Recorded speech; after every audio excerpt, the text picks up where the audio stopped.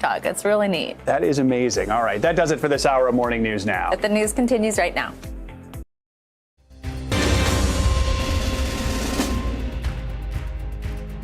Hey everyone, I'm Jeff Bennett. You're watching NBC News Now, and today marks an historic beginning, the second impeachment trial of former President Donald J. Trump. The president charged with a single article inciting the deadly insurrection at the U.S. Capitol on January 6th. He's the only commander-in-chief to be impeached twice in the House, also the first to be tried in the Senate after leaving office. On top of all that, it's only the fourth Senate impeachment trial of a president in U.S. history. So how will today unfold? First, a debate. Is it even constitutional to put a former president of the United States on trial? The Senate has 4 hours to debate that question, evenly divided between the two sides, followed by a vote later today. One of the central arguments of the president's defense team is that the trial is unconstitutional since he's no longer in office. But the House impeachment managers, as well as prominent conservative legal scholars, say it is well within their jurisdiction. Now, if the majority votes yes, the trial will proceed this week. One number to watch, 17. That's how many Republican senators would need to break ranks and join all 50 Democrats to convict the former president. As for President Joe Biden, the White House is positioning him far away from the politics of the trial and focusing instead on the pandemic.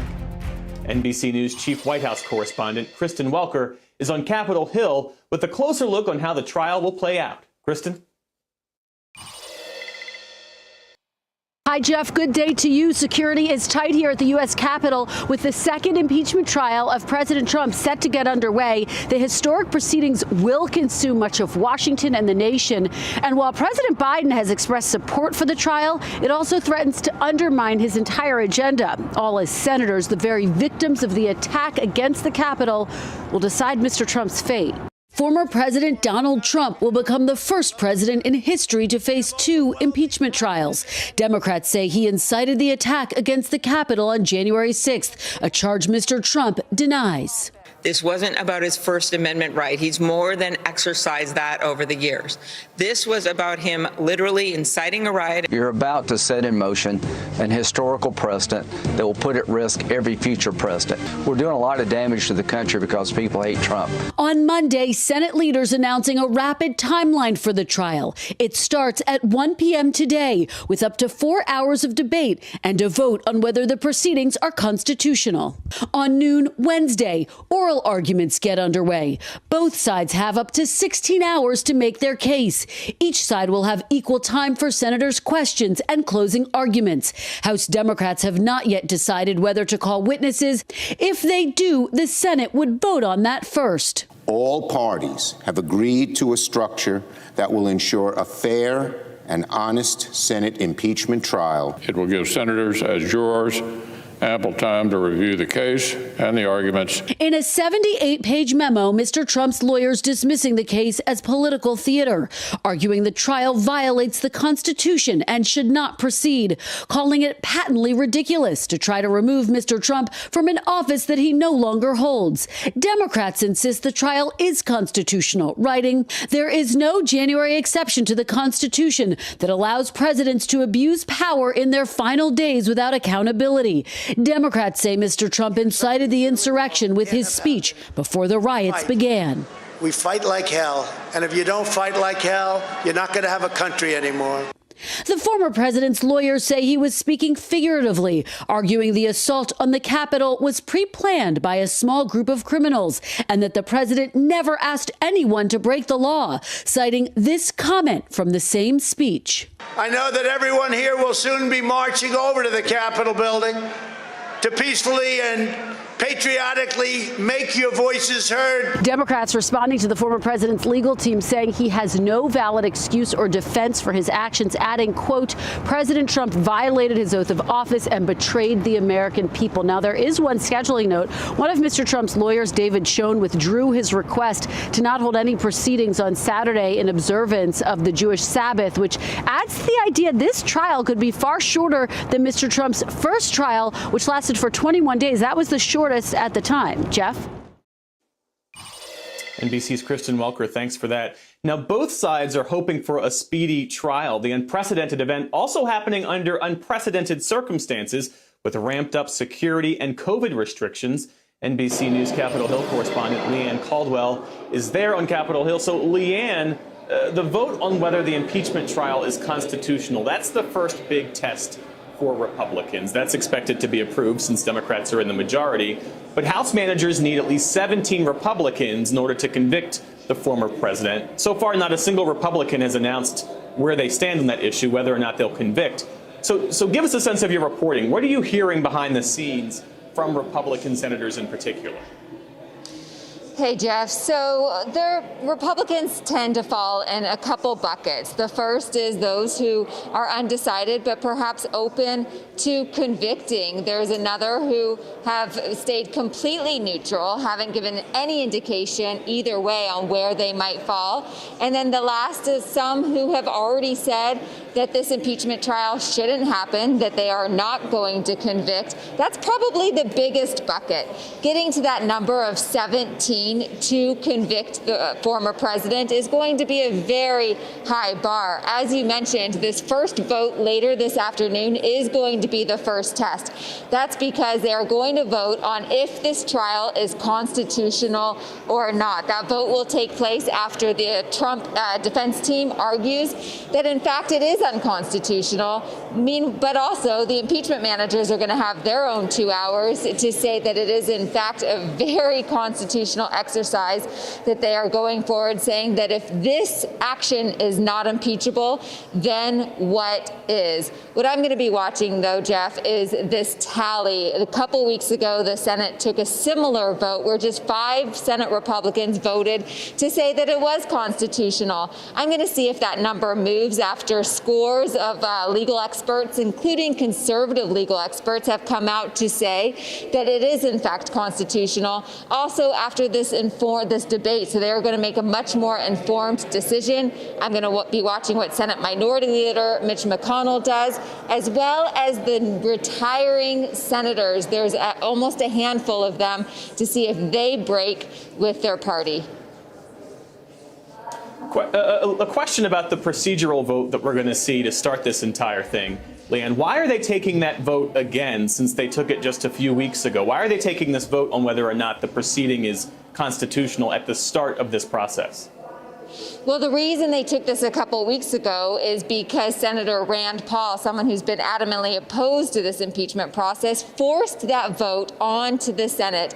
I heard a lot of grumbling at the time by some Senate Republicans who said that that was not the time to take that vote. They didn't want to be forced into it. It was too soon.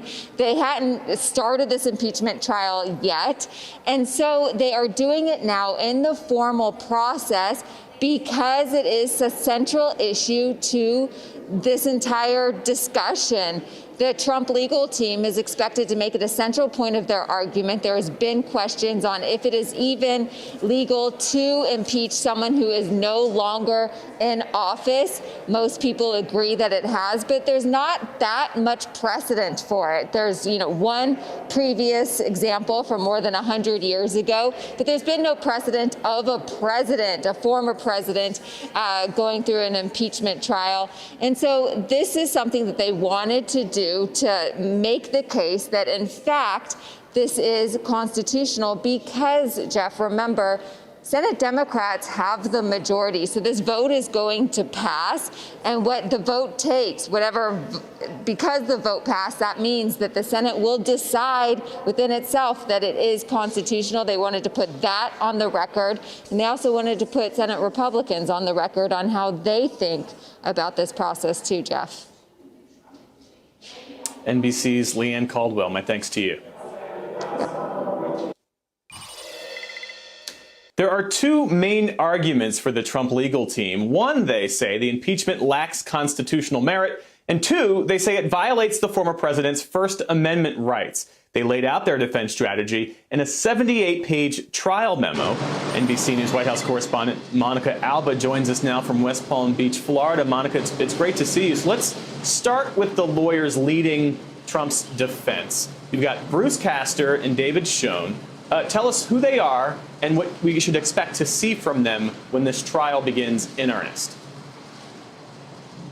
And over the last couple of weeks, Jeff, we've really seen some people come to the legal team, some leave, others added. Just now, we are learning of a brand new name, Julianne Bateman, who's been added to the team. She works at the same law firm as Bruce Castor and Michael Vanderveen, two who were also announced just in the last 24 hours or so. Originally, we knew there were about 5 attorneys who were going to represent the former president, but they actually parted ways with him because they couldn't agree on a legal strategy going forward, since Donald Trump wanted them to focus on completely unsubstantiated and baseless claims of voter fraud. That is not at all what now the new team is doing. Bruce Castor and David Schoen are really going to focus on this question of constitutionality, but these are both lawyers who go a long way back, even with some people who had been connected to Donald Trump. For example, one of them helped represent Roger Stone, of course, that past Trump confidant, and both of them have been lawyers for years, have a lot of criminal defense experience in particular. But again, they were added so late in the game. They're coming to this really at sort of an 11th hour moment. And that's why there have been questions about some mistakes that have been made in some of these pretrial briefs. They are riddled with typos. Some of the constitutional scholars that are referenced have been completely misinterpreted, or their characterizations have been described in a way that these scholars themselves disagree with. But this legal team will really kick off in earnest today. The 4 of them will be seated at the council's table. And what's notable here, Jeff, is that they're telling us they don't expect to use all 16 hours of their allotted time. It's unclear how much they will use, but they do anticipate that the House impeachment managers will take full advantage of all of their time, leaving some questions about the exact length and duration of this trial. Yeah, and that almost runs parallel to the president's first impeachment trial, where his defense team didn't use their full allotted time. Monica, as I understand it, the president's current legal team, they're going to try to argue that his January 6th speech, as well as his tweets, were protected by the First Amendment. How are they going to try to make that case for the former president? So they're going to argue that when Donald Trump, who was then the president, on January 6th, gave that speech that lasted more than an hour and 15 minutes, they're going to make the point, they're going to bring it down to the word count, Jeff, that of the 10,000 uttered, he only used the word fight or fight like hell, in their words, a handful of times. And that really they're going to try to convince people that for the majority of his remarks, he was simply encouraging his supporters to express themselves peacefully and patriotically. Of course, what the pushback on that will be from the Democratic side of things is the fact that when he was saying this, he was specifically encouraging them to go to the Capitol. He wasn't saying, and then engage in a deadly riot, which is what they did, but he was certainly whipping them into a frenzy. That's what the House impeachment managers are going to argue, and they're going to say that's bolstered by the fact that after Donald Trump lost the November election, he continued to really spread all of this misinformation about these claims of a rigged election when we know it was anything but that. So his defense team is going to try to say all of that should be protected by First Amendment and free speech rights. That's at least how they're going to try to frame that, when there's very clear context and counterpoints to be made to that, given everything we know about really false claims this president spread for much of the time he was in office, Jeff. Yeah, and to your point on this issue of word choice, nowhere in their brief exists the word fraud, and yet we know how the former president spent weeks and months, floating the false claims about how, as he put it, the election was rigged and how, Joe Biden didn't win in a free and fair election. Precisely, and that's exactly why these original lawyers who had signed up, who really actually came recommended to Donald Trump by one of his closest former allies, Senator Lindsey Graham, a Republican who, of course, will be watching this trial unfold and then have to vote whether to convict or acquit the former president. Lindsey Graham was the one who said you should hire these people who I've worked with before in South Carolina, who come very highly recommended. But once they came on board and had initial conversations with Donald Trump, he said, I want you to focus on this issue of voter fraud because the former president still believes and tells people that this election was somehow robbed from him when we know there's absolutely no evidence to support that. So the fact that even you had all of these lawyers who were uncomfortable going that route, and then these new lawyers came on board and said, Mr. President, we don't really plan to use this argument because we don't think it's the wisest, just really shows you the fact that it's not at all a part of that brief. But we are told behind the scenes, this is something that the former president continues to talk about, continues to believe, tells aides and allies that he really thinks there was an issue with voter fraud again. Those are baseless claims. But the other notable thing here, Jeff, is that he has told those people he fully expects to be acquitted for a second time here. I'm told he is going to be monitoring the trial from time to time in between what we expect to be some time at his golf course down here in South Florida. All right, NBC's Monica Alba there for us in West Palm Beach. Monica, thanks so much. Let's dig deeper into the legal strategies on both sides with Cynthia Auxney. She's a former federal prosecutor and an NBC News legal analyst. It's great to see you. First, I want to ask about the trial itself. Sort of set the stage here for us. How is a Senate impeachment trial different from a trial we would see in a court of law? It's very different. First, there's the obvious difference, and that is that the jurors in the case, the senators, are not only jurors, they're also the judges. They're also witnesses in this case, and they're also victims. Now, just that would never happen in a criminal trial, right? Can you imagine? When a regular juror comes in to judge a criminal trial, they don't know anything about the case in front of them until it's presented. The other thing that I think is really important, you know the old adage, if everyone's in charge, no one's in charge? Well, that's kind of what's going to, on some level, happens here. Because even though Senator Leahy is technically in charge and he's on the dais looking like the judge, he's not really in charge to make decisions. So when you read the defense brief, you'll see things like allegations about things that happened in 2018, things other congressional people said about unruly behavior and different extraneous things that come up.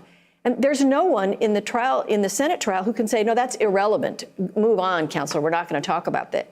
So actually what can happen in the Senate trial is each side can bring up whatever the heck they want, and it's going to be very difficult to stop them. So it's a very freewheeling thing, and a criminal trial is not. A criminal trial is very tight and limited to relevant evidence. This will not be.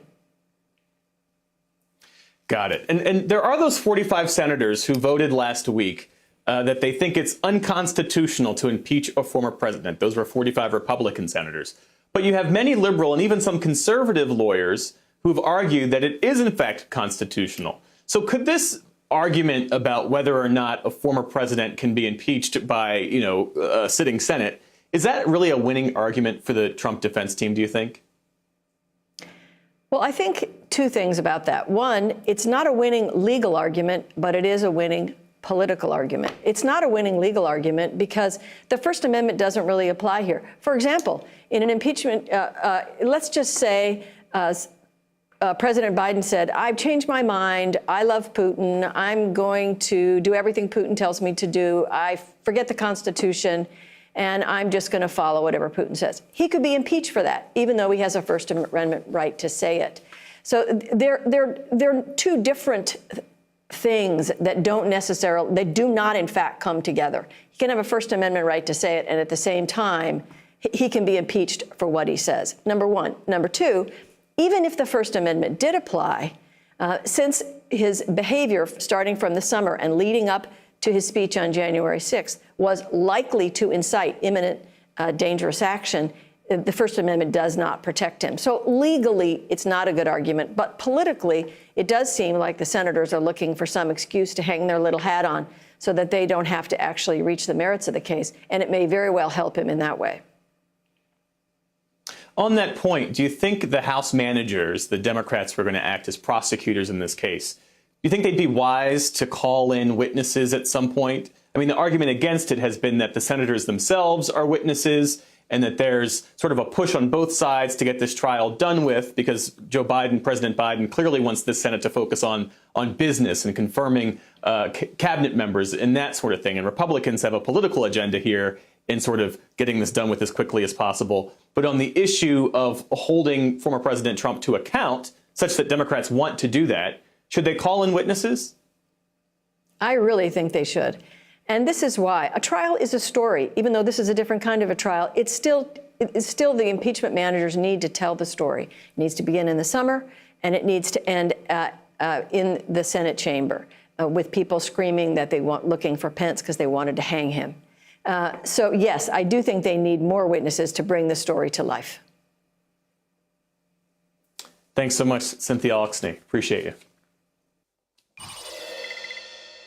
The impeachment trial will soon begin inside the Capitol, but National Guard troops continue to be stationed outside. Just 1 month after the deadly riot, security is tight and tensions are high, even though no major protests are expected. NBC News correspondent Ellison Barber joins us now from outside the Capitol. So, Ellison, give us a sense of what it's like there right now. What's the atmosphere like? Hey, Jeff, things are relatively calm. Security is tight, but it has been that way since the insurrection. These barricades and the razor wire on top of them, these have become normal things. There are still National Guard members out patrolling the Capitol grounds. I'm told by a spokesperson with the National Guard that they have about 6,400 soldiers and airmen on the ground right now. They estimate from now until mid-March, there will be somewhere between 5,000 and 7,000 Guard members on the ground assisting D.C. federal and local law enforcement. Down there at Union Station, that's where there is one permit for a First Amendment demonstration protest, but that permit is for a group that supports and wants the Senate to convict the former president. Jeff? And Nelson, it's been a bit over a month since the riot, since the insurrection there at the Capitol. You were there outside the Capitol when it happened. Give us a sense of what that was like. Yeah, I mean, that day was many things. Normal was not one of those things. Let's watch. So tomorrow is going to be an amazing and spectacular day, when everyday American citizens get together and fight tyranny. The events at the Capitol on January 6th shocked the nation, but to some, it was no surprise at all. And we knew this was going to happen, not because someone was discussing it on a private, deep, dark website, but because people were talking about it on Twitter, on Facebook. It's kind of hard to hear the excuse that it's just the internet. It's not just the internet. This is real life. The day before the riot, videos showed tense scenes. Senator Mitt Romney was confronted at an airport.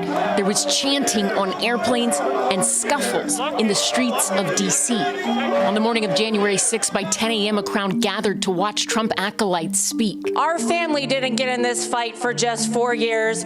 We are in this fight to the bitter end. People who did nothing to stop this deal.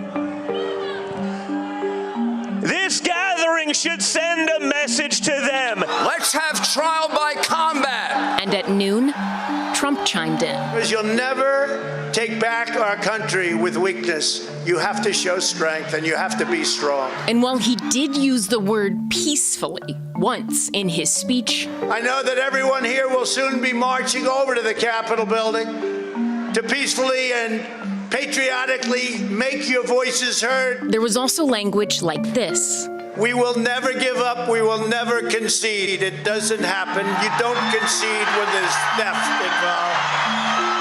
Around 1 p.m., the crowd marches to the U.S. Capitol. Meanwhile, on the House floor, in a joint session, the process of tallying the electoral votes begins. Republican Paul Gosar makes the first objection. I rise up for myself and 60 of my colleagues to object to the counting of the electoral ballots from Arizona. The crowd outside the Capitol breaches through external security barriers and takes over the Capitol steps. Lester, I just want to show you what's happening right now. It looks like to us the protesters have been able to take the bicycle barricades down here, and they're making their way up the steps of the U.S. Capitol right now. They're almost to the top, yeah. And at approximately 2:15 p.m., the mob breaches the walls of the U.S. Capitol.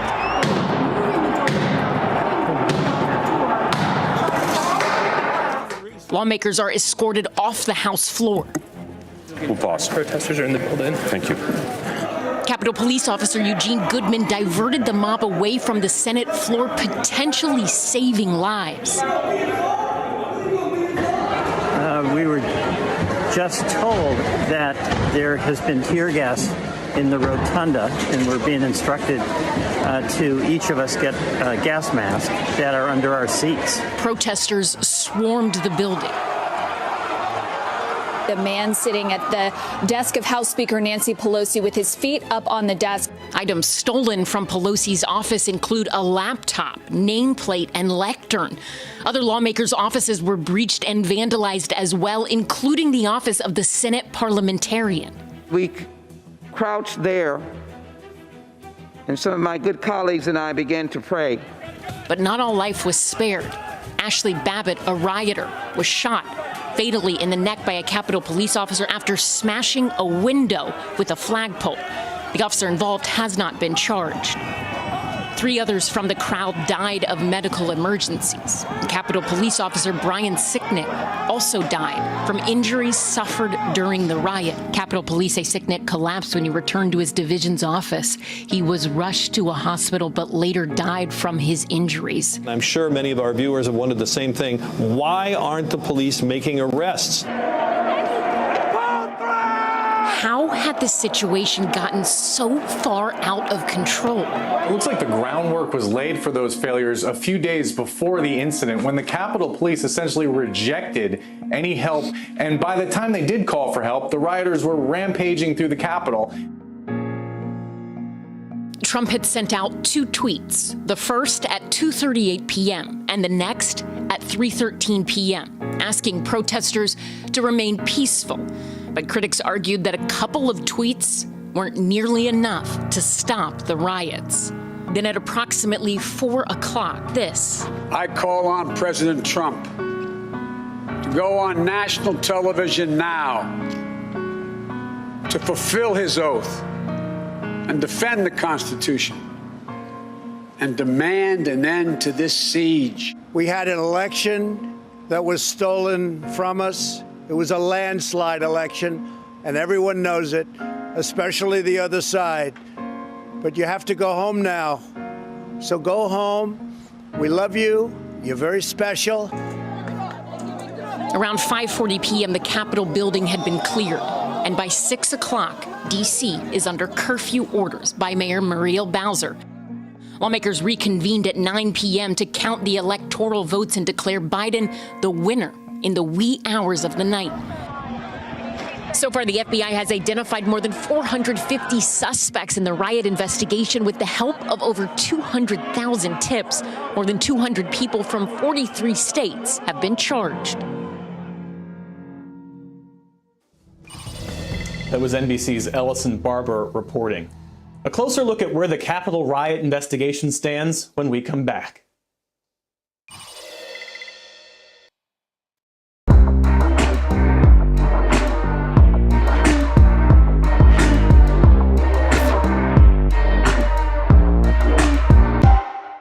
All month long, let's start today. Let's go 2021. Kicking off the new year strong. It's time to take care of you with healthy foods, fitness. You're incredible. And how to jumpstart your love life. UFIT is winning. So join us and start today. Make no mistake, what happened that day was an insurrection against the United States government. Is this the beginning of something or the end of something? Should Donald Trump be ostracized from the Republican Party as you know it? If it's Sunday, it's Meet the Press.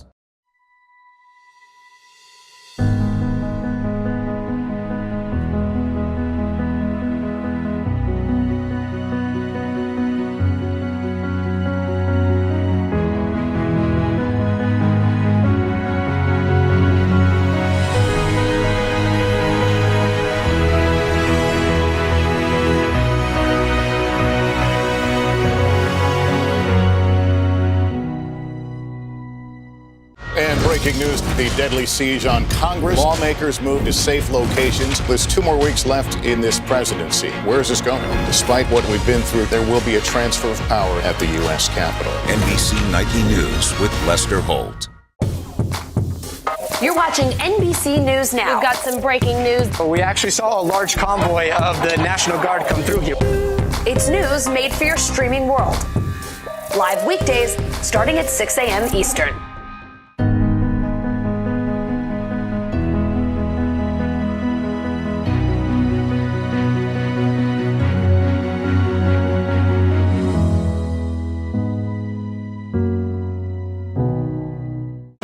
breaking news in our changing world.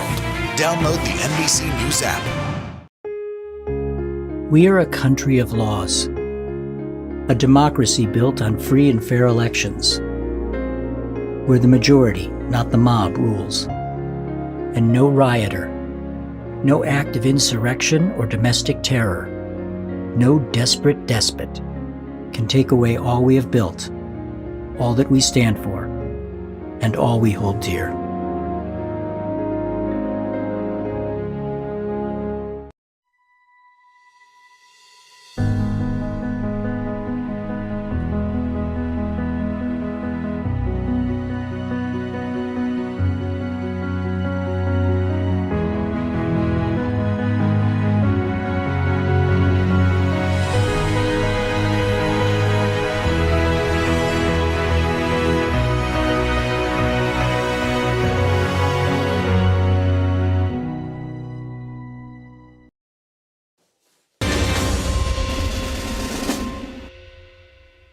It's been more than a month since the deadly insurrection at the U.S. Capitol, and the investigation into who did what is still ongoing.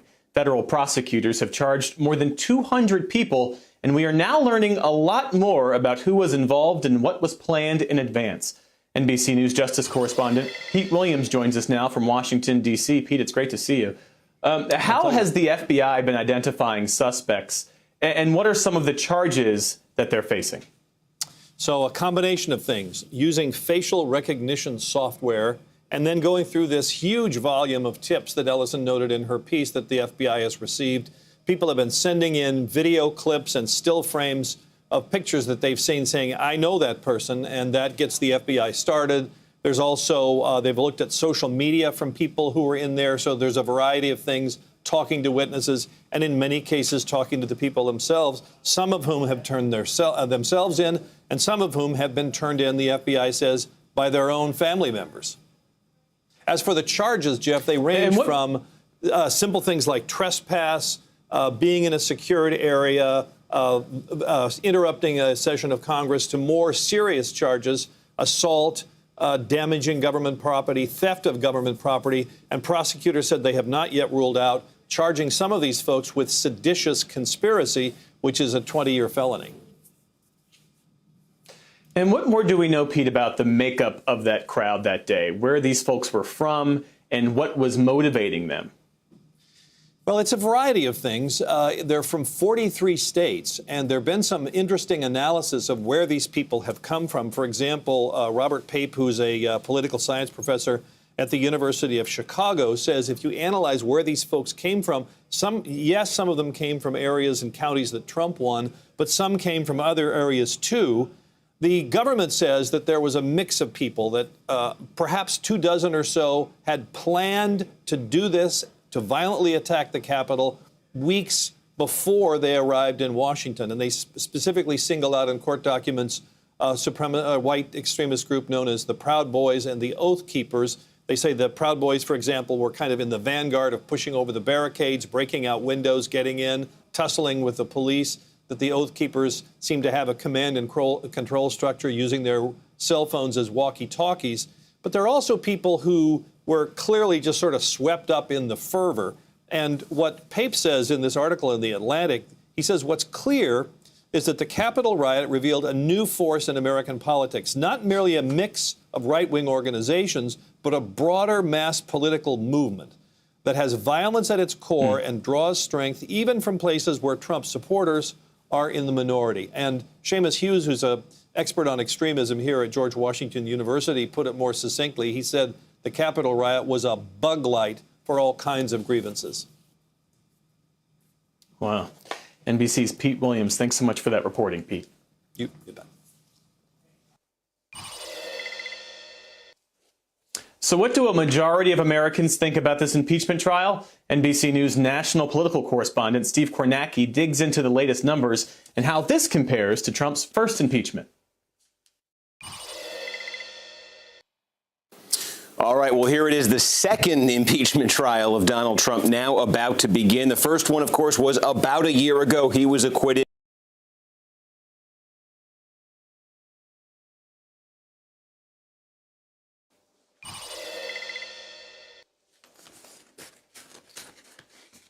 All right, let's bring in our panel now to discuss what's at stake here for the Republican Party. We've got former Republican Congressman and NBC News political analyst Carlos Curbelo. He joins me now.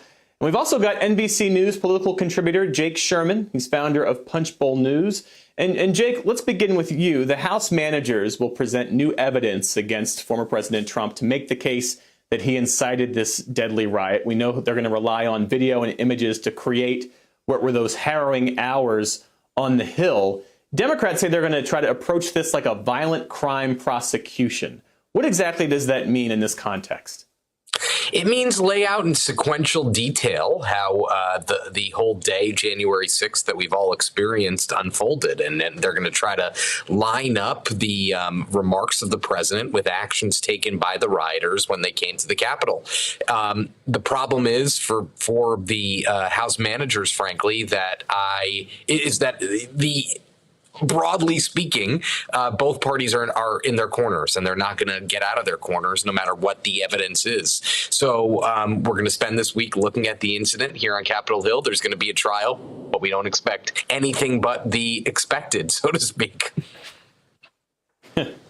You say both sides are in their corners. We were hoping to get some video from Steve Kornacki that wasn't able to play for technical reasons. But what it showed is that pluralities of Americans support, according to national polling, convicting President Trump. Jake, does that matter in this context? No. Are Republican senators looking at that? No? Okay. No, because national polling doesn't make a difference. These, as Mr. Curbelo knows, people go back to their districts, and those districts are what they are, right? I mean, they're polarized districts, polarized states. National polling, you're not elected in a nationwide ballot. You're elected in your district, and most. In the Senate, rather, most Republicans have a lot of red seats, don't have many purple seats. The purple seats they have, a lot of people are retiring. So, that's the unfortunate, perhaps, reality of Capitol Hill and Congress. Yeah. One of the Republican outliers, of course, has been Congresswoman Liz Cheney from Wyoming. She's been a standout among Republicans on why, she voted to impeach Trump when it was a question in the House. And she's also explaining why she views it as important for Republican senators to convict him. Take a look at this. The extent to which President Trump, for months leading up to January 6th, spread the notion that the election had been stolen or that the election was rigged was a lie. And people need to understand that. We need to make sure that we as Republicans are the party of truth and that we're being honest about what really did happen in 2020. So we actually have a chance to win in 2022 and win the White House back in 2024. So, Carlos Curbelo, give us a sense of what's at stake here for these Republican senators, particularly those who, let's say, might still be on the fence on this question of conviction. Well, Jeff, I think Liz Cheney laid it out perfectly. This is a question between truth and lies. And look, without a doubt, Mitch McConnell, I think, is the big wild card here. Early on, it was obvious that Senator McConnell was trying to open the door to Republicans convicting the president. And he has aligned himself with Liz Cheney. So the question here is, has Mitch McConnell done any behind the scenes work? We know that there's 5 Republicans on the fence that could very well vote to convict. Mitt Romney already did the first time. Can McConnell get some of these retiring senators to also vote to convict Mr. Trump? That's a big question, but that's the choice here, Jeff. If Republicans are going to come to terms with what happened on the 6th of January and hold the president accountable for his conduct. Jake, you spoke with House Minority Leader Kevin McCarthy for Punchbowl News. I read that reporting this morning, and he said he met with President Trump in Florida a few days ago. We all saw that picture. But give us a sense of what he told you about that meeting. He brushed it off as just another meeting. He said he would meet with Joe Biden if Joe Biden had invited him to the White House, and he didn't make much of it, obviously. That's a bit of a convenient excuse. It was a meeting to make sure that Donald Trump wasn't targeting his House Republicans and trying to run races against them, primary races against them. But it shows that that Kevin McCarthy wants to, at least in the abstract, start moving away from or stop talking about Donald Trump and start talking about his House Republican conference and things that have nothing to do with Trump. Congressman Carbello, is that possible for a Republican Party that is still really molded in the cult of personality of Donald Trump? Even those Republicans who want to move on, can they right now? Well, Jeff, I think it's very difficult. I think the former president will remain quiet during this trial, but after this trial is over, especially if he is not convicted, you can expect him to take a victory lap and to try to continue being the driving force, the main current inside the Republican Party. What Kevin McCarthy wanted to do was make peace with Trump, make sure that Trump is not a problem for him going forward. But I do agree with Jake. After that, he kind of wants to move past Trump because he knows that very likely the greatest obstacle to Republicans winning a majority, which they have a chance to do in the 22 elections, would be Donald Trump and the distractions and the divisions that he can cause within the Republican Party. We saw that play out in Georgia in January of this year, and it cost Republicans the majority in the Senate. So Kevin McCarthy's trying to appease Donald Trump. That's something that's very difficult to do, but he's certainly going out of his way to try to make it happen. Yeah. And turning our focus back to this trial, I want to play what Democratic Congressman Jason Crow said last month. He said that some of his Republican colleagues told him that they were afraid for their lives if they voted to impeach President Trump. Let's take a listen to this. Majority of them are actually paralyzed with fear. I had a lot of conversations with my Republican colleagues last night, and a couple of them broke down in tears talking to me and saying that they are afraid for their lives if they vote for this impeachment.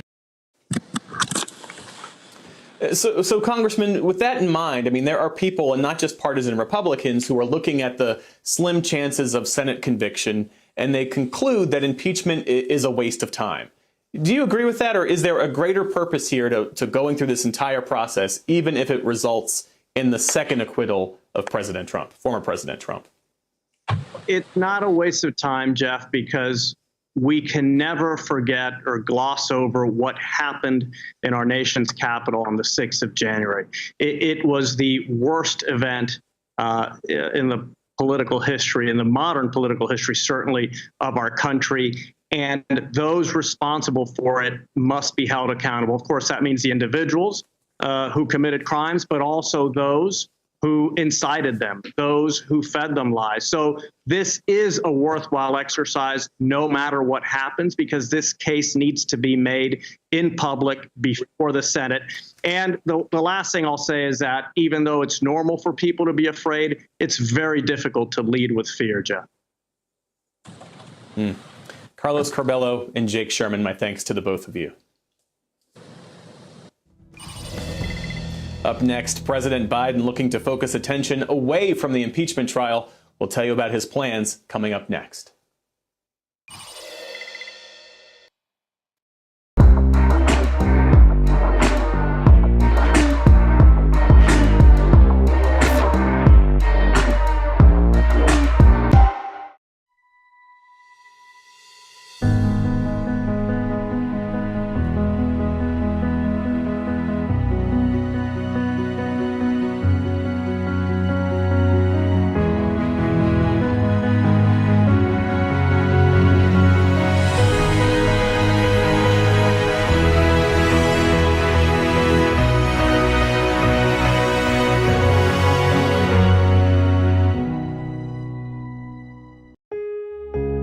We are a country of laws, a democracy built on free and fair elections, where the majority, not the mob, rules, and no rioter, no act of insurrection or domestic terror, no desperate despot can take away all we have built, all that we stand for, and all we hold dear.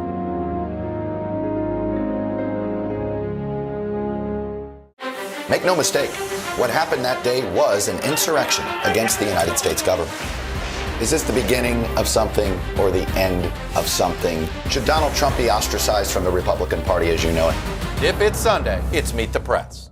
For breaking news in our changing world, download the NBC News app.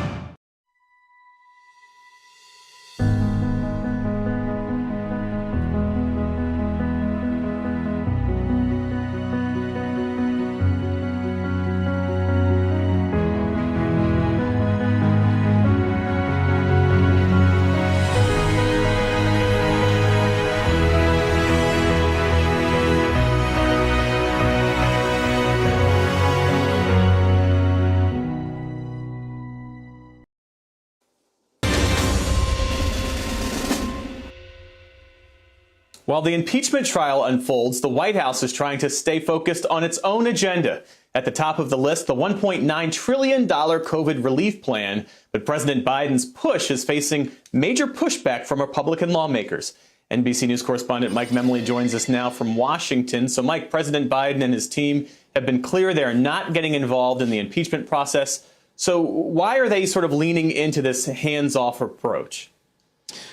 Well, Jeff, it's actually a similar approach that they took to the last impeachment trial a year ago. And it's remarkable. We have to remind ourselves to talk about the last impeachment trial only a year ago. Then, of course, Joe Biden was a candidate running in that Democratic primary. And he wanted to sidestep the impeachment trial at the time because he was making the argument to Democrats that really the only way we can defeat Donald Trump, get him out of office, is to beat him at the ballot box. Of course, at the time, his son was also front and center in some of the Republican arguments in the impeachment managers at the time. Now, today, this is all about governing, right? This is President Biden trying to keep his focus on what he says voters elected him to do, not just bring an end to this pandemic and get this economy back on track. But remember, what was the promise he made to voters on the night he was declared the winner of the election? That he was going to try and lower the political temperature. And so Joe Biden, after leaving the Senate 12 years ago, is now sort of his one-man cooling saucer, as it were, trying to lower the political temperature by focusing on the agenda at hand. And that's why we look at his schedule this week.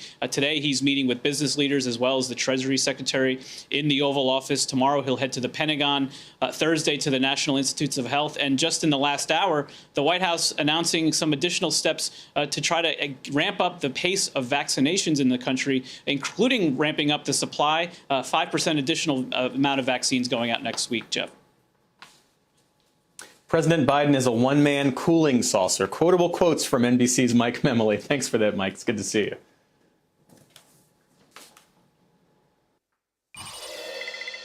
All right, many conservative Republicans who voted for former President Trump still see him as the future of the party, despite the impeachment trial. In some Republican strongholds, their support is unwavering. Strongholds like Beaver County, Pennsylvania, where 58% of voters cast ballots for Trump. NBC News Now correspondent Dasha Burns has been covering Beaver County as part of our County to County series over the past year. She spoke to voters there again this week and joins us now. So, Dasha, what are Republicans there telling you about how this trial is sitting with them right now?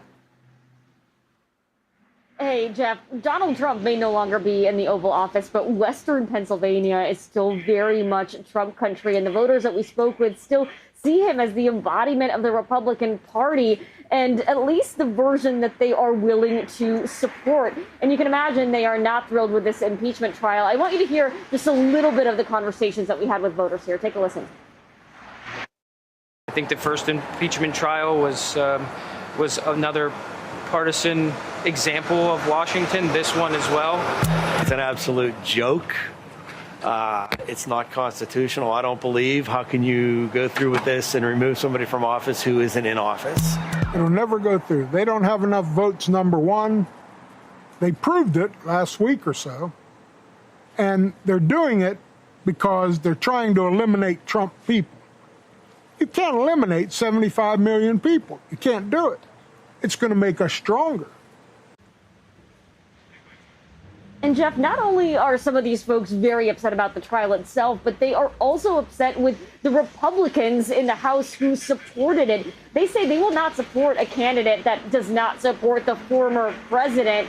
And looking ahead, they are very concerned about where the party is headed. And look, this is an area where still it seems to be politically perilous to do anything that looks like crossing Donald Trump, Jeff. So, Dasha, what about the more moderate Republicans who might see the impeachment trial as a turning point, an inflection point for the GOP? Where do they stand? Well, you've got this tale of two Republican parties right now, Jeff, and what I heard here is in sharp contrast to what I heard just a few days ago when I was in Kent County, Michigan, another one of the counties we've been tracking for this project. That's sort of a bastion of moderate republicanism. And there were several people there who told me they are now leaving the Republican Party, the party that they grew up with, because of what's happened to it under the leadership of Donald Trump. I want you to hear from Katie Morse. She is a mom of two. Take a listen to her experience with this. I would not associate myself with the Republican Party at all anymore.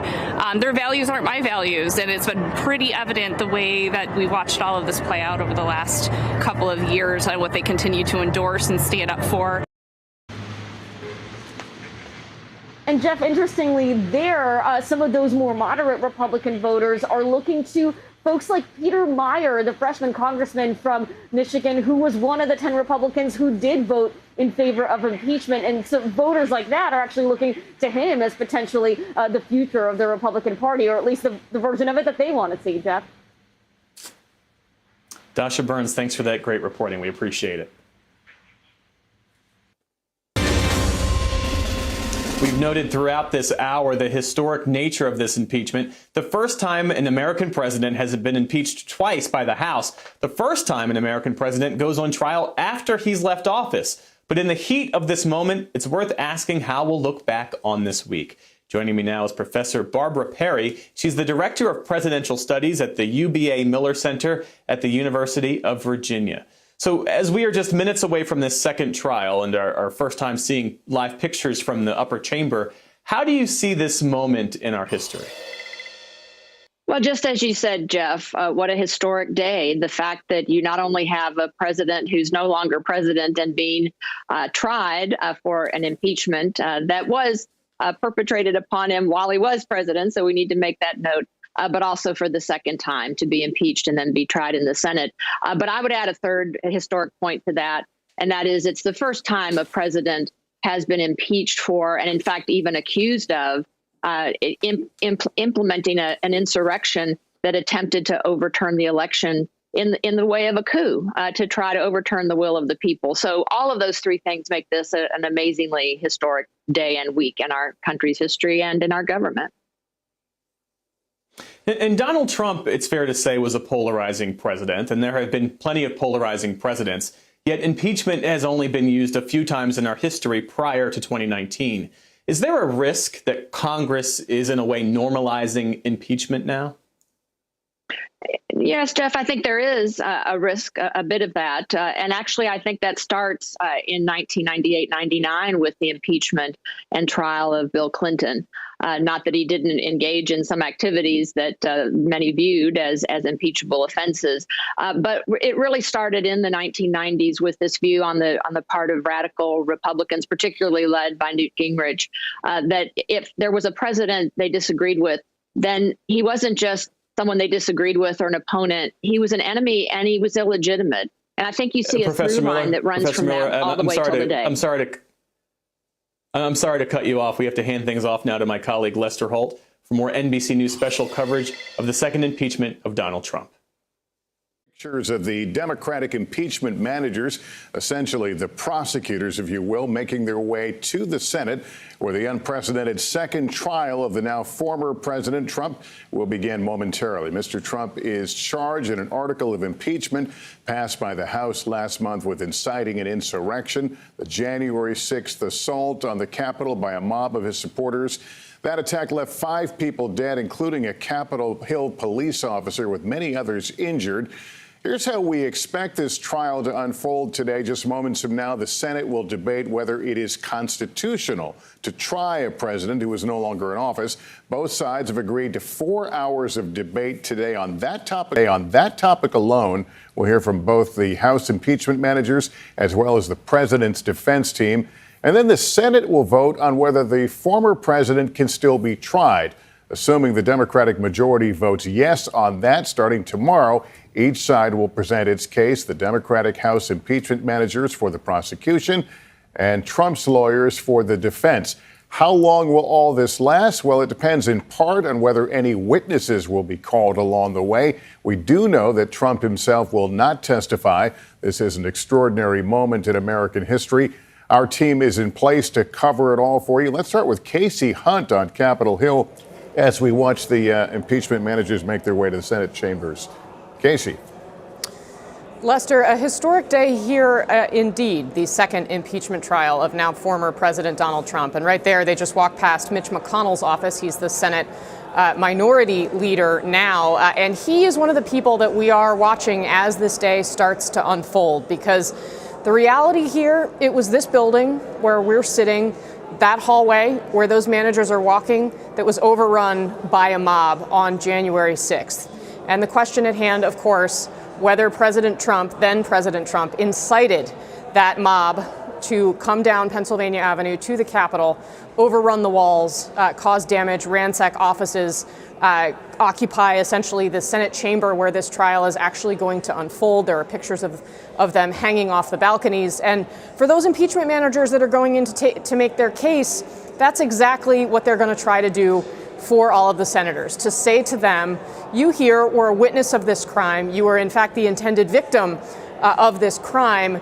And here are all of the reasons why this former president had a role in actually causing that to happen. So this is likely to be an extraordinarily emotional week here on Capitol Hill as managers try to make that argument to underscore just how bad things could have been here. Now, as you point out, we're going to start out with process arguments. Republicans have been relatively reluctant to defend the president's conduct, the content of his conduct. Rather, it's really been a focus on whether it makes sense to actually try and hold him accountable for that. There is the constitutional argument that we're going to hear today. You've also heard some Republicans argue that it's not good for the country, that it will divide further a country that already is so divided. And of course, the current president, Joe Biden, really trying to move forward with his legislative agenda as this is going on. But at the end of the day, every senator is going to have to vote on whether they believe that President Trump played a role in inciting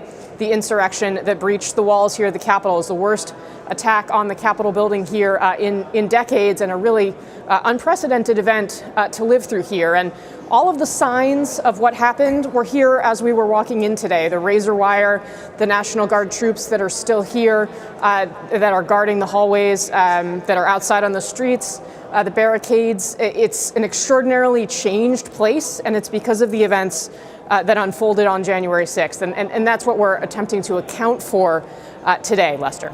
All right. Thanks, Casey. Let me go to Chuck Todd right now as we watch Senator Mitt Romney make his way toward the chambers.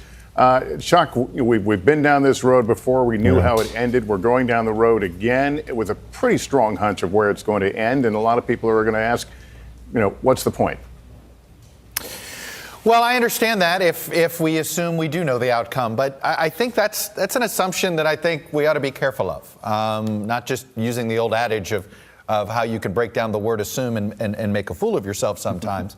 But I say it this way because it happened to them in that room. And, it's one thing to remember what you went through on January 6th, or think about 9/11 for any of us, like you and I were in New York or DC. 9/11 is we have our own memories of it. We know what happened to us on those days, and then everything else that goes with it, and it becomes one larger picture. We don't know what it's going to be like for those senators. They have their own memories of what happened that day. And then they're going to see video of things they didn't realize was happening simultaneously, maybe just 100 feet away or 50 feet away, that just missed them or this or that. So, and these are still human beings. They're not just political potted plants. Now, they may end up voting as if they are potted plants that are blue and red and they just vote their team color. But I don't think we should just jump right there. I mean, I think you're right. We have a hint. This is certainly a Republican Party in the Senate that looks like they're looking for a way out of this trial without having to pass judgment on the president's behavior. They're looking for a technical out. That's what today is about, right? Looking for that technical out or a technical excuse for not having to weigh in on Donald Trump's behavior. And that is something folks ought to realize. The action starts tomorrow. Today is an argument over whether this trial is constitutional. It will be probably slightly drier than what you'll see tomorrow. All right. Let's bring in Hallie Jackson right now to get your perspective on what we're about to see and how we got here. Boy, Lester, just a year ago, we were watching this very similar scene unfold for the first impeachment trial of then President Donald Trump. Here we are now for the second. And in many ways, a lot has changed. In many ways, not very much has changed. So let's go through it. And I want to share some new reporting now on what we expect to see today and through the week from the people, the attorneys who will be defending the former president. Expect to see their argument laid out in a couple of different buckets, if you will. One relates to the argument that we are going to hear in part today, whether whether this trial is even constitutional to begin with. The Trump defense team has argued it is not constitutional to try to impeach a former president. That is an argument that does not have unanimity in the legal field, in academia, but it is a political argument just as much as it is a legal argument, because the Trump defense attorneys have their eyes on those 45 Republican senators who, at a very similar vote just a couple of weeks ago, said, we actually agreed that it is not constitutional to move forward with this. I can tell you that some involved with the former president's defense team think they could actually get that number increased, maybe by one or two more Republican senators. At this point, hard to see who they're talking about, but that is their sense of it. The other point that they will make, and the argument you will hear, relates to this free speech discussion that Republicans have been talking about, and specifically the creation of what one source described to me as a kind of attempted equivalency between the things that Donald Trump has said and the things that are perhaps incendiary that Democrats, including Democratic lawmakers, have said before. Now, obviously, there was no siege at the Capitol after remarks from Democratic lawmakers, but that is the argument that you will hear used video clips, visceral sort of emotional pieces of that to try to get that argument, not just to the senators in the room, but more broadly to public opinion. The defense team and the House impeachment managers, as we are talking about, will have 16 hours to present their arguments. It is not expected that the Trump defense team will need or will take all 16 of those hours, although obviously that could change. And here's one thing that probably won't be mentioned, Lester, and I say probably because you can never be too sure. Voter fraud, those false claims of election fraud, did not come up in the nearly 80-page brief that was put forward by the former president's defense team. It is not going to be, by all expectations, a central argument of what's happening here today, despite the former president's desire for it to be. He is still, I'm told by sources, fuming over what he perceives as an election that he thinks rightfully won. Obviously, that's not the case. Joe Biden was correctly, legally elected president in a duly democratic process. But that said, Donald Trump is still upset about that. He understands, I'm told, that that is not going to be the legal argument that is able to get him over the finish line or get him to an acquittal, if you will, in this trial. As for what he is doing now, listen, he is not in the White House anymore. He is down in Palm Beach, Florida, in South Florida at his Mar-a-Lago estate, largely golfing, talking, we're told, in meetings with his lawyers almost every day, if not every day, watching this. But here's a big difference from just a year ago, Lester. Back then, when this impeachment trial was happening, the first trial, then President Trump had the platform of the presidency. He had the White House, and he had his social media megaphones. He has none of those things right now. We will not be reading his tweets live on the air because he does not have access to that account. So the rapid response from the Trump team will look very different this time. Morning business. Right. Hallie, thank you. Senator Patrick Leahy is presiding over this impeachment trial. They have said the Pledge of Allegiance, the prayer. Let's dip in and see where they are now. Be seated. If there is no objection, the journal of proceedings of the trial are approved to date. And I'd ask the Sergeant at Arms to make the proclamation. Hear ye, hear ye, hear ye. All persons are commanded to keep silence on pain of imprisonment while the Senate of the United States is sitting for the trial of the article of impeachment exhibited by the House of Representatives against Donald John Trump, former President of the United States.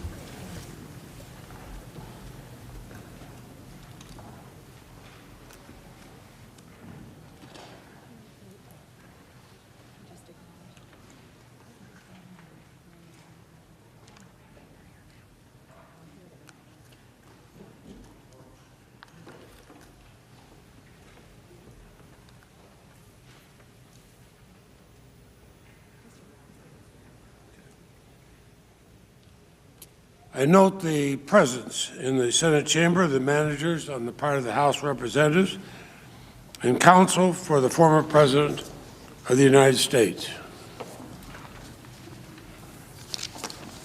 Mr. President. Majority Leader is recognized. Mr. President, in a moment, I will call up a resolution to govern the structure of the second impeachment trial of Donald John Trump. It's been agreed to by the House managers, the former president's counsel, and is co-sponsored by the Republican leader. It is bipartisan. It's our solemn constitutional duty to conduct a fair and honest impeachment trial of the charges against former President Trump, the gravest charges ever brought against a president of the United States in American history. This resolution provides for a fair trial, and I urge the Senate to adopt it. Mr. President, I send a resolution to the desk on my behalf and that of the Republican leader for the organizing of the next phases of this trial. Clerk will report. Senate Resolution 47 to provide for related procedures concerning the article of impeachment against Donald John Trump, former President of the United States. The question occurs on the adoption of the resolution. I ask for the yeas and nays. Is there a sufficient second? There appears to be. There is a sufficient second. The clerk will call the roll. Ms. Baldwin. Aye. Ms. Baldwin, aye. Mr. Barrasso. Mr. Barrasso, aye. Mr. Bennett. Mr. Bennett, aye. Mrs. Blackburn. Mrs. Blackburn, aye. All right, well, before we get into the trial itself, they're right now settling the issue of rules, which have been hammered out but are being voted on. Let me bring in Casey Hunt to give us a little more explanation. Casey. Sure, Lester. Right now, they are voting on, as you said, the rules that will govern how this will unfold. It's simple, straightforward things like what time will the day begin, how many hours will each side have to argue their cases, what other votes will be allowed, one on witnesses, for example.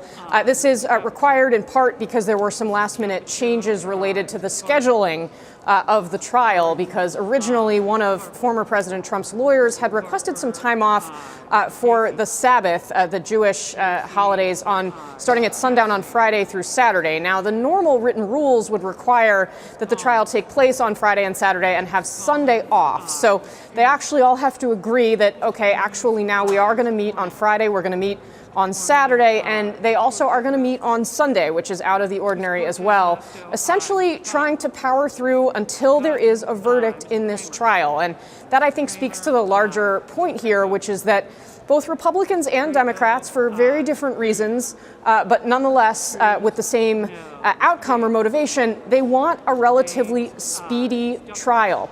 Democrats believe that the evidence has already been out there in public, that they all experienced it together, and that means that it's not as imperative that witnesses be called to outline additional evidence here. And Republicans, frankly, I think we're going to see a vote later today that likely shows that they think that this process is not one that should go forward at all. At least a great many of them are likely to vote that this is not a constitutional process. That, of course, is the debate that is set up for today. So just a little bit of a quirk of Senate rules that have us going through this alphabetical list for the roll call, and not necessarily expecting any dissent here at all. Once this is finished, then, of course, we're going to go into some of the actual arguments that we're going to see unfold today. And, Lester, we do expect another roll call vote later on this afternoon, so a process that will look similar to this.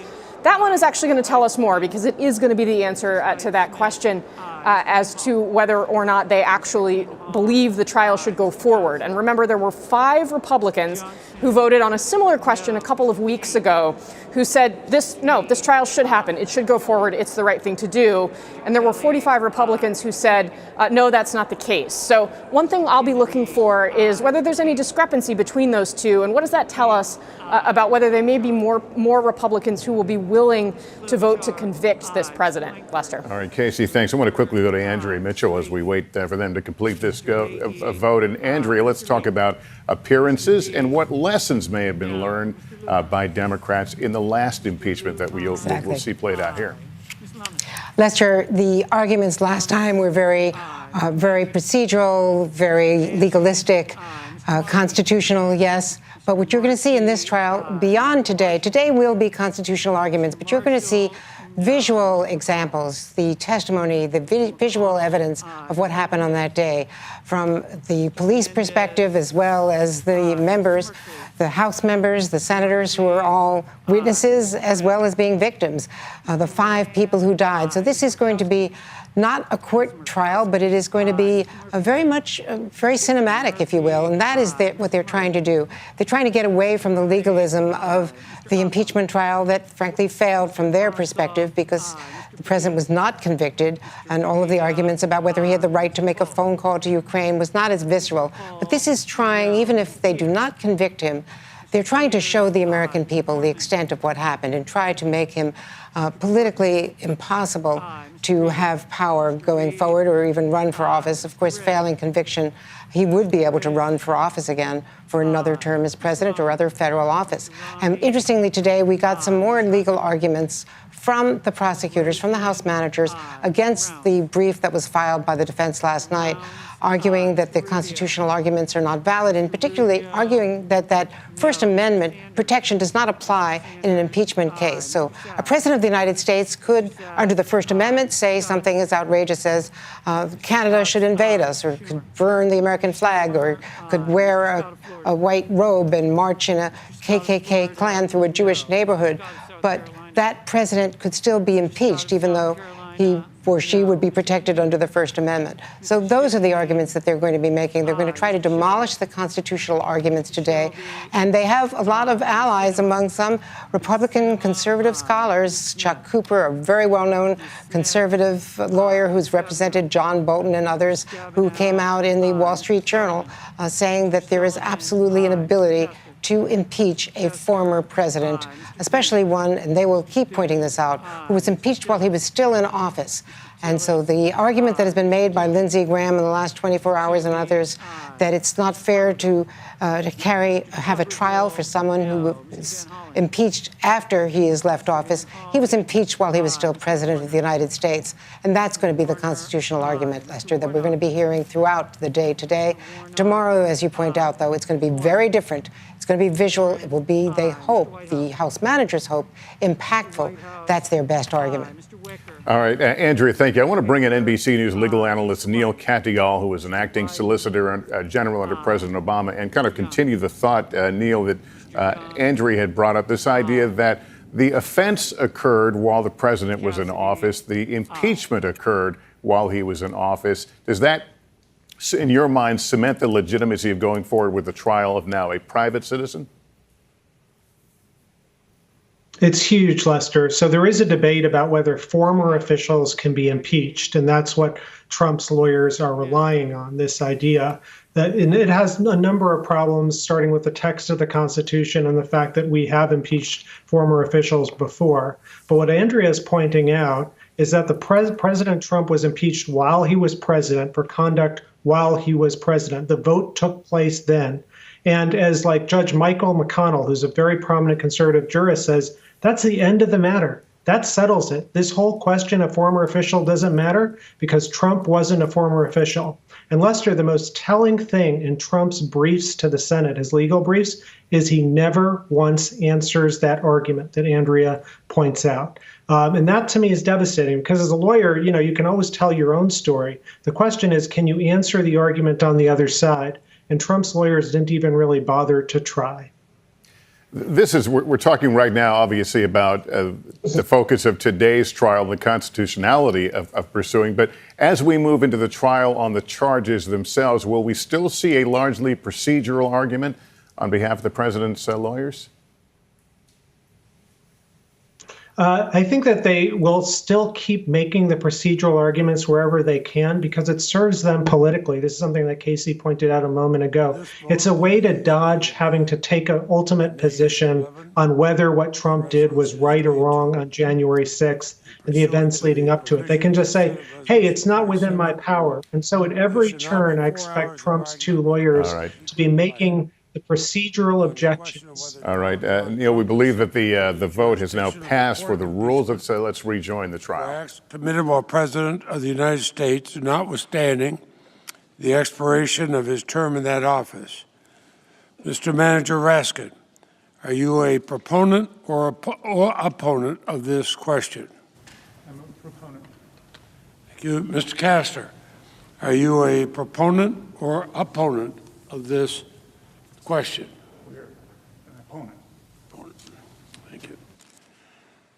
Then, Mr. Manager Raskin, your party may proceed first, and will be able to reserve rebuttal time if you wish. Mr. Raskin, you're recognized.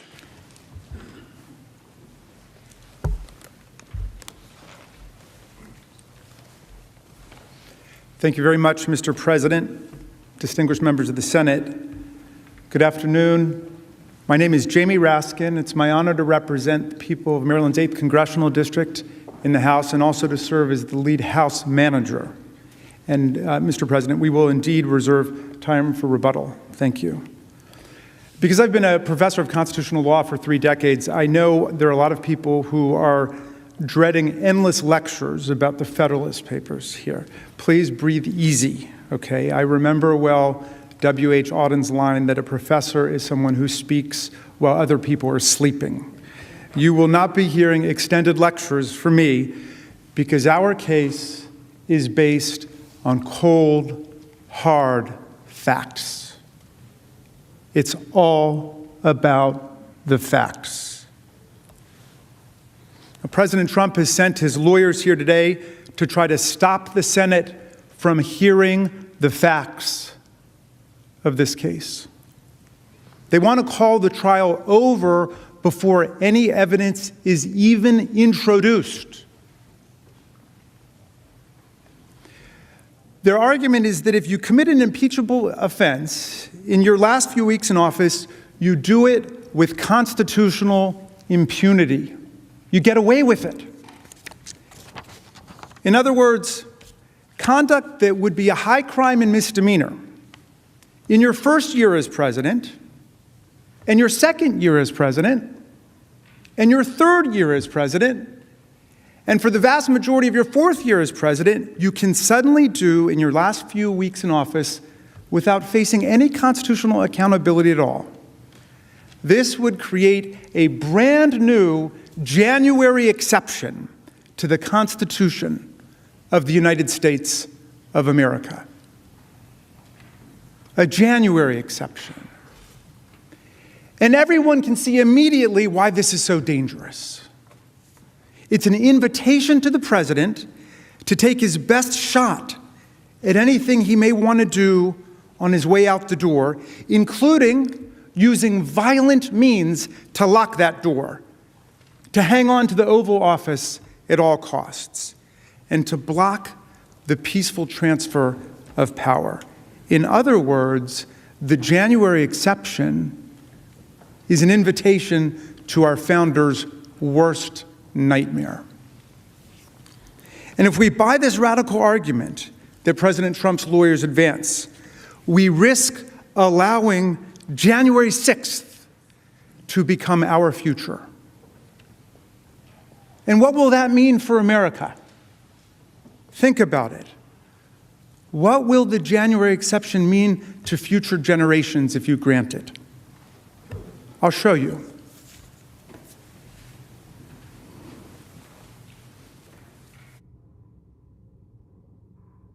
We will stop the steal. Today I will lay out just some of the evidence proving that we won this election, and we won it by a landslide. This was not a close election. And after this, we're going to walk down, and I'll be there with you. We're going to walk down. We're going to walk down to the Capitol. Yeah! Let's take the Capitol. Take the Capitol. Let's take the Capitol. We are going to the Capitol, where our problems are. It's that direction.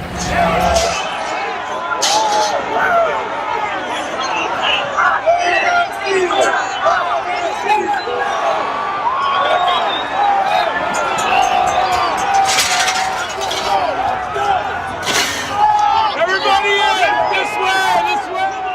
Tens of thousands of votes. They came in duffel bags. Where the hell did they come from?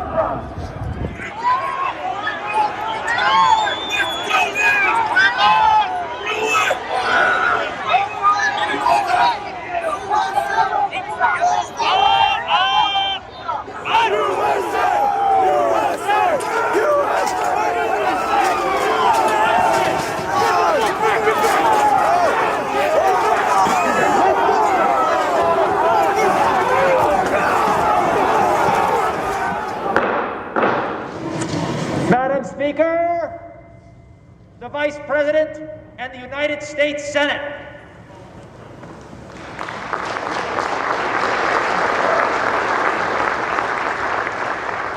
Off the sidewalk. Stand up for him. Stand up for him. We outnumber you 1,000,000 to 1 out here, dude. Take the building! Take the building! Fuck these people. Join us! That's enough! Let us in! There's much more coming! The Constitution says you have to protect our country and you have to protect our Constitution. And you can't vote on fraud. And fraud breaks up everything, doesn't it? When you catch somebody in a fraud, you're allowed to go by very different rules. So I hope Mike has the courage to do what he has to do. Talk about you,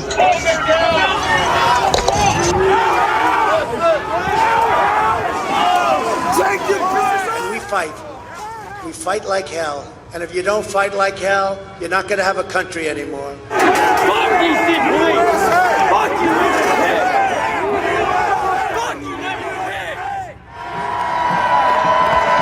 So we're going to walk down Pennsylvania Avenue. I love Pennsylvania Avenue.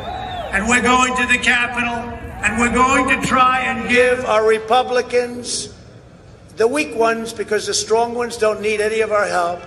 We're going to try and give them the kind of pride and boldness that they need to take back our country. Get the fuck out of here, you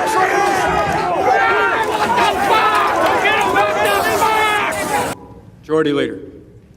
We're debating a step that has never been taken in American history.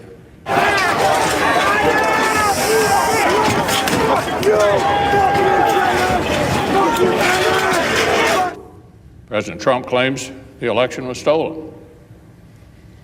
The assertions range from specific local allegations to constitutional arguments to sweeping conspiracy theories.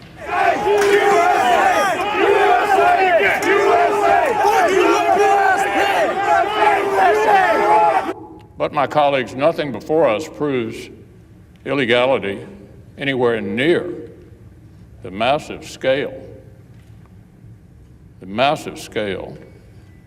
that would have tipped the entire election.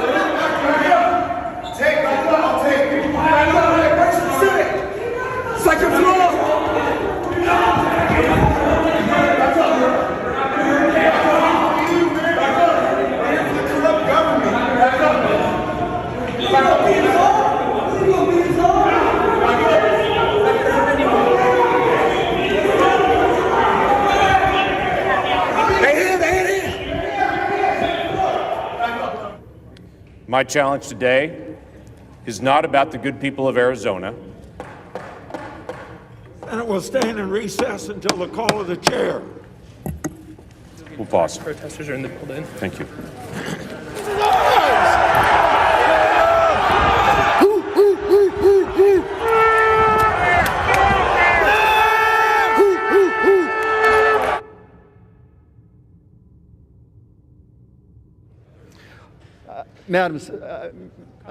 Mr. Speaker, can I have order in the chamber? The House will be in order.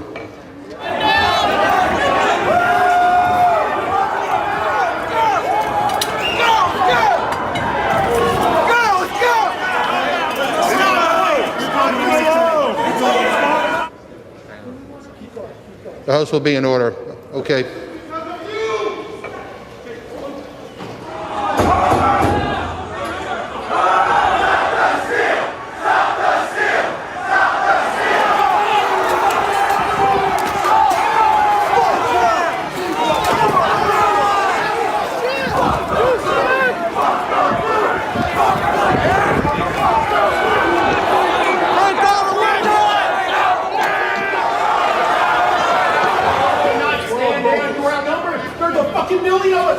And we are listening to Trump, your boss. Treason! Treason! Treason! Treason! Treason! Treason! Treason! Treason! Treason! Treason!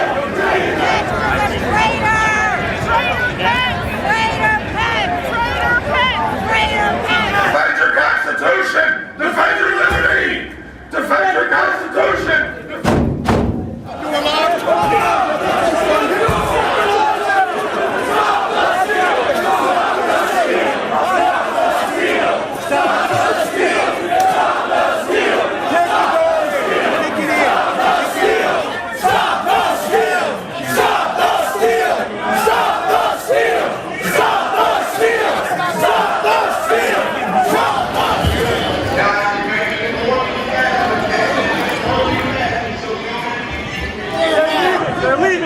They're leaving. They're leaving. Break it down. Break it down. Break it down. Break it down. Break it down. Break it down. Break it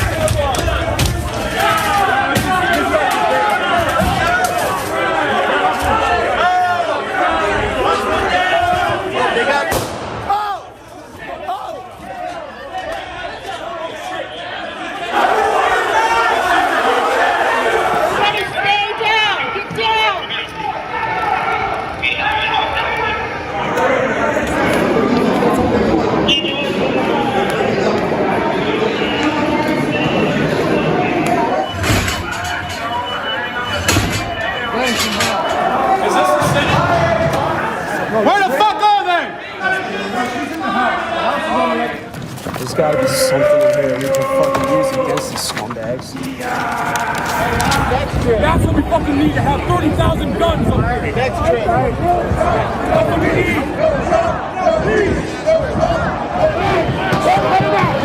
Let's go. Let's go. Take it. Take it. Take it out.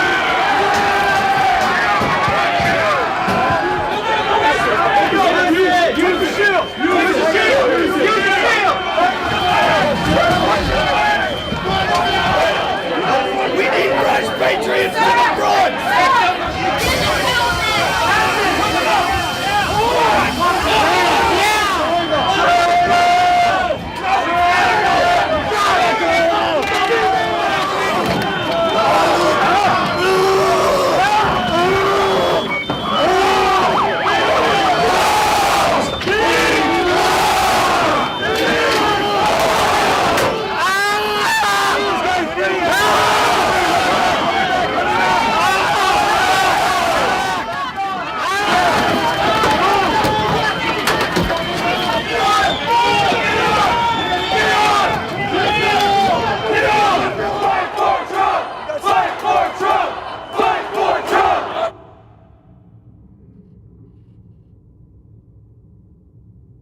There's never been a time like this where such a thing happened, where they could take it away from all of us, from me, from you, from our country.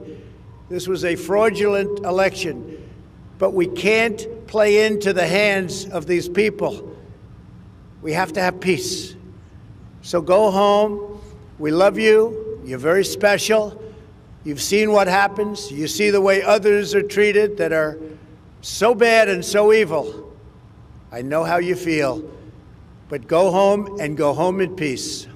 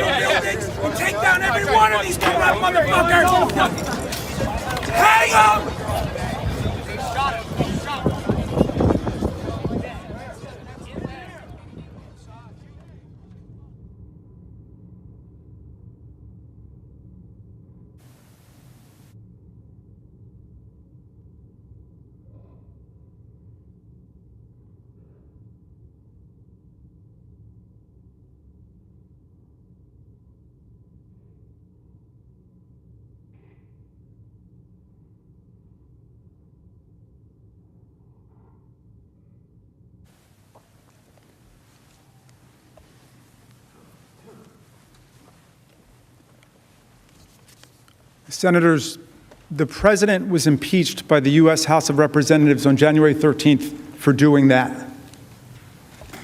You ask what a high crime and misdemeanor is under our Constitution? That's a high crime and misdemeanor. If that's not an impeachable offense, then there is no such thing. And if the president's arguments for a January exception are upheld, then even if everyone agrees that he's culpable for these events, even if the evidence proves, as we think it definitively does, that the president incited a violent insurrection on the day Congress met to finalize the presidential election, he would have you believe there is absolutely nothing the Senate can do about it. No trial, no facts. He wants you to decide that the Senate is powerless at that point. That can't be right. The transition of power is always the most dangerous moment for democracies. Every historian will tell you that. We just saw it in the most astonishing way. We lived through it. And you know what? The framers of our Constitution knew it. That's why they created a Constitution with an oath written into it that binds the president from his very first day in office until his very last day in office and every day in between. Under that Constitution and under that oath, the President of the United States is forbidden to commit high crimes and misdemeanors against the people at any point that he's in office. Indeed, that's one specific reason the impeachment, conviction, and disqualification powers exist: to protect us against presidents who try to overrun the power of the people in their elections and replace the rule of law with the rule of mobs. These powers must apply even if the president commits his offenses in his final weeks in office. In fact, that's precisely when we need them the most, because that's when elections get attacked. Everything that we know about the language of the Constitution, the framers' original understanding and intent, prior Senate practice, and common sense confirms this rule. Let's start with the text of the Constitution, which in Article 1, Section 2 gives the House the sole power of impeachment when the president commits high crimes and misdemeanors. We exercised that power on January 13th. The president, it is undisputed, committed his offense while he was president. And it is undisputed that we impeached him while he was president. There can be no doubt that this is a valid and legitimate impeachment. And there can be no doubt that the Senate has the power to try this impeachment. We know this because Article 1, Section 3 gives the Senate the sole power to try all impeachments. The Senate has the power, the sole power, to try all impeachments. All means all, and there are no exceptions to the rule. Because the Senate has jurisdiction to try all impeachments, it most certainly has jurisdiction to try this one. It's really that simple. The vast majority of constitutional scholars who studied the question and weighed in on the proposition being advanced by the president, this January exception, heretofore unknown, agree with us. And that includes the nation's most prominent conservative legal scholars, including former 10th Circuit Judge Michael McConnell, the co-founder of the Federalist Society, Stephen Calabresi, Ronald Reagan Solicitor General Charles Freed, luminary Washington lawyer Charles Cooper, among hundreds of other constitutional lawyers and professors. I commend the people I named, their recent writings to you in the newspapers over the last several days. And all of the key precedents, along with detailed explanation of the constitutional history and textual analysis, appear in the trial brief we filed last week and the reply brief that we filed very early this morning. I'll spare you a replay, but I want to highlight a few key points from constitutional history that strike me as compelling in foreclosing President Trump's argument that there's a secret January exception hidden away in the Constitution. The first point comes from English history, which matters because, as Hamilton wrote, England provided the model from which the idea of this institution has been borrowed. And it would have been immediately obvious to anyone familiar with that history that former officials could be held accountable for their abuses while in office. Every single impeachment of a government official that occurred during the framers' lifetime concerned a former official. A former official. Indeed, the most famous of these impeachments occurred while the framers gathered in Philadelphia to write the Constitution. It was the impeachment of Warren Hastings, the former Governor General of the British colony of Bengal, and a corrupt guy. The framers knew all about it, and they strongly supported the impeachment. In fact, the Hastings case was invoked by name at the convention. It was the only specific impeachment case that they discussed at the convention. It played a key role in their adoption of the high crimes and misdemeanors standard. And even though everyone there surely knew that Hastings had left office 2 years before his impeachment trial began, not a single framer, not one, raised a concern when Virginian George Mason held up the Hastings impeachment as a model for us in the writing of our Constitution. The early state constitutions supported the idea too. Every single state constitution in the 1780s either specifically said that former officials could be impeached or were entirely consistent with the idea. In contrast, not a single state constitution prohibited trials of former officials. As a result, there was an overwhelming presumption in favor of allowing legislatures to hold former officials accountable in this way. Any departure from that norm would have been a big deal, and yet there's no sign anywhere that that ever happened.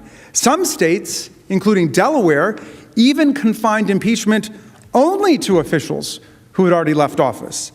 This confirms that removal was never seen as the exclusive purpose of impeachment in America. The goal was always about accountability, protecting society, and deterring official corruption.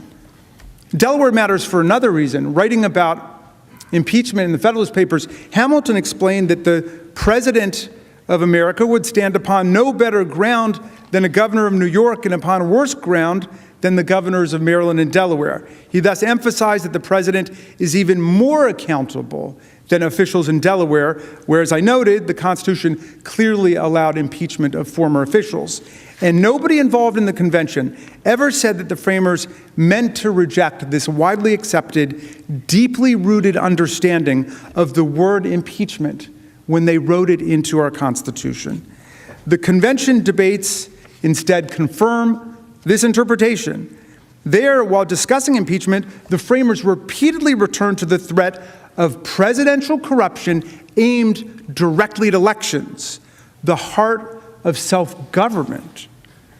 Almost perfectly anticipating President Trump, William Davey of North Carolina explained impeachment was for a president who spared, quote, no effort or means whatever to get himself reelected. Hamilton in Federalist 1 said the greatest danger to republics and the liberties of the people comes from political opportunists who begin as demagogues and end as tyrants, and the people who are encouraged to follow them. President Trump may not know a lot about the framers, but they certainly knew a lot about him. Given the framers' intense focus on danger to elections and the peaceful transfer of power, it is inconceivable that they designed impeachment to be a dead letter in the president's final days in office, when opportunities to interfere with the peaceful transfer of power would be most tempting and most dangerous, as we just saw. Thus, as a matter of history and original understanding, there is no merit to President Trump's claim that he can incite an insurrection and then insist weeks later that the Senate lacks the power to even hear evidence at a trial, to even hold a trial. The true rule was stated by former President John Quincy Adams when he categorically declared, I hold myself, so long as I have the breath of life in my body, amenable to impeachment by the House for everything I did during the time I held any public office. When he comes up in a minute, my colleague, Mr. Neguse of Colorado, will further pursue the relevant Senate precedents and explain why this body's practice has been supported by the text of the Constitution. And Mr. Cicilline of Rhode Island will then respond to the fallacies presented by the President's counsel. And after these gentlemen speak, I will return to discuss the importance, the fundamental importance of the Senate rejecting President Trump's argument for the preservation of democratic self-government and the rule of law in the United States of America. I now will turn it over to my colleague, Mr. Neguse of Colorado. Do I have to recognize him? No. Okay.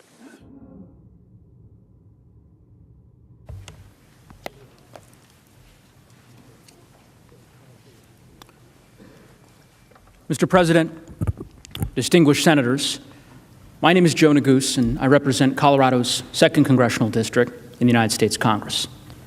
Like many of you, I'm an attorney. I practiced law before I came to Congress, tried a lot of different cases, some more unique than others. Certainly never a case as important as this one, nor a case with such a heavy and weighty constitutional question for you all to decide. Thankfully, as Lead Manager Raskin so thoroughly explained, the framers have answered that question for you, for us. And you don't need to be a constitutional scholar to know that the argument President Trump asks you to adopt is not just wrong, it's dangerous. And you don't have to take my word for it. This body, the world's greatest deliberative body, the United States Senate, has reached that same conclusion in one form or another over the past 200 years in multiple occasions that we'll go through. Over 150 constitutional scholars, experts, judges, conservative, liberal, you name it, they overwhelmingly have reached the same conclusion, that of course you can try, convict, and disqualify a former president. And that makes sense, because the text of the Constitution makes clear there is no January exception to the impeachment power. That presidents can't commit grave offenses in their final days and escape any congressional response. That's not how our Constitution works. Let's start with the precedent, with what has happened in this very chamber. I'd like to focus on just two cases. I'll go through them quickly. One of them is the nation's very first impeachment case, which actually was of a former official. In 1797, about a decade after our country had ratified our Constitution, there was a senator from Tennessee by the name of William Blount who was caught conspiring with the British to try to sell Florida and Louisiana. Ultimately, President Adams caught him. He turned over the evidence to Congress. 4 days later, the House of Representatives impeached him. A day after that, this body, the United States Senate, expelled him from office. So he was very much a former official. Despite that, the House went forward with its impeachment proceeding in order to disqualify him from ever again holding federal office. And so the Senate proceeded with the trial, with none other than Thomas Jefferson presiding. Now, Blount argued that the Senate couldn't proceed because he had already been expelled. But here's the interesting thing. He expressly disavowed any claim that former officials can't ever be impeached. I mean, unlike President Trump, he was very clear that he respected and understood that he could not even try to argue that ridiculous position. Even impeached Senator Blount recognized the inherent absurdity of that view. Here's what he said. "I certainly never shall contend that an officer may first commit an offense and afterwards avoid by resigning his office." That's the point. And there was no doubt because the founders were around to confirm that that was their intent and the obvious meaning of what is in the Constitution. Fast forward 80 years later, arguably the most important precedent that this body has to consider. The trial of former Secretary of War William Belknap. I'm not going to go into all the details, but just in short, in 1876, the House discovered that he was involved in a massive kickback scheme. Hours before the House committee that discovered this conduct released its report documenting the scheme, Belknap literally rushed to the White House to resign, tender his resignation to President Ulysses Grant, to avoid any further inquiry into his misconduct, and of course, to avoid being disqualified from holding federal office in the future. Well, later that day, aware of the resignation, what did the House do?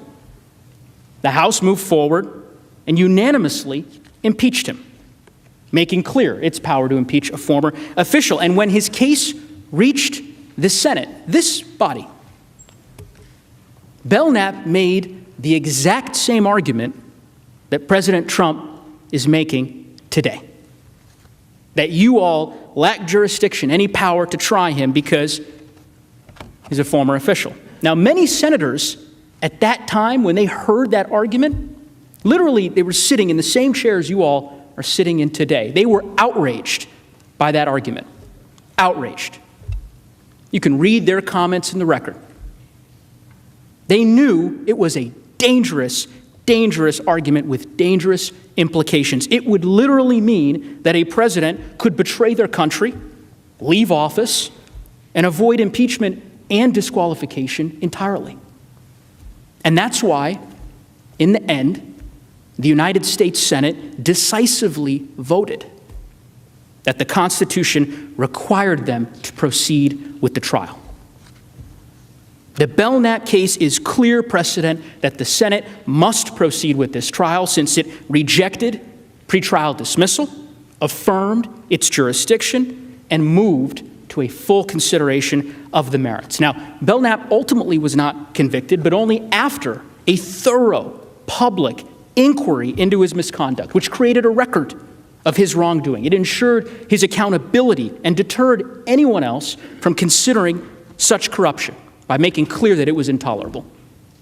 The trial served important constitutional purposes. Now, given that precedent that I've described to you, given all that that precedent imparts, You could imagine my surprise, Lead Manager Raskin's surprise, when we were reviewing the trial brief filed by the president, in which his counsel insists that the Senate actually didn't decide anything in the Belknap case. They say, these are not my words, I'll quote from their trial brief, "It cannot be read as foreclosing an argument that they never dealt with." Never dealt with? The Senate didn't debate this question for 2 hours. The Senate debated this very question for 2 weeks. The Senate spent an additional 2 weeks deliberating on the jurisdictional question. And at the end of those deliberations, they decided decisively that the Senate has jurisdiction and that it could proceed, that it must proceed to a full trial. And by the way, unlike Belknap, as we know, President Trump was not impeached for run-of-the-mill corruption, misconduct. He was impeached for inciting a violent insurrection. An insurrection where people died in this building. An insurrection that desecrated our seat of government. And if Congress were just to stand completely aside in the face of such an extraordinary crime against the republic, it would invite future presidents to use their power without any fear of accountability. And none of us, I know this, none of this, no matter our party or our politics, wants that. Now, we've gone through the highlights of the precedent, and I think it's important that you know, as Lead Manager Raskin mentioned, that scholars overwhelmingly who have reviewed this same precedent have all come to the same conclusion, that the Senate must hear this case. Let's go through just a few short examples. To start, all of us, I know, are familiar with the Federalist Society.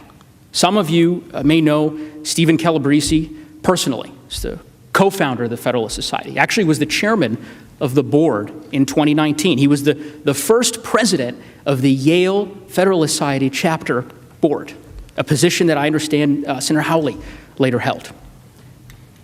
Here is what Mr. Calabrese has to say.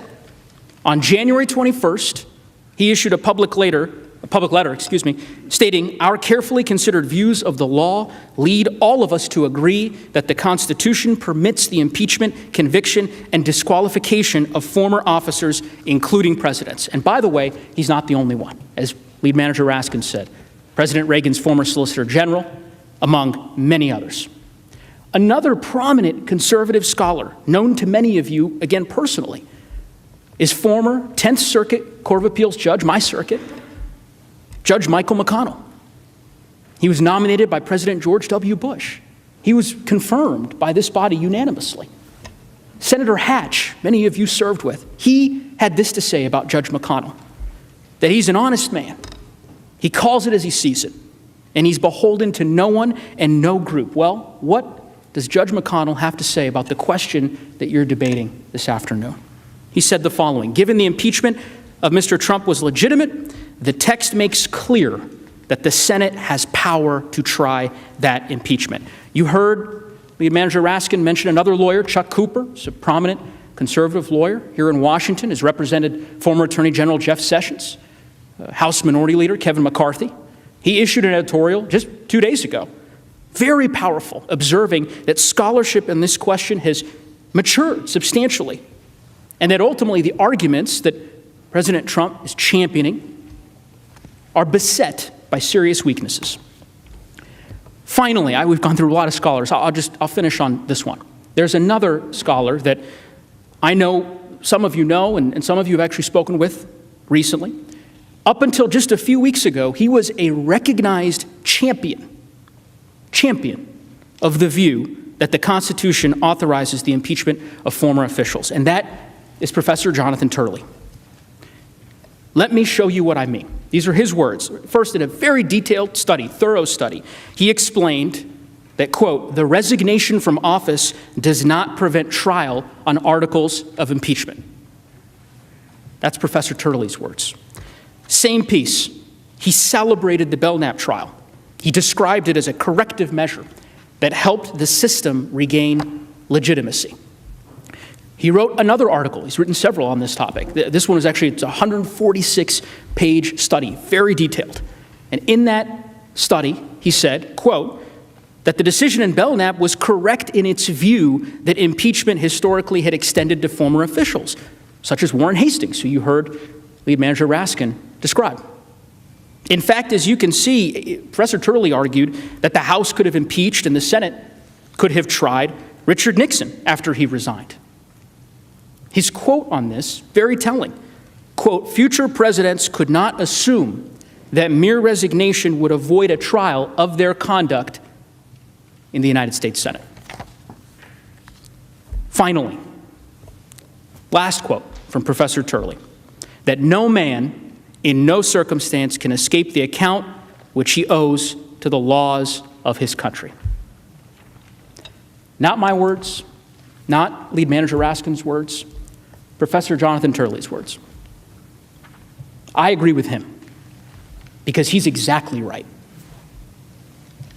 Now, a question one might reasonably ask after going through all those quotes from such noted jurists and scholars is, why is there such agreement on this topic? Well, the reason's pretty simple. Because it's what the Constitution says.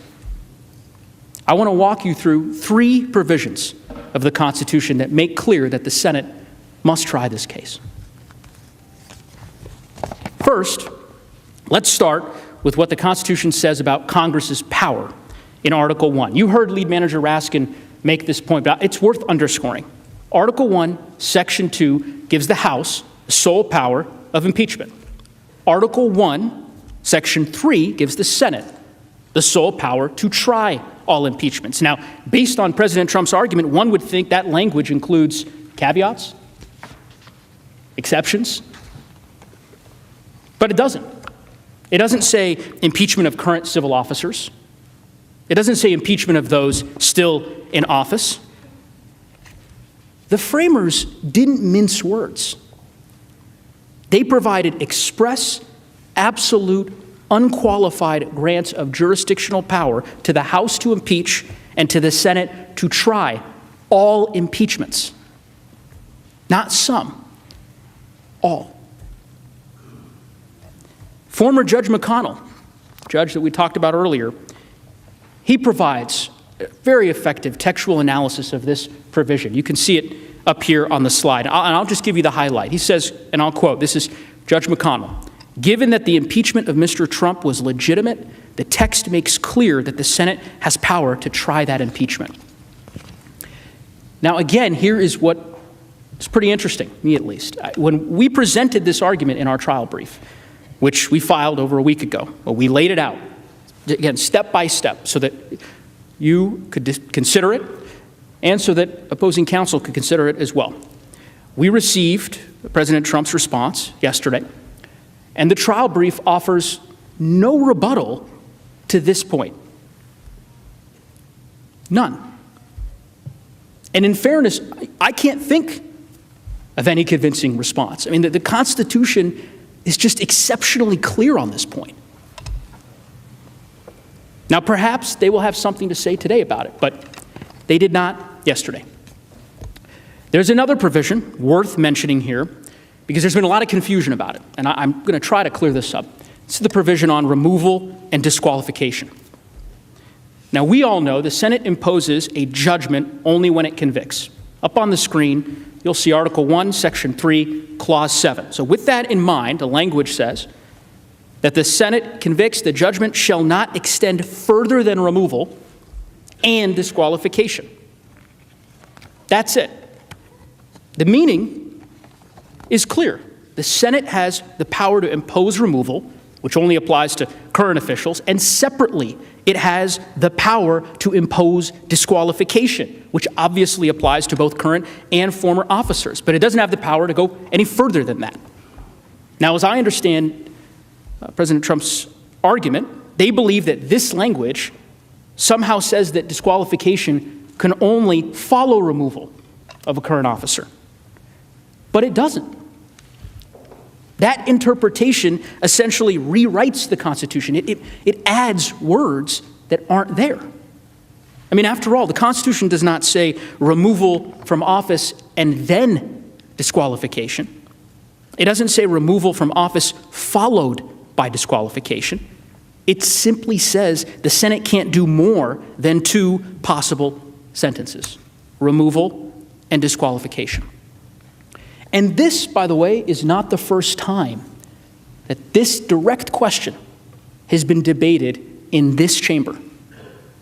146 years ago, during the Belknap trial, Senator George Edmunds of Vermont, he's one of the most prestigious Republican senators of his time. He sat right where Senator Grassley sits today. He zeroed in on this exact point during the Belknap trial. This is his quote: "A prohibition against doing more than two things cannot be turned into a command to do both or neither." And just imagine the consequences of such an absurd interpretation of the Constitution. I mean, if President Trump were right about that language, then officials could commit the most extraordinary, destructive offenses against the American people, high crimes and misdemeanors. They'd have total control over whether they can ever be impeached, and if they are, whether the Senate can try the case. If they want to escape any public inquiry into their misconduct or the risk of disqualification from future office, then it's pretty simple. They could just resign 1 minute before the House impeaches, or even 1 minute before the Senate trial, or they could resign during the Senate trial if it's not looking so well. That would effectively erase disqualification from the Constitution. It would put wrongdoers in charge of whether the Senate can try them. Third and final reason why President Trump must stand trial: provision of Article 1 of the Constitution. You'll see here on the screen that the Constitution twice describes the accused in an impeachment trial. Here's what I want you to focus on. The interesting thing is, notice the words. It refers to a person and a party being impeached. Now, again, we know that the framers gave a lot of thought to the words that they chose. They even had a style committee during the Constitutional Convention. They could have written civil officers here. I mean, they did that elsewhere in the Constitution. That would have ultimately limited impeachment trials to current officials. But instead, they used broader language to describe who could be tried by the United States Senate. So who could be put on trial for impeachment other than civil officers? Who else could a person or a party be? Well, really, there's only one possible answer: former officers. And again, that actually might explain why, during the Belknap trial, Senator Thomas Bayard of Delaware, he later became the Secretary of State of the United States. He sat right where Senator Carper is sitting now. He found this point so compelling that he felt compelled to speak out on it. And during the trial, he concluded that the Constitution must allow the impeachment and trial of people and parties who are not civil officers. And the only group that could possibly encompass was former officials like Belknap, and of course, here, like President Trump. And just so we're clear, in full disclosure, this is another argument that was not addressed by President Trump in his rebuttal. And we know why they didn't. Because their argument doesn't square with the plain text of the Constitution. There is one provision that President Trump relies on almost exclusively. Article 2, Section 4. I'm sure you'll see it when they present their arguments.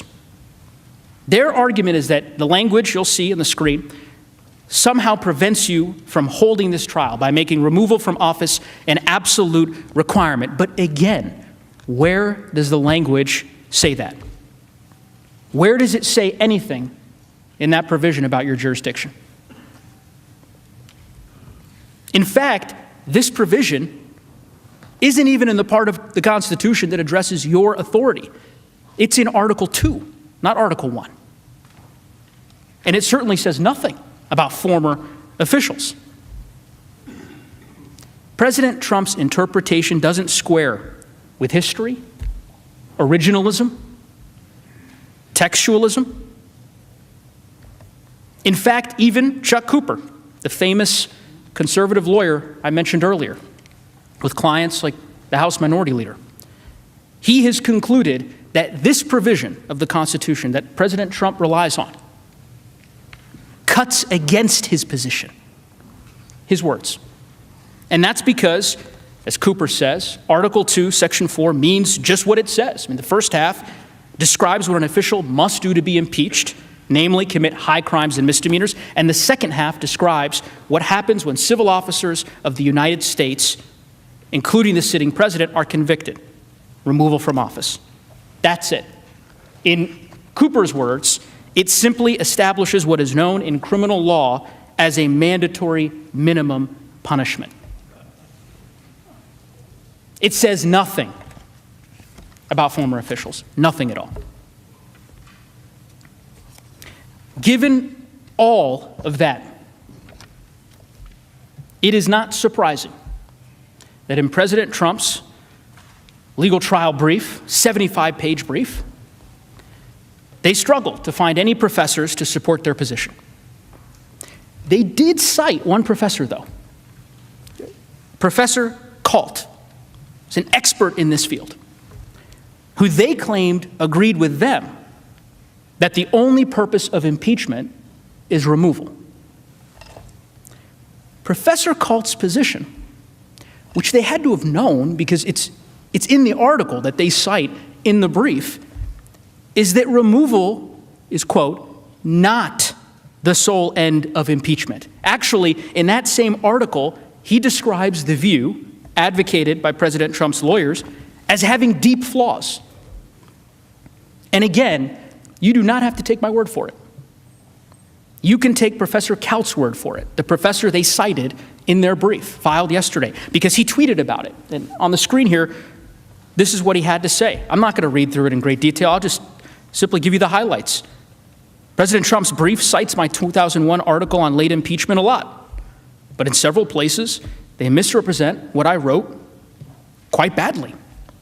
There are multiple examples of such flat-out misrepresentations. They didn't have to be disingenuous and misleading like this. This key constitutional scholar, relied on by President Trump, said it just right. I have explained in great detail the many reasons why the argument that President Trump advocates for here today is wrong. I just want to close with a note about why it's dangerous. Lead Manager Raskin explained that impeachment exists to protect the American people from officials who abuse their power, who betray them. It exists for a case just like this one. Honestly, it is hard to imagine a clearer example of how a president could abuse his office, inciting violence against a co-equal branch of government while seeking to remain in power after losing an election. Sitting back and watching it unfold. We all know the consequences. Like every one of you, I was in the Capitol on January 6th. I was on the floor with Lead Manager Raskin. Like every one of you, I was evacuated as this violent mob stormed the Capitol's gates. What you experienced that day, what we experienced that day, what our country experienced that day is the framers' worst nightmare come to life. Presidents can't inflame insurrection in their final weeks and then walk away like nothing happened.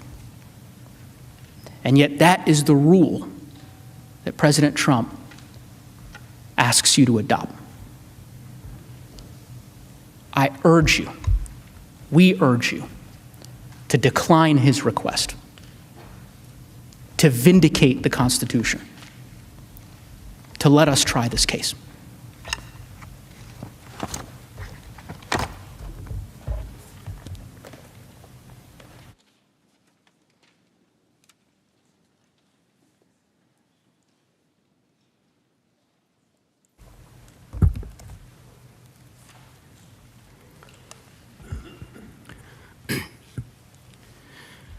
Mr. President, distinguished senators, my name is David Cicilline. I have the honor of representing the 1st Congressional District of Rhode Island. As I hope is now clear from the arguments of Mr. Raskin and Mr. Neguse, impeachment is not merely about removing someone from office. Fundamentally, impeachment exists to protect our constitutional system, to keep each of us safe, to uphold our freedom, to safeguard our democracy. It achieves that by deterring abuse of the extraordinary power that we entrust to our presidents, from the very first day in office to the very last day. It also ensures accountability for presidents who harm us or our government. In the aftermath of a tragedy, it allows us an opportunity to come together and to heal by working through what happened and reaffirming our constitutional principles.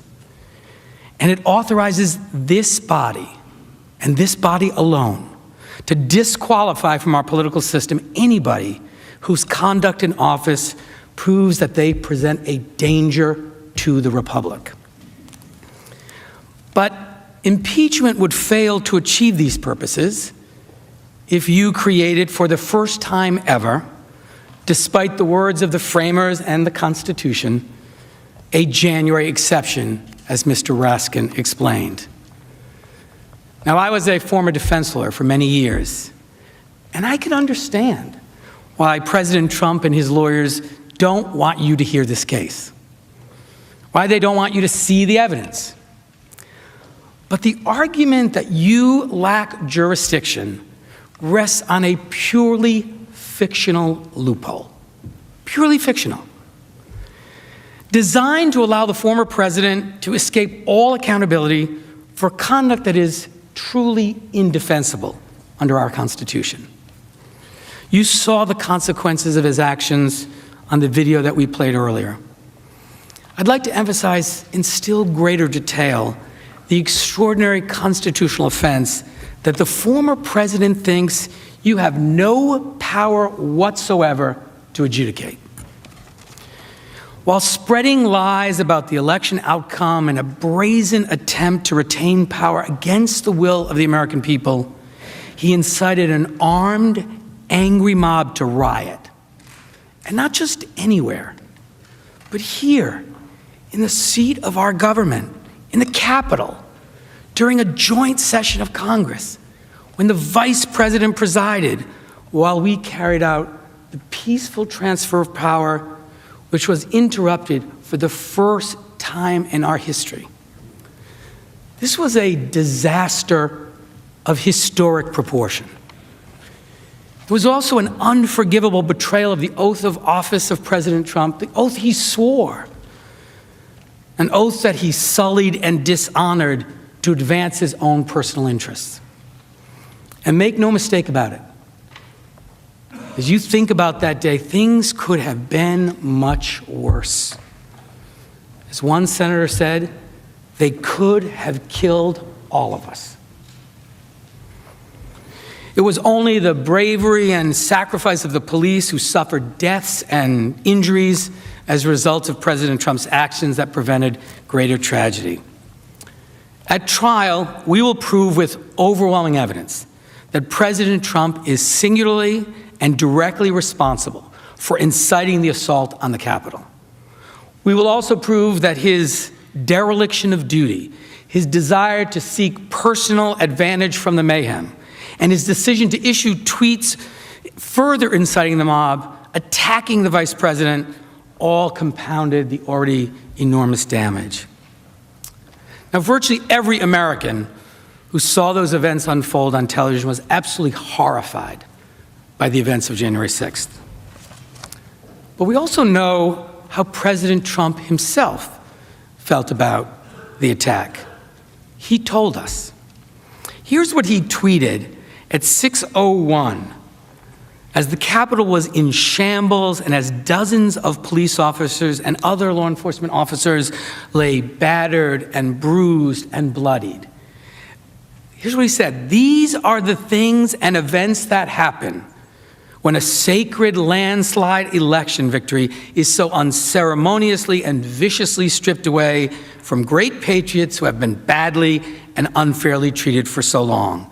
Go home with love and in peace. Remember this day forever. Every time I read that tweet, it chills me to the core.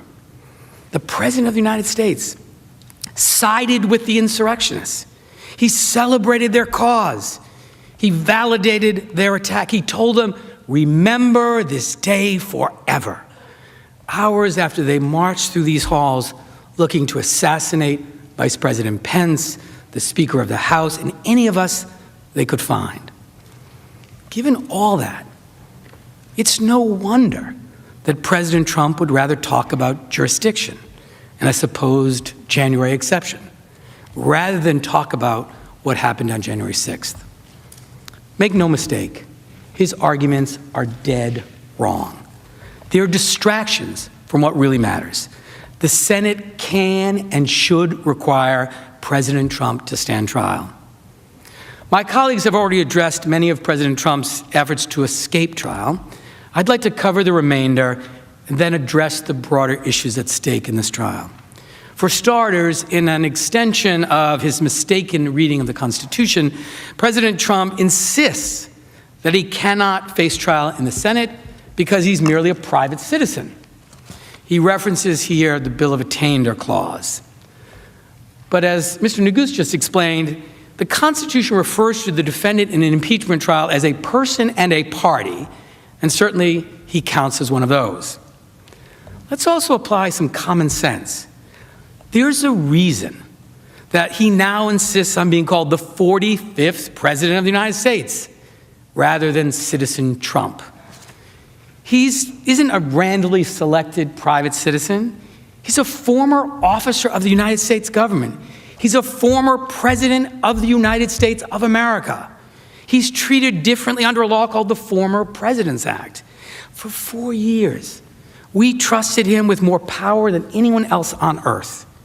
As a former president who promised on a Bible to use his power faithfully, he can and should answer for whether he kept that promise while bound by it in office. His insistence otherwise is just wrong. And so is his claim that there's a slippery slope to impeaching private citizens if you proceed. The trial of a former official for abuses he committed as an official, arising from an impeachment that occurred while he was an official, poses absolutely no risk whatsoever of subjecting a private citizen to impeachment for their private conduct. To emphasize the point, President Trump was impeached while he was in office for conduct in office, period. The alternative, once again, is this January exception, in which our most powerful officials can commit the most terrible abuses and then resign to leave office and suddenly claim that they're just a private citizen who can't be held accountable at all. In the same vein, President Trump and his lawyers argue that he shouldn't be impeached because it will set a bad precedent for impeaching others. But that slippery slope argument is also incorrect. For centuries, the prevailing view has been that former officials are subject to impeachment, and you just heard a full discussion of that. The House has repeatedly acknowledged that fact.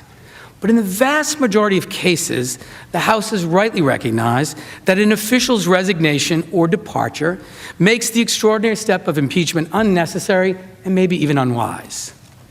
As a House manager rightly explained in the Belknap case, and I quote, "There is no likelihood that we shall ever unlimber the clumsy and bulky monster piece of ordnance to take aim at an object from which all danger has gone by," end quote. President Trump's case, though, is different. The danger has not gone by. His threat to democracy makes any prior abuse by any government official pale in comparison. Moreover, allowing his conduct to pass without the most decisive response would itself create an extraordinary danger to the nation. inviting further abuse of power, and signaling that the Congress of the United States is unable or unwilling to respond to insurrection incited by the president. Think about that. To paraphrase Justice Robert Jackson, who said that that precedent that I just described would lie about like a loaded weapon ready for the hand of any future president who decided in his final months to make a play for unlimited power. Think of the danger. Here is the rare case in which love of the Constitution and commitment to our democracy required the House to impeach. It's for the same reason the Senate can and must try this case. Next, President Trump will assert that it somehow is significant or it matters that the Chief Justice isn't presiding over this trial. Let me state this very plainly. It does not matter. It is not significant. Under Article 1, Section 3, when the President of the United States is tried, the Chief Justice shall preside. There is only one person who is President of the United States at a time. Right now, Joseph R. Biden, Jr. is the 46th President of the United States. As a result, the requirement that the Chief Justice preside isn't triggered. Instead, the normal rules of any impeachment of anyone other than the sitting president apply. And under those rules, the President pro tem, Senator Leahy, can preside. And of course, this makes perfect sense. The Chief Justice presides because when the current president is on trial, if the Chief Justice doesn't preside, the Vice President could preside. And it would be a conflict for someone to preside over a trial that would become president if there was a conviction.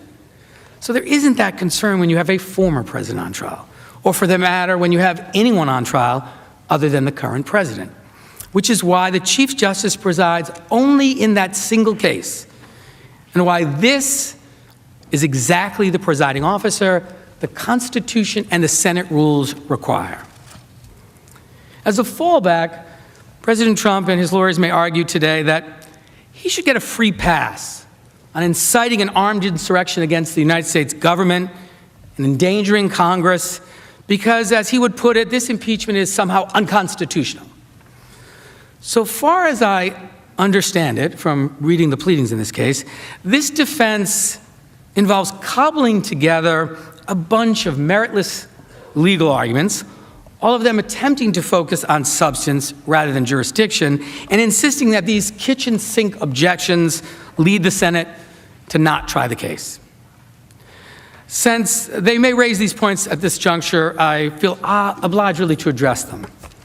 He may argue, for example, that he didn't receive enough process in the House, even though the House proceedings are more like a grand jury action, which is followed later by trial in the Senate with a full presentation of evidence.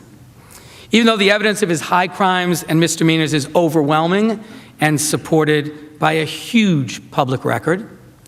Even though we're going to put that evidence before you at this trial, and even though we'll have a full and fair opportunity to respond to it before all of you. Even though hundreds of others involved in the events of January 6th have already been charged for their role in attacks that the president incited. And even though we invited him to voluntarily come here and testify and tell his story. A request, as you know, that his lawyers immediately refused, presumably because they understood what would happen if he were to testify under oath. Regardless, President Trump's process arguments are not only wrong on their own terms, but they're also completely irrelevant to the question of whether you should hold this trial. That question is answered by the Constitution, and the answer is yes. In addition, separate from his due process complaints, President Trump and his counsel, particularly his counsel, have boasted on TV that to counter the undisputed evidence of what actually happened in this case, you'll see video clips. They'll show video clips of other politicians, including Democratic politicians, using what they consider incendiary language. Apparently, they think this will establish some sort of equivalency, or that it will show in contrast that President Trump's statements at the Save America rally weren't so bad. like so much of what President Trump's lawyers might say today, that's a gimmick. It's a parlor game meant to inflame partisan hostility and play on our divisions. So let me be crystal clear. President Trump was not impeached because the words he used, viewed in isolation, without context, were beyond the pale. Plenty of other politicians have used strong language. But Donald J. Trump was President of the United States. He sought to overturn a presidential election that had been upheld by every single court to consider it. He spent months insisting to his base that the only way he could lose was a dangerous, wide-ranging conspiracy against them and America itself. He relentlessly attempted to persuade his followers that the peaceful transfer of power that was taking place in the Capitol was an abomination that had to be stopped at all costs. He flirted with groups like the Proud Boys, telling them to stand back and stand by, while endorsing violence and sparking death threats to his opponents. He summoned an armed, angry, and dangerous crowd that wanted to keep him in power and was widely reported to be poised on a hair trigger for violence at his direction. He then made his heated statements in circumstances where it was clear, where it was foreseeable that those statements would spark extraordinary, imminent violence.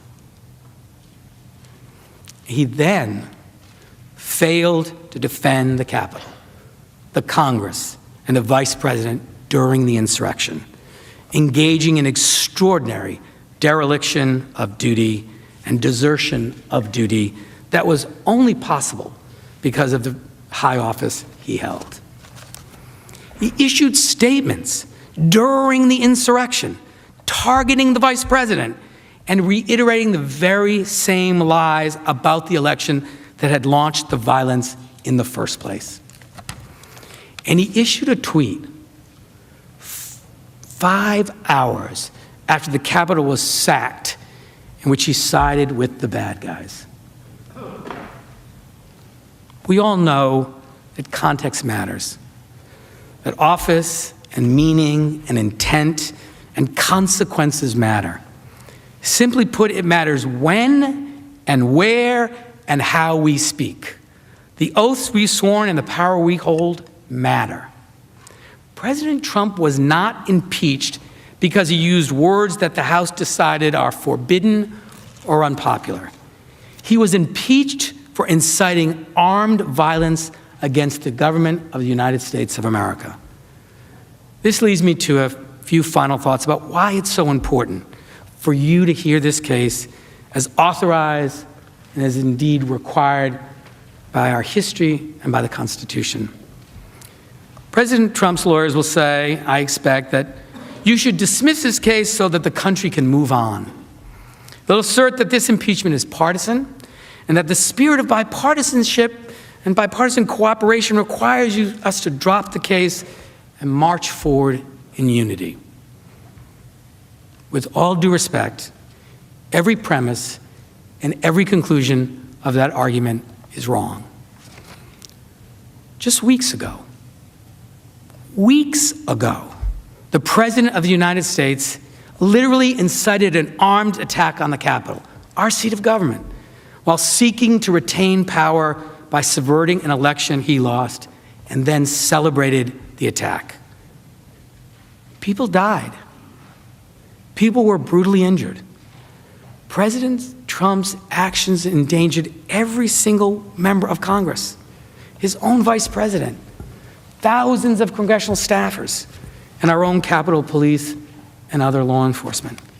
This was a national tragedy, a disaster for America's standing in the world. And President Trump is singularly responsible for inciting it. As we will prove, the attack on the Capitol was not solely the work of extremists lurking in the shadows. Indeed, does anyone in this chamber honestly believe that but for the conduct of President Trump, that a charge in the article of impeachment, that attack at the Capitol would have occurred? Does Does anybody believe that? And now his lawyers will come before you and insist, even as the Capitol is still surrounded with barbed wires and fences and soldiers, that we should just move on. Let bygones be bygones. And allow President Trump to walk away without any accountability, any reckoning, any consequences. That cannot be right. That is not unity. That's the path to fear of what future presidents could do. So there's a good reason why this article of impeachment passed the House with bipartisan support. The principles at stake belong to all Americans, from all walks of life. We have a common interest in making clear that there are lines nobody can cross, especially the President of the United States. And so we share an interest in this trial, where the truth can be shown and where President Trump can be called to account for his offenses. William Faulkner famously wrote that the past is never dead. But this isn't even the past. This just happened. It's still happening. Look around you as you come to the Capitol and come to work. I really do not believe that our attention span is so short, that our sense of duty so frail, our factional loyalty so all-consuming, that the president can provoke an attack on Congress itself and get away with it just because it occurred near the end of his term. After a betrayal like this, there cannot be unity without accountability. And this is exactly what the Constitution calls for. The framers' original understanding, this chamber's own precedent, and the very words used in the Constitution all confirm unquestionably, indisputably, that President Trump must stand trial for his high crimes and misdemeanors against the American people. We cannot continue down the path of partisanship and division that has turned the Capitol into an armed fortress. Senators, it now falls to you to bring our country together by holding this trial, and once all the evidence is before you, by delivering justice. Thank you.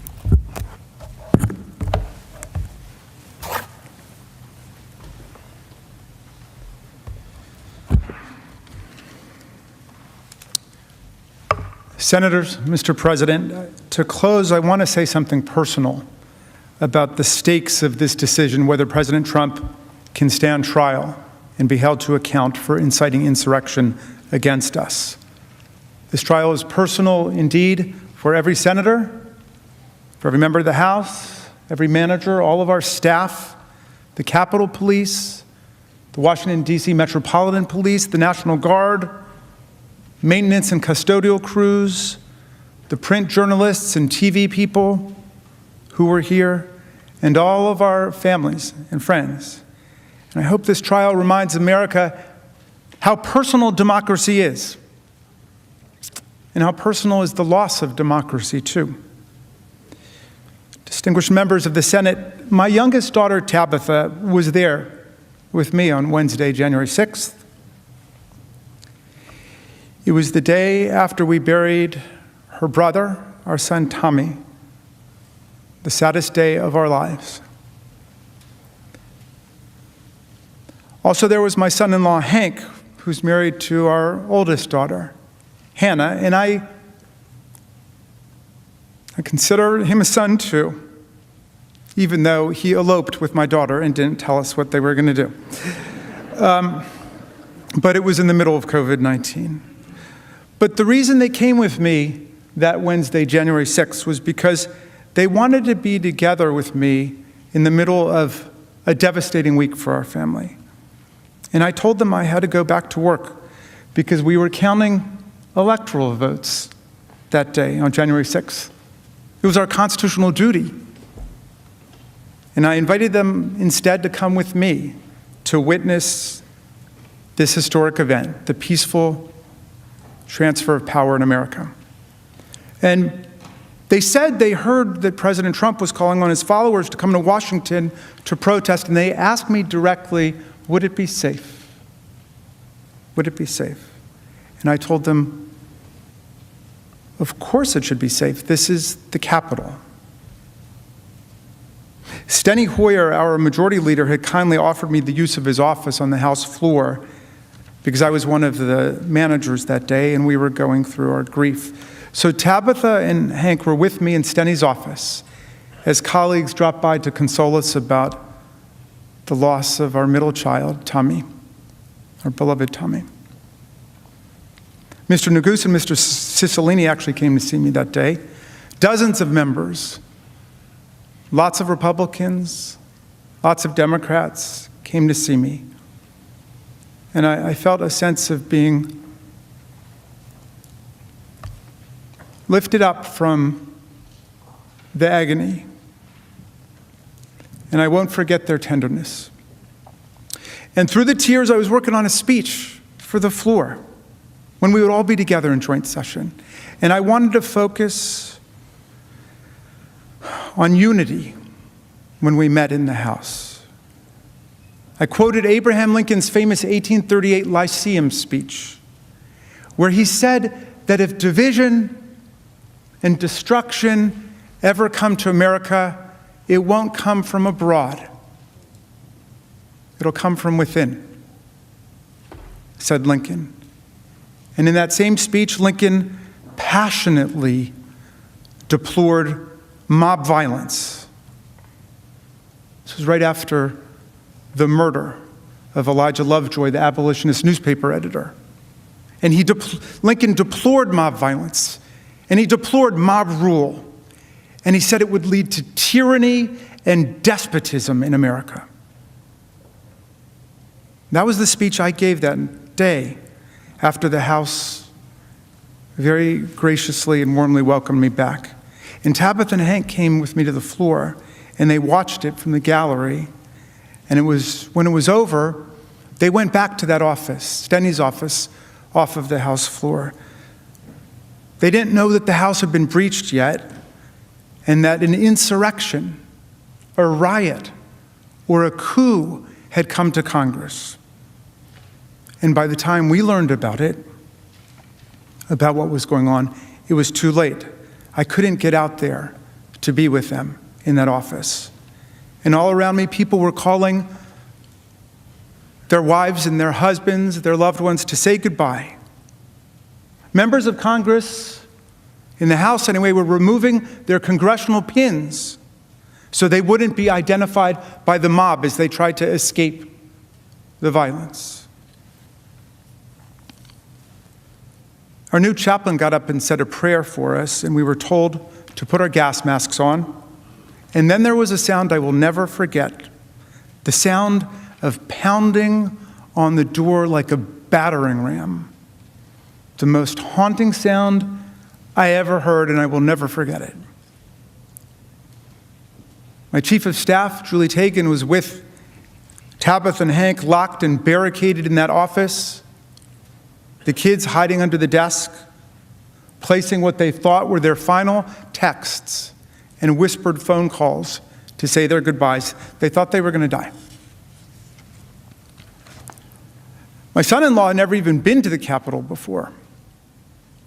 And when they were finally rescued, over an hour later by Capitol officers, and we were together, I hugged them and I apologized, and I told my daughter Tabitha,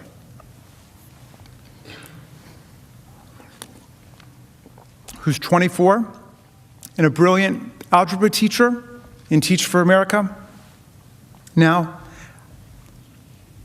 I told her how sorry I was, and I promised her that it would not be like this again the next time she came back to the Capitol with me. And you know what she said? She said, "Dad, I don't want to come back to the Capitol."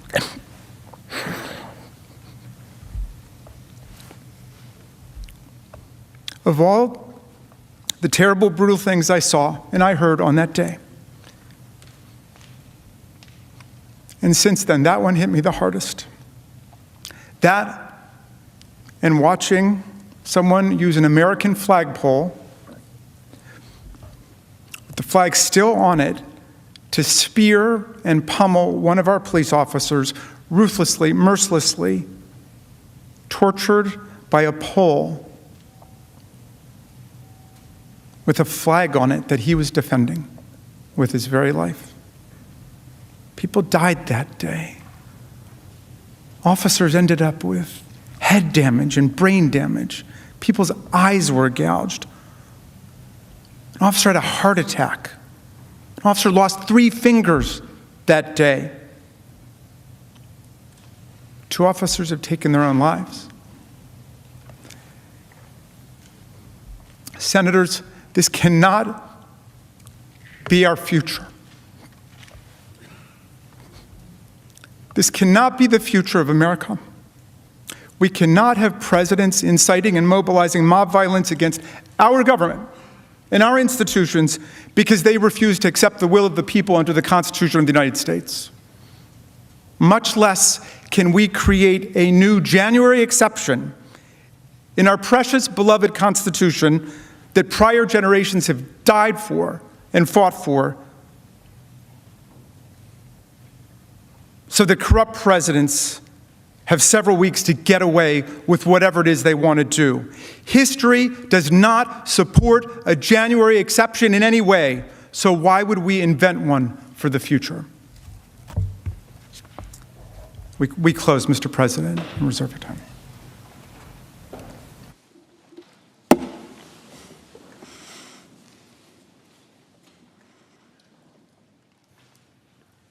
I ask unanimous consent. I ask unanimous consent. There now be a 10-minute break. I ask unanimous consent the Senate recess for 10 minutes. Without objection, so ordered.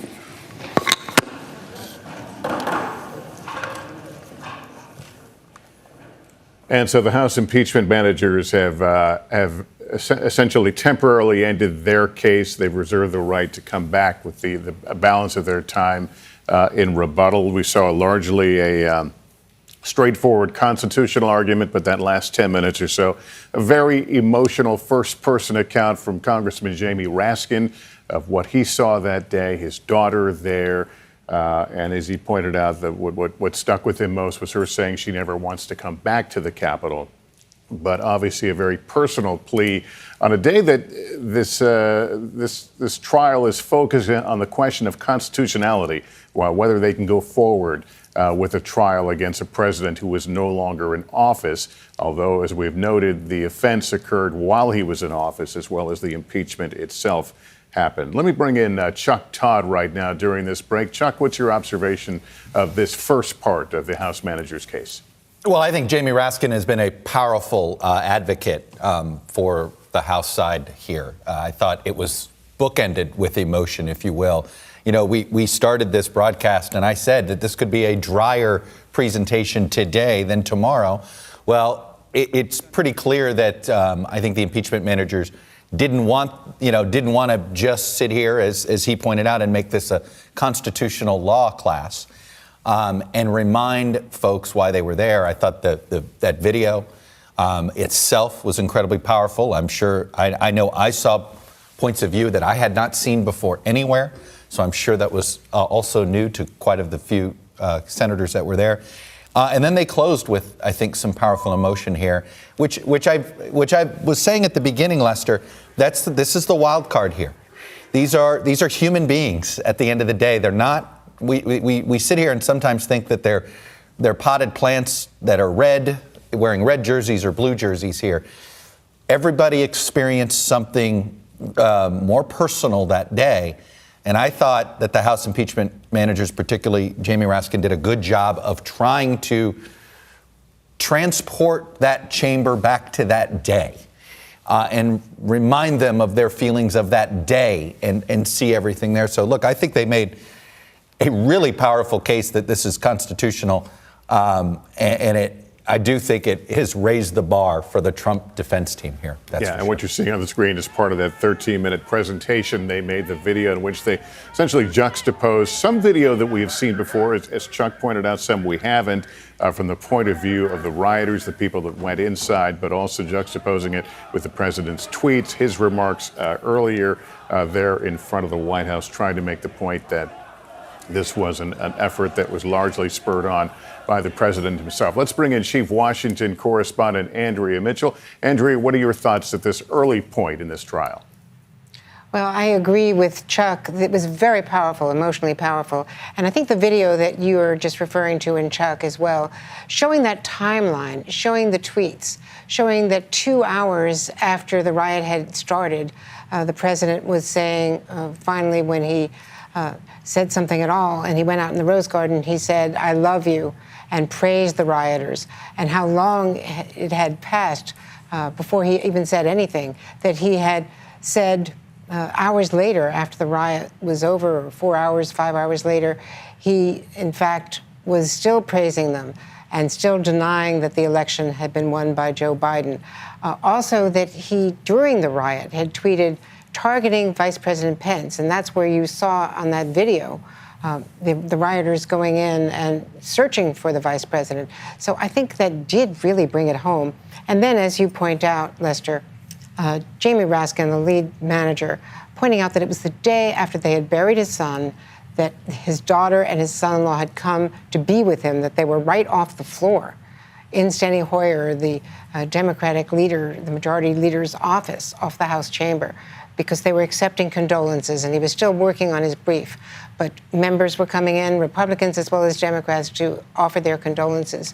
And the fact that he then had been separated from his daughter and son-in-law and didn't know how they were, and they were hiding and texting and whispering their farewells, what they thought were their last comments, and that his daughter then said she would never want to come back to the Capitol. And he was very emotional in that, and so are all of we. And I'm sure that people watching had to react to that. And him also recounting how a flagpole with the American flag was used as a weapon against a police officer, a Capitol police officer. And you saw at one point Officer Goodman going back up the stairs to right outside the Senate chamber, where he then, with such insight and such immediate response, led the attackers the opposite way. They were only 100 feet away from the Vice President of the United States at that point, in his office right off the chamber. So that's what they are trying to recreate. As we said at the beginning, it's been a month and days since this all transpired, and certainly the president and his supporters are hoping that people have forgotten. They're trying to recreate the horror and the reality of January 6th. And Andrea, thanks. We've just gotten started. The House managers about an hour 15, hour 20 minutes into their 2 hours of allotted time. We expect next, after this break, to hear from the Trump lawyers as they begin to make the argument that this is all unconstitutional.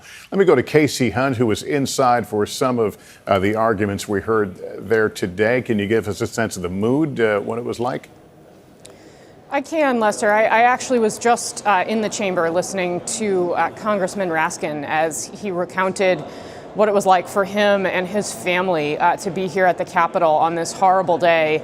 And when he talked about his daughter and how she said, "Dad, I never want to come back to the Capitol again," there was utter silence in the Senate chamber, complete dead silence. And to give you a sense of what it's like to sit up in those galleries, you can hear almost everything that goes on. The click of a pen, a sneeze, a cough. It's acoustically everything. You can hear everything. And all I could hear when he was talking about that moment was nothing, was silence. And I think that really gives you a sense of the weight that everyone here is feeling today, and these senators in particular, because they, of course, have to wrestle with how to decide their votes on whether or not former President Trump should be convicted of what he is accused of.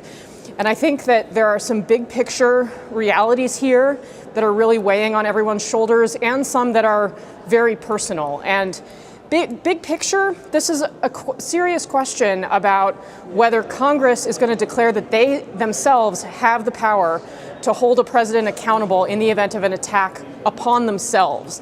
That is a very weighty question here. We often speak about why Republicans in the Senate may be deciding on acquittal or conviction in political terms, and there absolutely are political motivations for how some of them may vote. But from a big picture standpoint, this is also very clearly an astonishing moment in American history. And each one of these senators, and you can tell in their faces, I was texting with some of them earlier today, that you can really feel that. And the videos that were shown this morning, that 13-minute video that the managers put together, where everyone had to together on the Senate floor relive the events of that day in order, in a way that, you know, I was here that day. I had not lived through something like that myself, even though obviously you and I and everyone else who has covered this has watched, frankly, hours of this footage at this point. I think it's important to remember that big picture reality, I think, is sinking in here. But it's also the small personal details that are making that even more real. You know, to get into the Capitol today, those barricades are still up. The razor wire is still up. There are roads that, you know, anyone in Washington, D.C. could have driven on to get here, that I would drive to work every day. You can't drive on them without stopping and talking to a police officer and having a dog sniff your car now. And Jamie Raskin made reference to that. Congressman Raskin said, your workplace has been changed.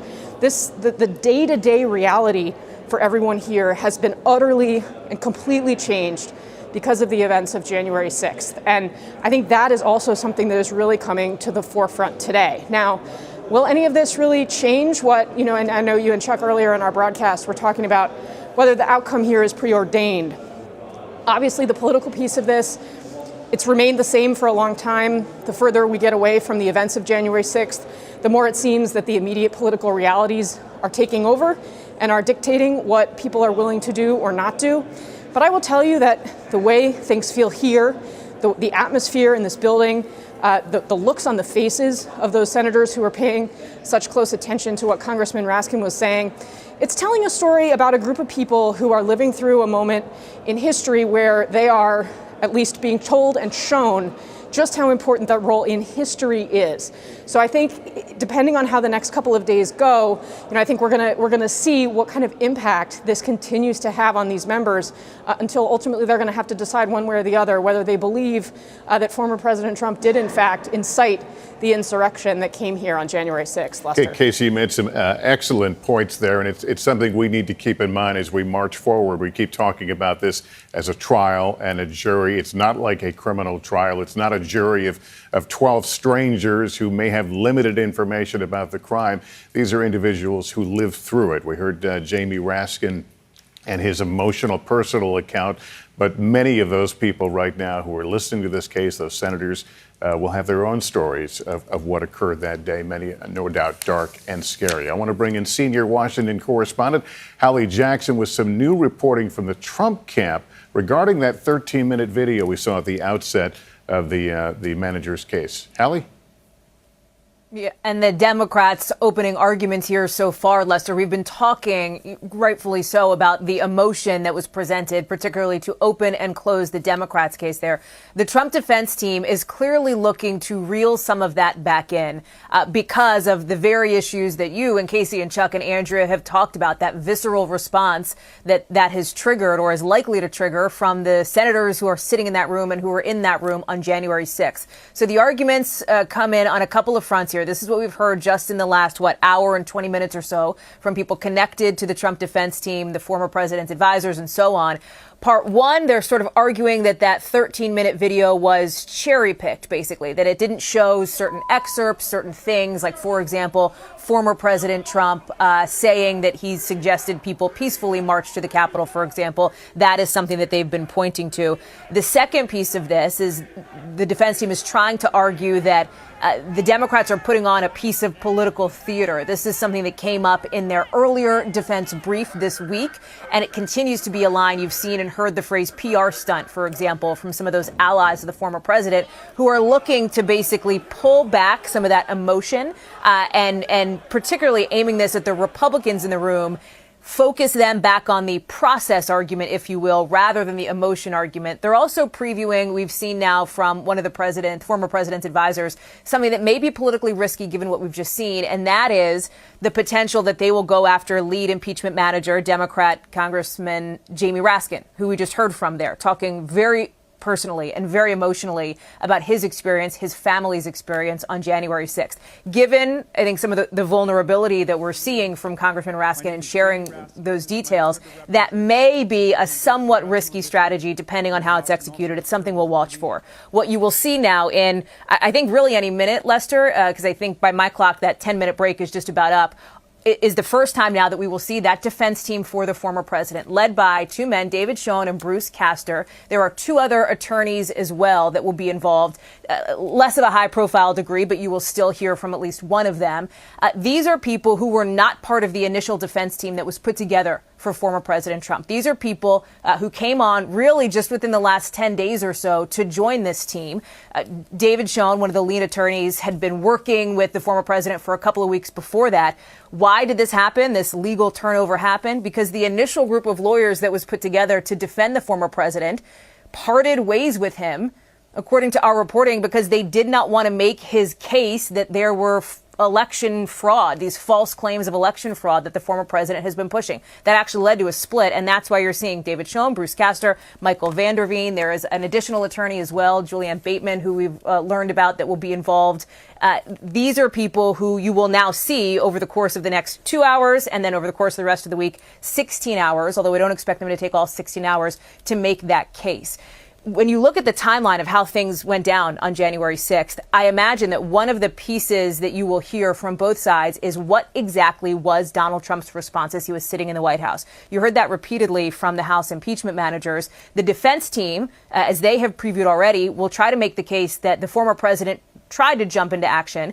That is not backed up by some contemporaneous accounts, even from the president's closest allies. Keep in mind that Senator Lindsey Graham, just within days of the attack happening, within a couple of days, somebody who has been a pretty loyal supporter of the former president's, although the siege did put some of that into question, talked about how, as he acknowledged on the record, the former president was slow to grasp the gravity of what was happening, Lester. So watch for that to be a flashpoint here, too. Hallie, thanks very much. I want to go to NBC News legal analyst Carol Lamb. She's a former U.S. attorney. And Carol, let me bring you back to this question over process versus emotion. Let's put the emotion aside for a moment. From a process point of view, how well have the impeachment managers made the argument that this is a legal prosecution, that this is constitutional?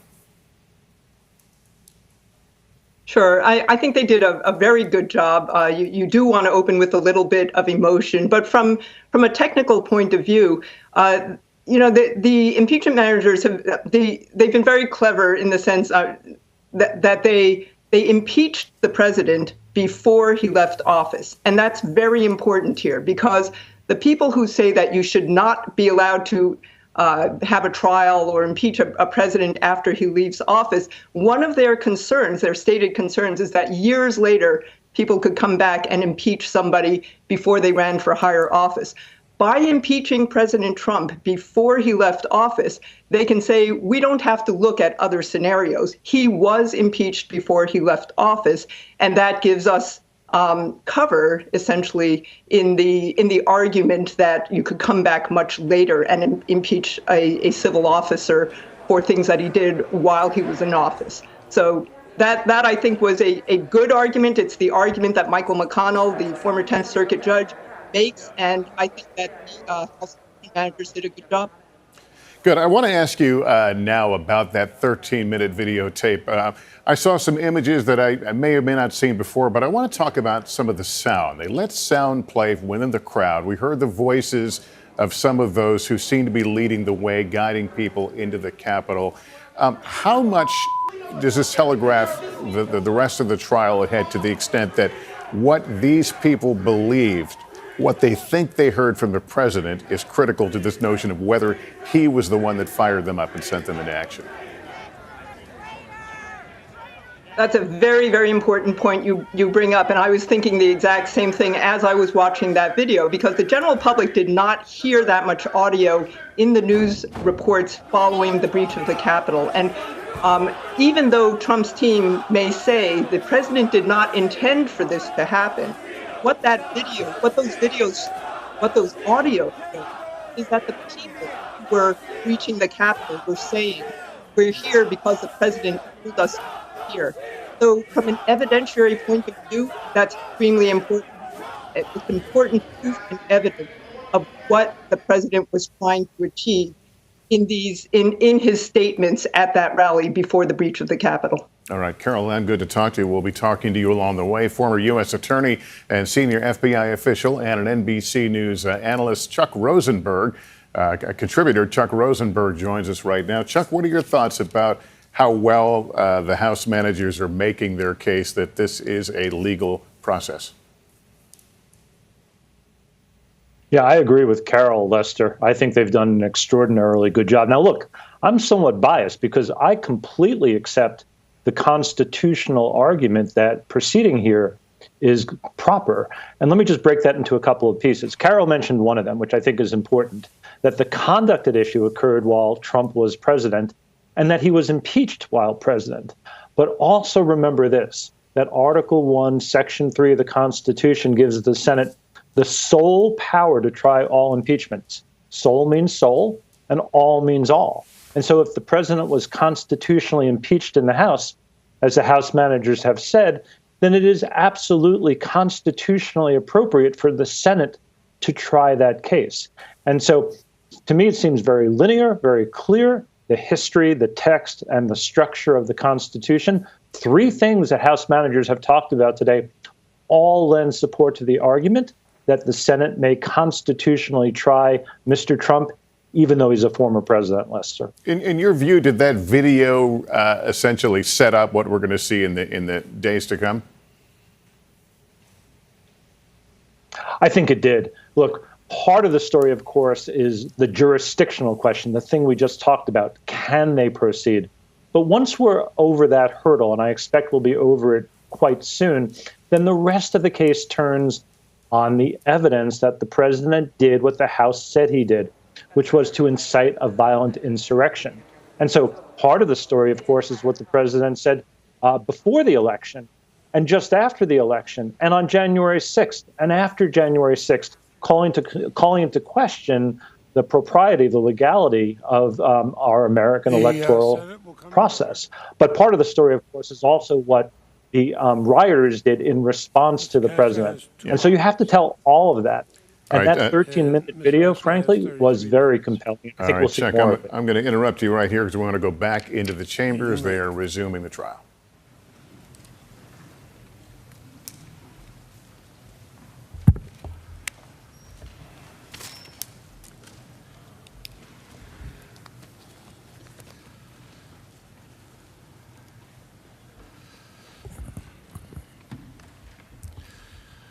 Mr. President and members of the United States Senate, thank you for taking the time to hear from me. My name is Bruce Castor. I am the lead counsel for the 45th President of the United States. I was an assistant DA for such a long time, I keep saying prosecutor, but I do understand the difference, Mr. Raskin. Before I begin, I want to comment on the outstanding presentation from our opponents and the emotion that certainly welled up in Congressman Raskin about his family being here during that terrible day. And you will not hear any member of the team representing former President Trump say anything but in the strongest possible way denounce the violence of the rioters and those that breached the Capitol, the very citadel of our democracy, literally the symbol that flashes on television whenever you're trying to explain that we're talking about the United States. Instant symbol. To have it attacked is repugnant in every sense of the word. The loss of life is horrific. I spent many long years prosecuting homicide cases, catching criminals that committed murders. I have quite an extensive experience in dealing with the aftermath of those things. Certainly, as a FOP member and a member of many police organizations myself, we mourn the loss of the Capitol police officer who I understand is laying not too far away from here. And you know, many of you in this room, over your careers before they reached this summit here in the Senate, would have had times where you represented your local communities as assistant district attorneys, assistant Commonwealth attorneys, assistant state attorneys. And you know this to be true, that when a horrific event occurred in your county or in your jurisdiction, if it was a state jurisdiction, you know that there was a terrible outcry, and the public immediately reacts with a desire that someone pay because something really bad happened. And that is a natural reaction of human beings. It's a natural reaction of human beings because we are generally a social people. We enjoy being around one another, even in D.C. We recognize that people all the world over, and especially Americans who share that special bond with one another, love the freedoms that this country gives us.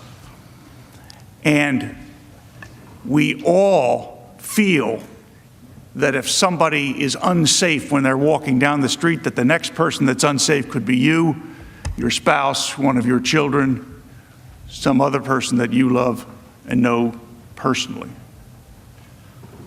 So you'll never hear anybody representing former President Trump say anything at all other than what happened on January 6th and the storming and breaching of the Capitol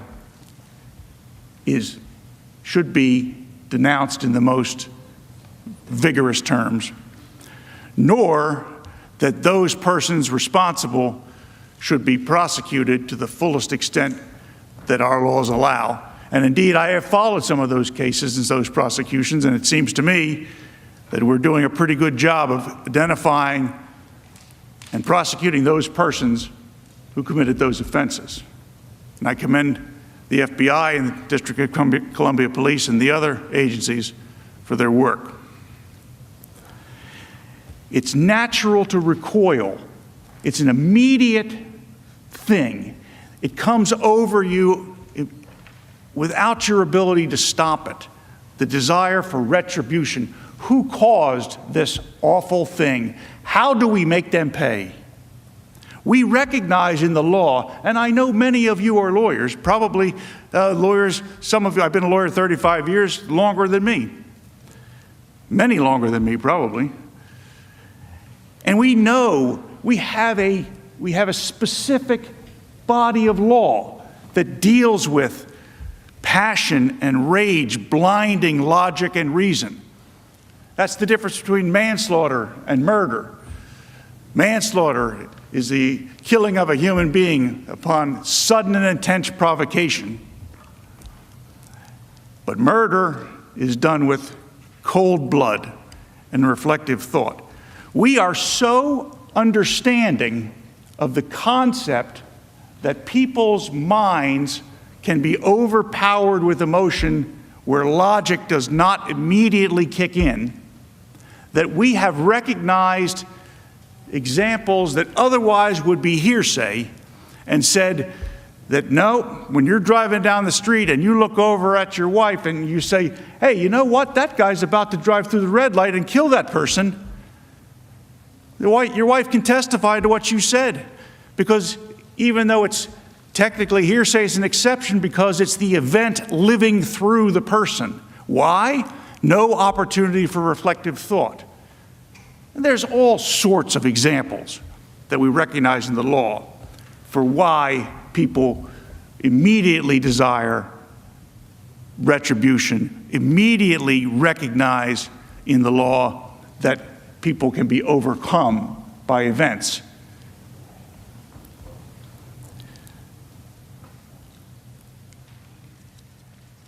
And you know, senators of the United States, they're not ordinary people. They're extraordinary people, in the technical sense, extraordinary people. When I was growing up in suburban Philadelphia, my parents were big fans of Senator Everett Dirksen from Illinois. And Senator Dirksen recorded a series of lectures that my parents had on a record. And we still know what records are, right? On the thing you put the needle down on and you play it. And here's little Bruce, 8, 9, 10 years old, listening to this back in the late 60s. And I would be listening to that voice. If you ever heard Everett Dirksen's voice, it's the most commanding, gravelly voice that just oozes belief and sincerity. Must have been a phenomenal United States Senator. He doesn't talk about ordinary people as we do in the law. We apply the ordinary person standard. He talks about extraordinary people. He talks about gallant men, was the name of the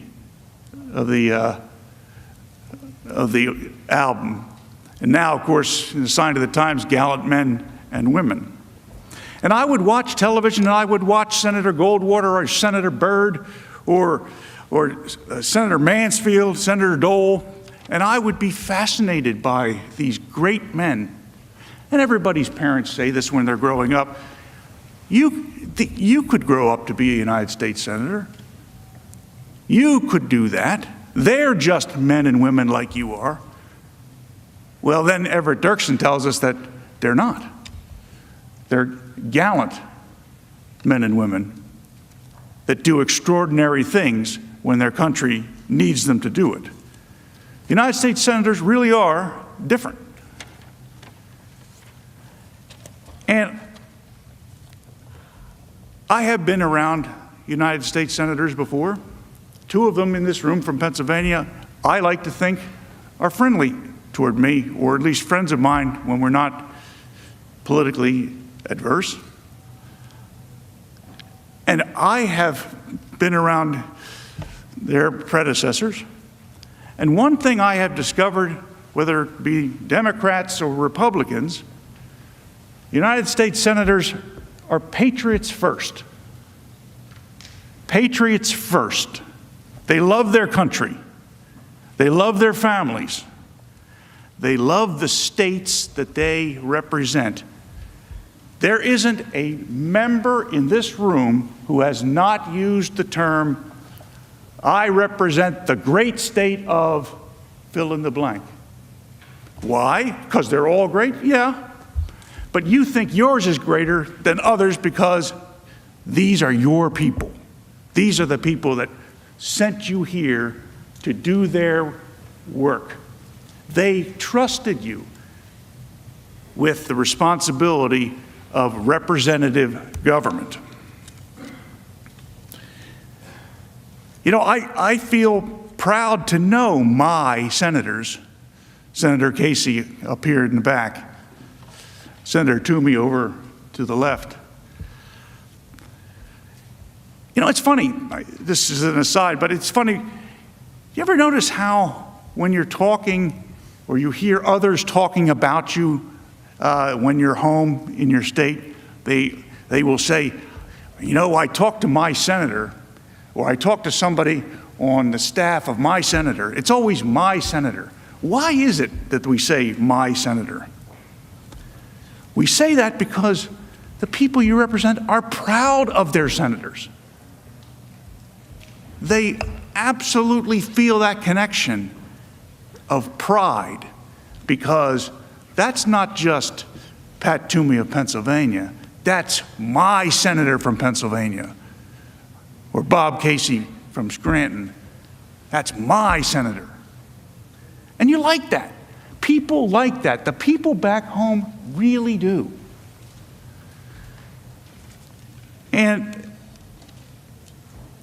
United States senators have a reputation, and it's deserved. They have a reputation for cool-headedness, being erudite. The men and women that we send from back home to D.C. to look after our interests. We feel a sense of ownership and a sense of pride in our senators. There's plenty of times I've been around in political gatherings where I hear, there's no way Senator Toomey's going to allow that. I don't mean to pick on you, Pat, but there's no way Senator Casey is going to allow that. Because we feel the pride and something bad is potentially in the wind. And we expect our United States senators not reacting to popular will and not reacting to popular emotions. We expect them to do what is right, notwithstanding what is immediately and expedient that the media tells us is the topic of the day.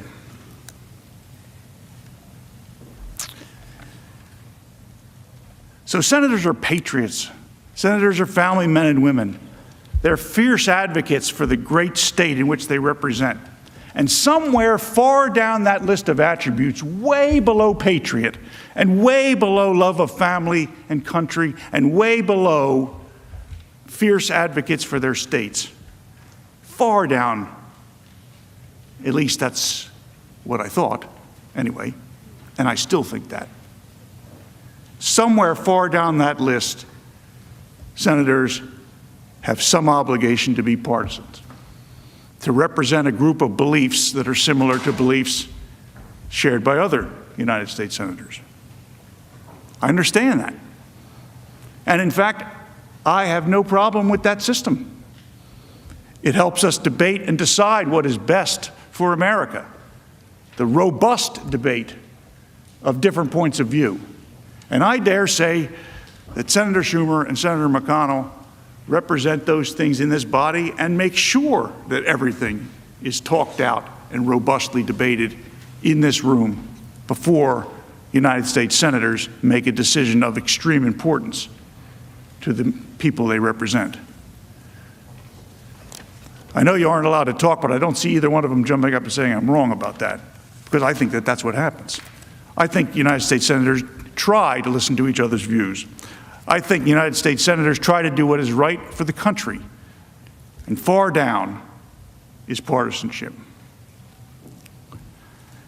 In our system of government, and if you read the Federalist Papers, we're very fortunate because the Federalist Papers were authored as an explanation for why it is the states, the original states, should adopt the Constitution. These were persuasive documents about why the Constitution is a good thing. Because if the individual state legislatures didn't adopt the Constitution, we would not have it.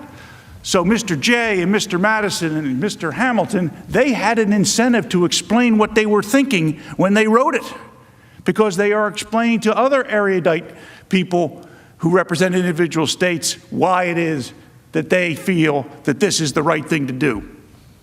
And in fact, as many of you well know, Madison had to promise that there would be a Bill of Rights immediately upon adoption, or we wouldn't have a Constitution. Even then, there was a horse trading going on in the legislative body of the United States. The other day, when I was down here in Washington, I came down earlier in the week to try to figure out how to find my way around. I worked in this building 40 years ago. I got lost then, and I still do.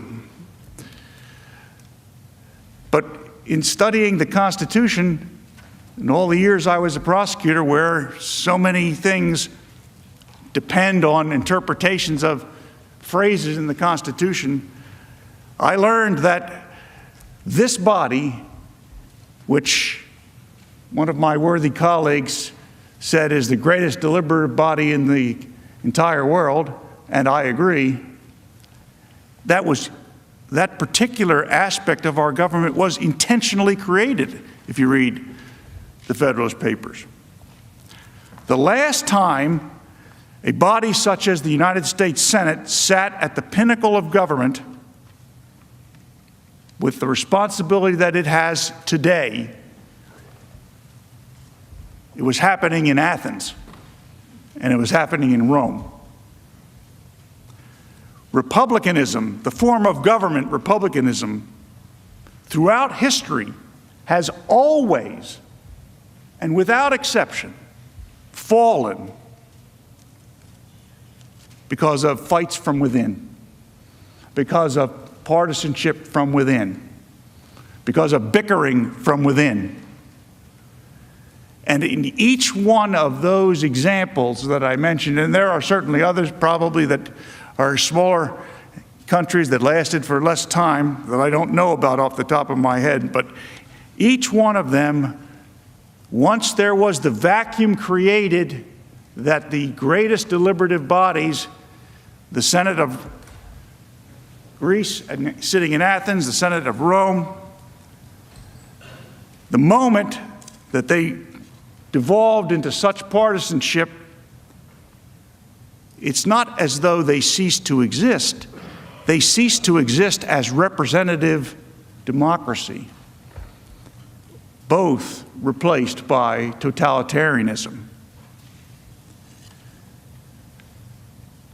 Paraphrasing the famous quote from Benjamin Franklin, who, as a Philadelphian, I feel as though I can do that because he's my founding father, too. He who would trade liberty for some temporary security deserves neither liberty nor security.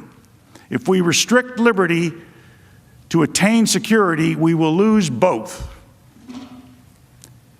And isn't the way we have enshrined in the Constitution the concepts of liberty that we think are critical, the very concepts of liberty that drove us to separate from Great Britain? And I can't believe these fellas are quoting what happened pre-revolution as though that's somehow of value to us. We left the British system. If we're really going to use pre-revolutionary history in Great Britain, then the precedent is we have a parliament and we have a king. Is that the precedent that we are headed for? Now, it's not an accident that the very first liberty, if you grant me that our liberties are enumerated in the Bill of Rights, it's not an accident that the very first liberty in the first article of the Bill of Rights is the First Amendment, which says Congress shall make no law abridging freedom of speech, etc. Congress shall make no law. The very first one, the most important one, the ability to have free and robust debate, free and robust political speech.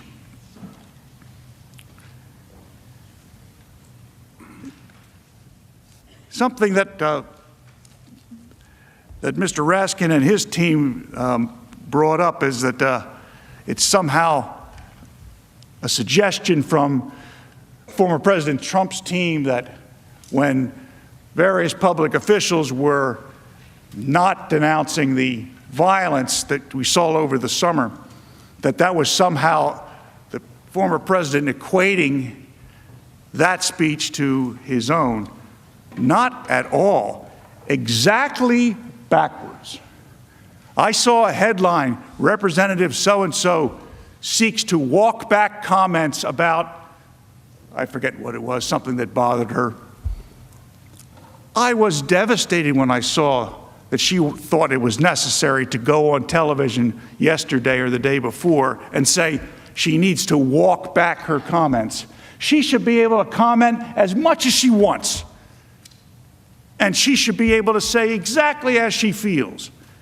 And if she feels that the supporters of then President Trump are not worthy of having their ideas considered, she should be permitted to say that. And anybody who agrees should be permitted to say they agree. That's what we broke away from Great Britain in order to be able to do. To be able to say what we thought in the most robust political debate. My colleague, Mike Vanderveen, is going to give you a recitation on the First Amendment law of the United States. I commend to your attention the analysis that he's going to give you. I don't expect, and I don't believe that the former president expects anybody to walk back any of the language. If that's how they feel about the way things transpired over the last couple of years in this country, they should be allowed to say that. And I will go to court and defend them if anything happens to them as a result. If the government takes action against that state representative or that U.S. representative who wants to walk back her comments, the government takes action against her, I have no problem going into court and defending her right to say those things, even though I don't agree with them.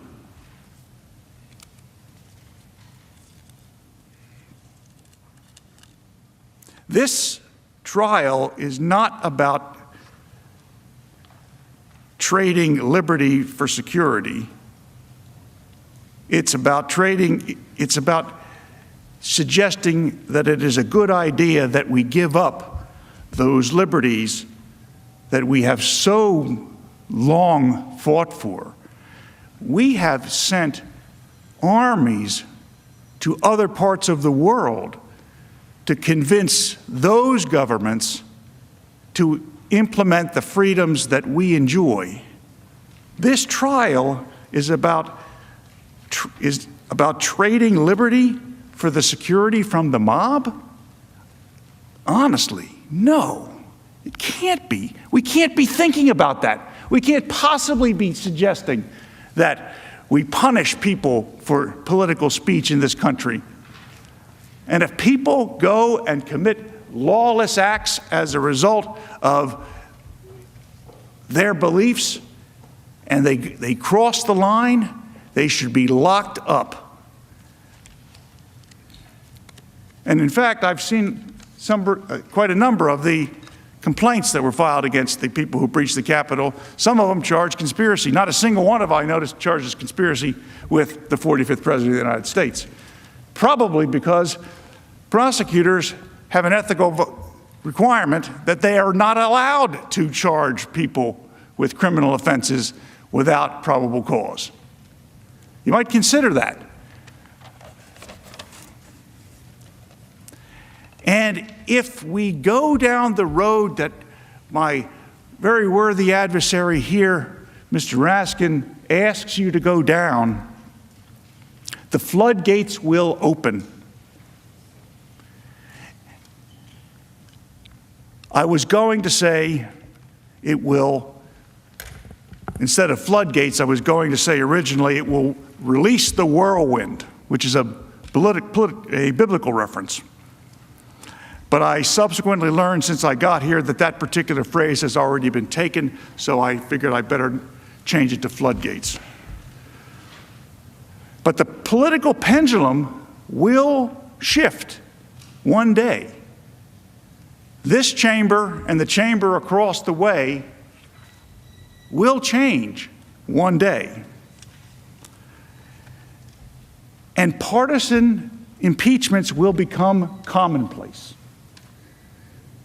You know, until the impeachment of Bill Clinton, no one alive had ever lived through a presidential impeachment. Not unless some of you are 150 years old. Not a single person alive had lived through a presidential impeachment. Now most of us have lived through 3 of them.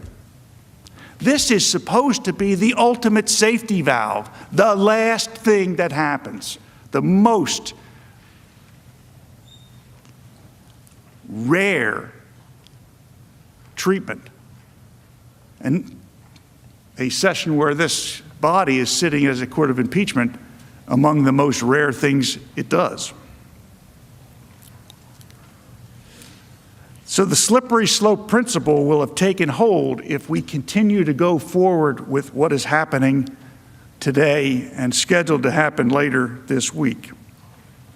And after we are long done here, and after there has been a shift in the political winds, and after there is a change in the makeup of the United States House of Representatives and maybe a change in the makeup of the United States Senate, the pressure from those folks back home, especially for members of the House, is going to be tremendous. Because remember, the founders recognized that the argument that I started with, that political pressure is driven by the need for immediate action because something under contemporary community standards really horrific happened, and the people represented by the members of the United States House of Representatives become incensed. And what do you do if a federal issue, if you're back in suburban Philadelphia and something happens that makes the people who live there incensed? You call your congressman, and your congressman, elected every 2 years with their pulse on the people of their district, 750,000 people, they respond. And boy, do they respond. The congressman calls you back, a staffer calls you back, you get all the information that they have on the issue. Sometimes you even get invited to submit language that would improve whatever the issue is. Well, when the pendulum swings, perhaps the next person that gets impeached and is sent here for you to consider is Eric Holder during Fast and Furious, the Attorney General of the United States, or any other person that the other party considers to be a political danger to them down the road because of their avowed abilities and being articulate and having a resume that shows that they're capable. I picked Eric simply because I think he has he's had a tremendous career, and he might be somebody that some Republicans somewhere might be worried about. So maybe the next person they go after is Eric Holder. And, you know, the Republicans might regain the House in 2 years. History does tend to suggest that the party out of power in the White House does well in the midterm elections. And certainly the 2020 elections, the House gained, the House majority narrowed, and there was a gain of Republicans. So the members of the House, they have to worry about these consequences, because if they don't react to whatever the problem of the day is, somebody in that jurisdiction there, somebody is going to say, if you make me the congressman, I'll react to that. And that means that the sitting member has to worry about it because their terms are short. And it's not just members of the House of Representatives with their short terms. I saw on television the last couple of days the honorable gentleman from Nebraska, Mr. Sasse. I saw that he faced backlash back home because of a vote he made some weeks ago. That a political party was complaining about a decision he made as a United States Senator. You know, it's interesting because I don't want to steal the thunder from the other lawyers, but Nebraska, you're going to hear, is quite a judicial thinking place. And just maybe Senator Sasse is on to something. And you'll hear about what it is that the Nebraska courts have to say about the issue that you all are deciding this week. There seem to be some pretty smart jurists in Nebraska, and I can't believe a United States Senator doesn't know that.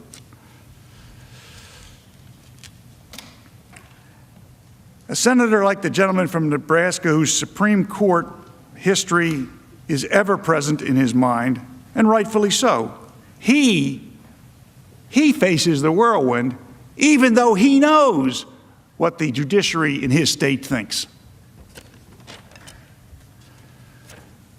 People back home will demand their House members continue the cycle as political fortunes rise and fall. The only entity that stands between the bitter infighting that led to the downfall of the Greek Republic and the Roman Republic and the American Republic is the Senate of the United States. Shall the business of the Senate, and thus the nation, come to a halt, not just for the current weeks while a new president is trying to fill out his administration, but shall the business of the Senate and the nation come to a halt because impeachment becomes the rule rather than the rare exception. I know you can see this as a possibility because not a single one of you ever thought you would be doing a second impeachment inside of 13 months.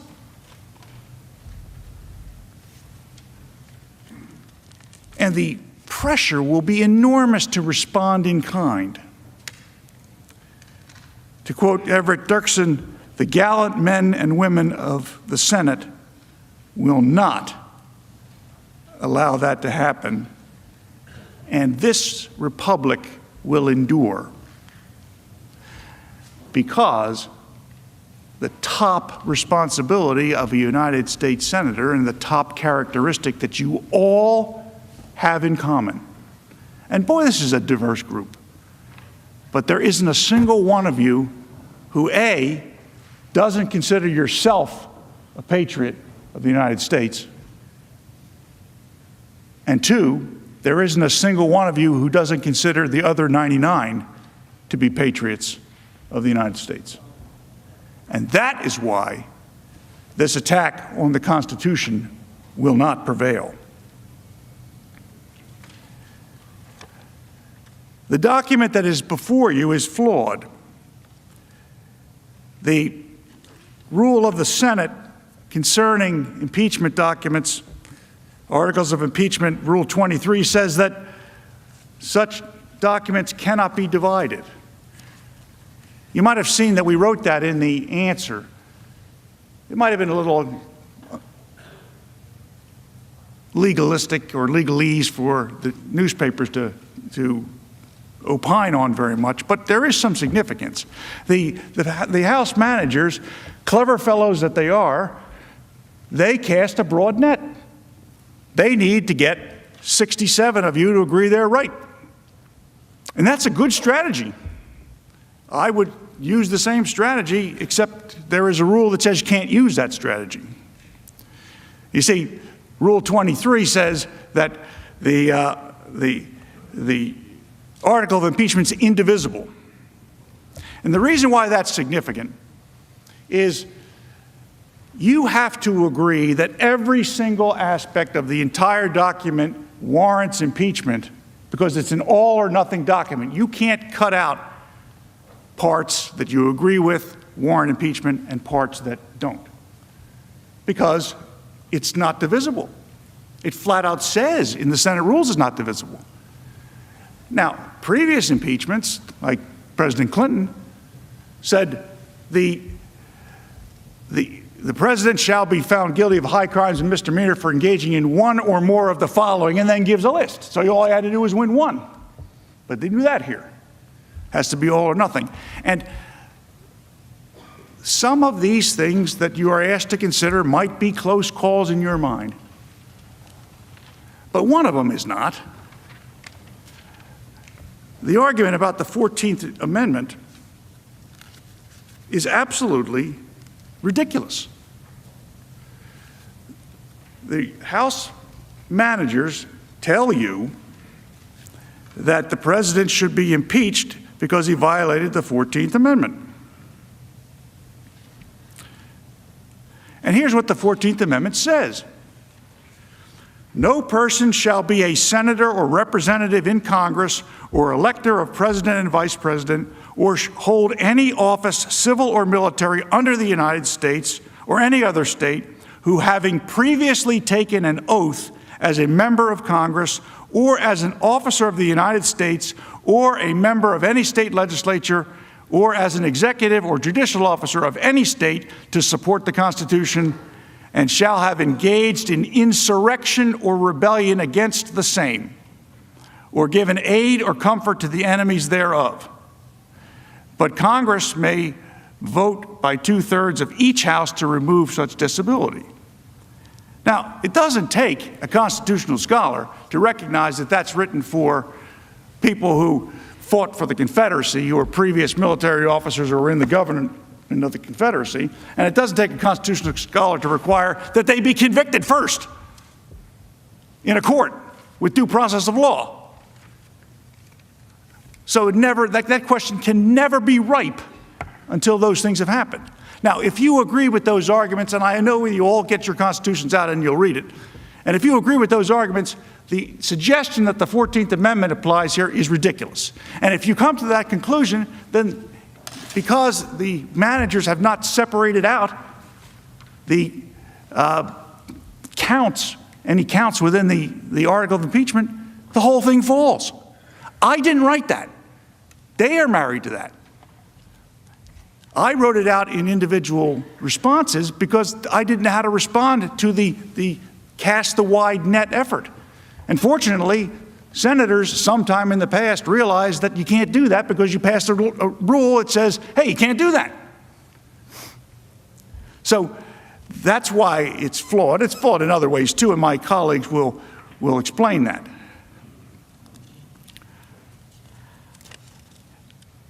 I was struck.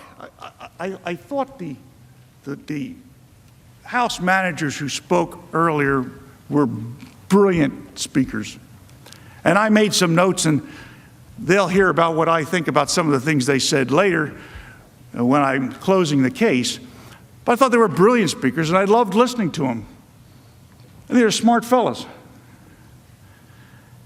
But why are the House managers afraid, and why is the majority of the House of Representatives afraid of the American people? I mean, let's understand why we are really here. We are really here because the majority in the House of Representatives does not want to face Donald Trump as a political rival in the future. That's the real reason we're here. And that's why they have to get over the jurisdictional hurdle, which they can't get over. But that's why they have to get over that in order to get to the part of the Constitution that allows removal. So that's nobody says it that plainly, but unfortunately I have a way of speaking that way. And the reason that I am having trouble with the argument is the American people just spoke, and they just changed administrations. So in the light most favorable to my colleagues on the other side of the aisle here, their system works. The people are smart enough, in the light most favorable to them, they're smart enough to pick a new administration if they don't like the old one. And they just did. And he's down there Pennsylvania Avenue now, probably wondering, how come none of my stuff is happening up at the Capitol?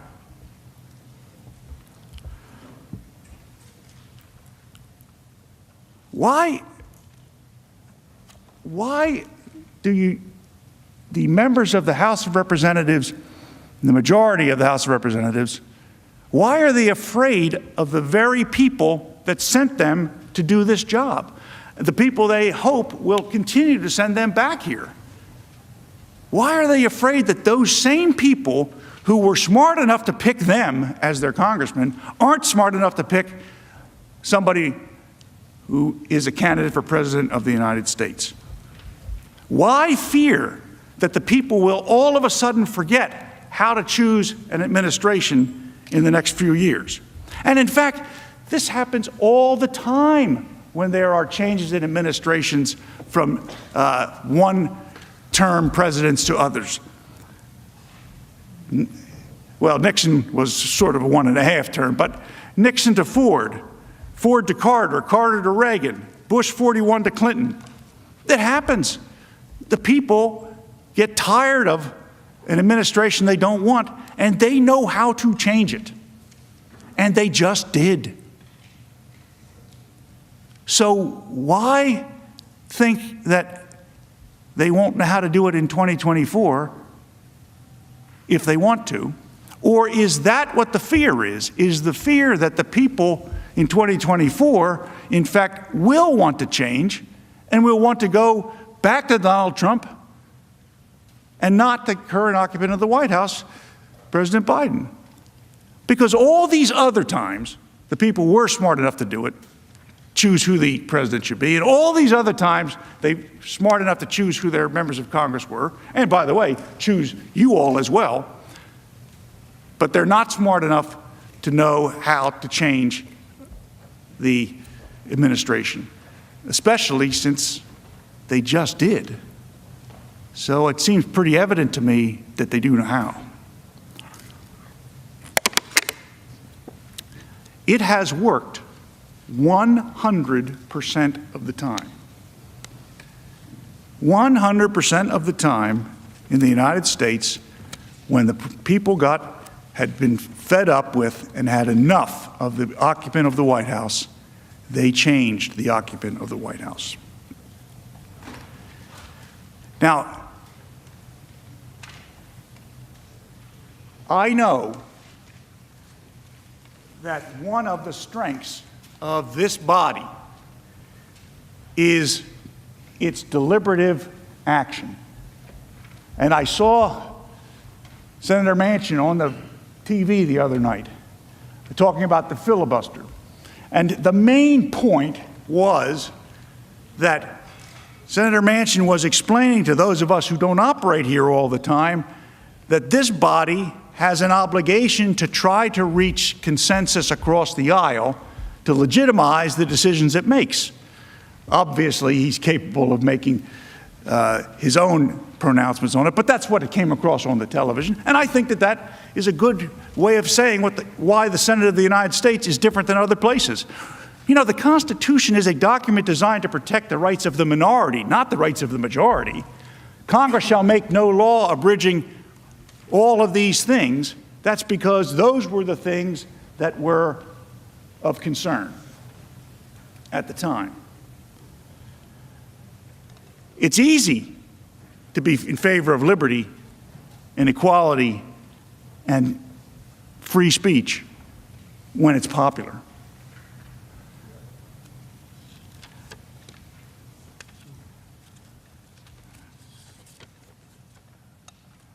I think that I want to give my colleague, Mr. Sean, an opportunity to explain to all of us the legal analysis on jurisdiction. I'll be quite frank with you. We changed what we were going to do on account that we thought that the House manager's presentation was well done. And I wanted you to know that we have responses to those things. I thought that what the first part of the case was, which was the equivalent of a motion to dismiss, was going to be about jurisdiction alone. And one of the fellows who spoke for the House managers, who's a former criminal defense attorney, seemed to suggest that there's something nefarious that we were discussing jurisdiction and trying to get the case dismissed. But this is where it happens in the case, because jurisdiction is the first thing that has to be found. We have counter arguments to everything that they raised, and you will hear them later on in the case from Mr. Van der Veen and from myself. But on the issue of jurisdiction, the scholarly issue of jurisdiction, I'll leave you with this before I invite David to come up and give you the erudite explanation. Some of this was shown on the screen, but Article 1, Section 3 says, judgments in cases of impeachment shall not extend further than to removal from office and disqualification to hold any office of honor, trust, profit under the United States, but the party convicted shall nevertheless be liable and subject to indictment, trial, judgment, and punishment according to law. So this idea of a January amnesty is nonsense. If my colleagues on this side of the chamber actually think that President Trump committed a criminal offense, and let's understand, a high crime is a felony and a misdemeanor is a misdemeanor. The words haven't changed that much over the time. After he's out of office, you go and arrest him. So there is no opportunity where the President of the United States can run rampant in January, at the end of his term, and just go away scot-free. the Department of Justice does know what to do with such people. And so far, I haven't seen any activity in that direction. And not only that, the people who stormed this building and breached it were not accused of conspiring with the president. But the section I read, judgment, in other words, the bad thing that can happen, the judgment, in cases of impeachment, i.e. what we are doing, shall not extend further than removal from office. What is so hard about that? Which of those words are unclear? Shall not extend further than removal from office. President Trump no longer is in office. The object of the Constitution has been achieved. He was removed by the voters. Mr. Schoen, are you ready? Now that I've taken all of his time,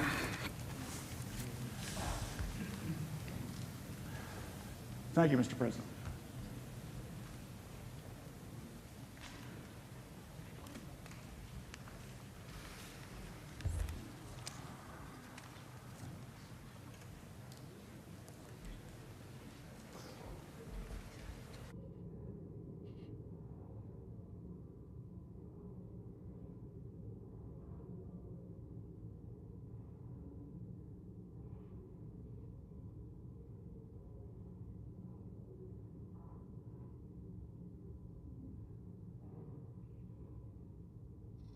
President, leaders,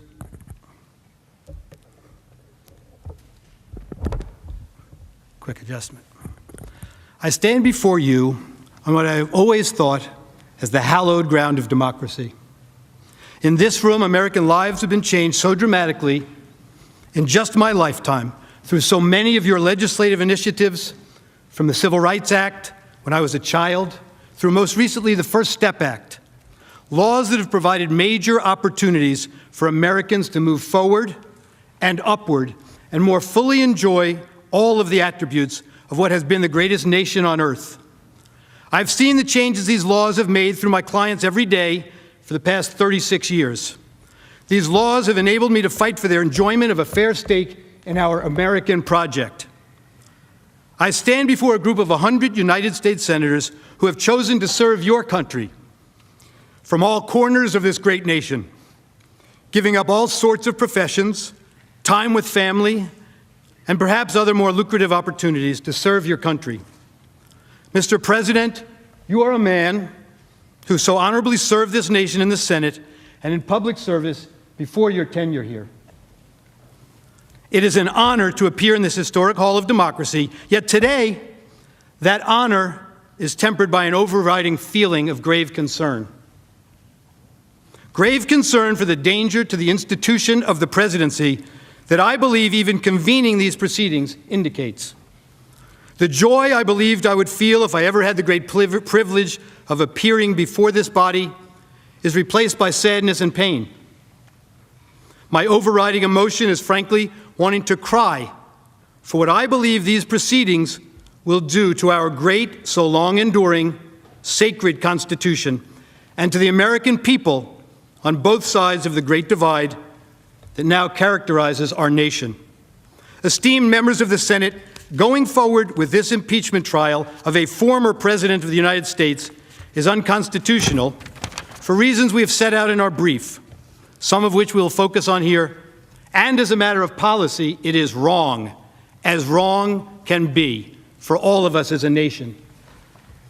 We are told by those who favor having these proceedings that we have to do it for accountability.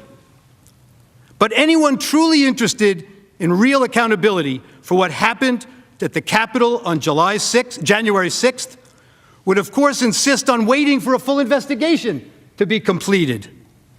Indeed, one is underway in earnest already, intent on getting to the bottom of what happened. Anyone interested in ensuring that it's truly the one or ones responsible from whom accountability is sought would more than willingly wait for the actual evidence, especially with new evidence coming in every day about pre-planning, about those who were involved, and about their agenda bearing no relationship to the claims made here. They say you need this trial before the nation can heal, that the nation cannot heal without it. I say our nation cannot possibly heal with it. With this trial, you will open up new and bigger wounds across the nation, for a great many Americans see this process for exactly what it is: a chance by a group of partisan politicians seeking to eliminate Donald Trump from the American political scene and seeking to disenfranchise 74 million plus American voters and those who dare to share their political beliefs and vision of America. They hated the results of the 2016 election and want to use this impeachment process to further their political agenda. These elitists have mocked them for 4 years. They've called their fellow Americans who believe in their country and their Constitution deplorables. And the latest talk is that they need to deprogram those who supported Donald Trump and the grand old party. But at the end of the day, this is not just about Donald Trump or any individual. This is about our Constitution and abusing the impeachment power for political gain.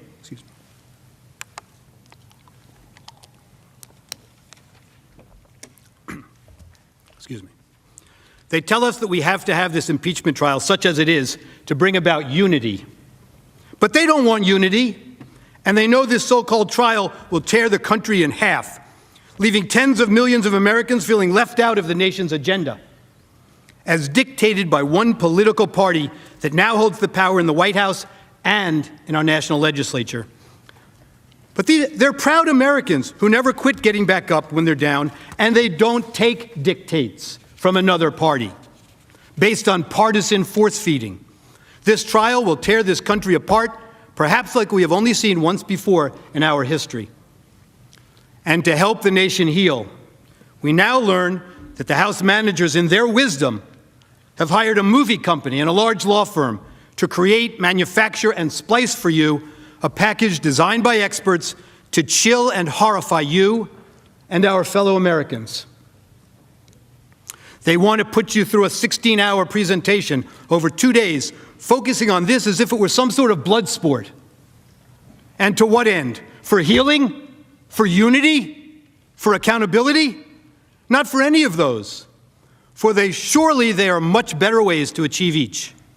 It is again for pure, raw, misguided partisanship that makes them believe playing to our worst instincts somehow is good. They don't need to show you movies to show you that the riot happened here. We will stipulate that it happened, and you know all about it. This is a process fueled irresponsibly by base hatred by these House managers and those who gave them their charge, and they are willing to sacrifice our national character to advance their hatred and their fear that one day they might not be the party in power. They have a very different view of democracy and freedom from Justice Jackson, who once wrote, "But freedom to differ is not limited to things that do not matter much. That would be a mere shadow of freedom.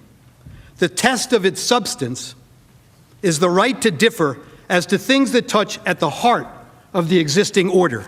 They have a very different view of democracy and freedom. This is nothing less than the political weaponization of the impeachment process. Pure, raw sport, fueled by the misguided idea of party over country, when in fact both will surely suffer. I can promise you that if these proceedings go forward, everyone will look bad. You will see and hear many members of our Congress saying and doing things they must surely regret.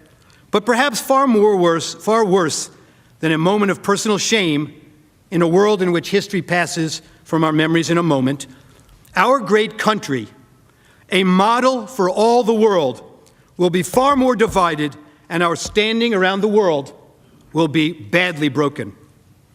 Our arch enemies who pray each and every day for our downfall will watch with glee, glowing in the moment as they see you at your worst and our country in internal divide. Let's be perfectly clear. If you vote to proceed with this impeachment trial, future senators will recognize that you bought into a radical constitutional theory that departs clearly from the language of the Constitution itself and holds, and this is in their brief, that any civil officer who ever dares to want to serve his or her country must know that they will be subject to impeachment long after their service in office has ended, subject only to the political and cultural landscape of the day that is in operation at any future time. This is exactly the position taken by the House managers at page 65 of their brief. Unprecedented, radical position. They unabashedly say so. Imagine the potential consequences for civil officers you know and who you believed served so honorably, but who in the view of a future Congress might one day be deemed to be impeachment worthy. Imagine it now, because your imagination is the only limitation. The House managers tell you a correct reading of the impeachment power under the Constitution is that it has no temporal limit and can reach back in time without limitation to target anyone who dared to serve our nation as a civil officer. Now add that to their demand that you members put your imprimatur on the snap impeachment they returned in this case, and can do again in the future if you endorse it by going forward with this impeachment trial. This is an untenable combination that literally puts the institution of the presidency directly at risk, nothing less. And it does much more. Under their unsupportable constitutional theory and tortured reading of the text, every civil officer who has served is at risk of impeachment if any given group elected to the House decides that what was thought to be important service to the country when they served now deserves to be canceled. They've made clear in public statements that what they really want to accomplish here in the name of the Constitution is to bar Donald Trump from ever running for political office again. But this is an affront to the Constitution, no matter who they target today. It means nothing less than the denial of the right to vote and the independent right for a candidate to run for elective political office, guaranteed by the First and 14th Amendments to the United States Constitution, under the guise of impeachment as a tool to disenfranchise. Perhaps my friend put the situation simply and sharply into focus last week on his radio show.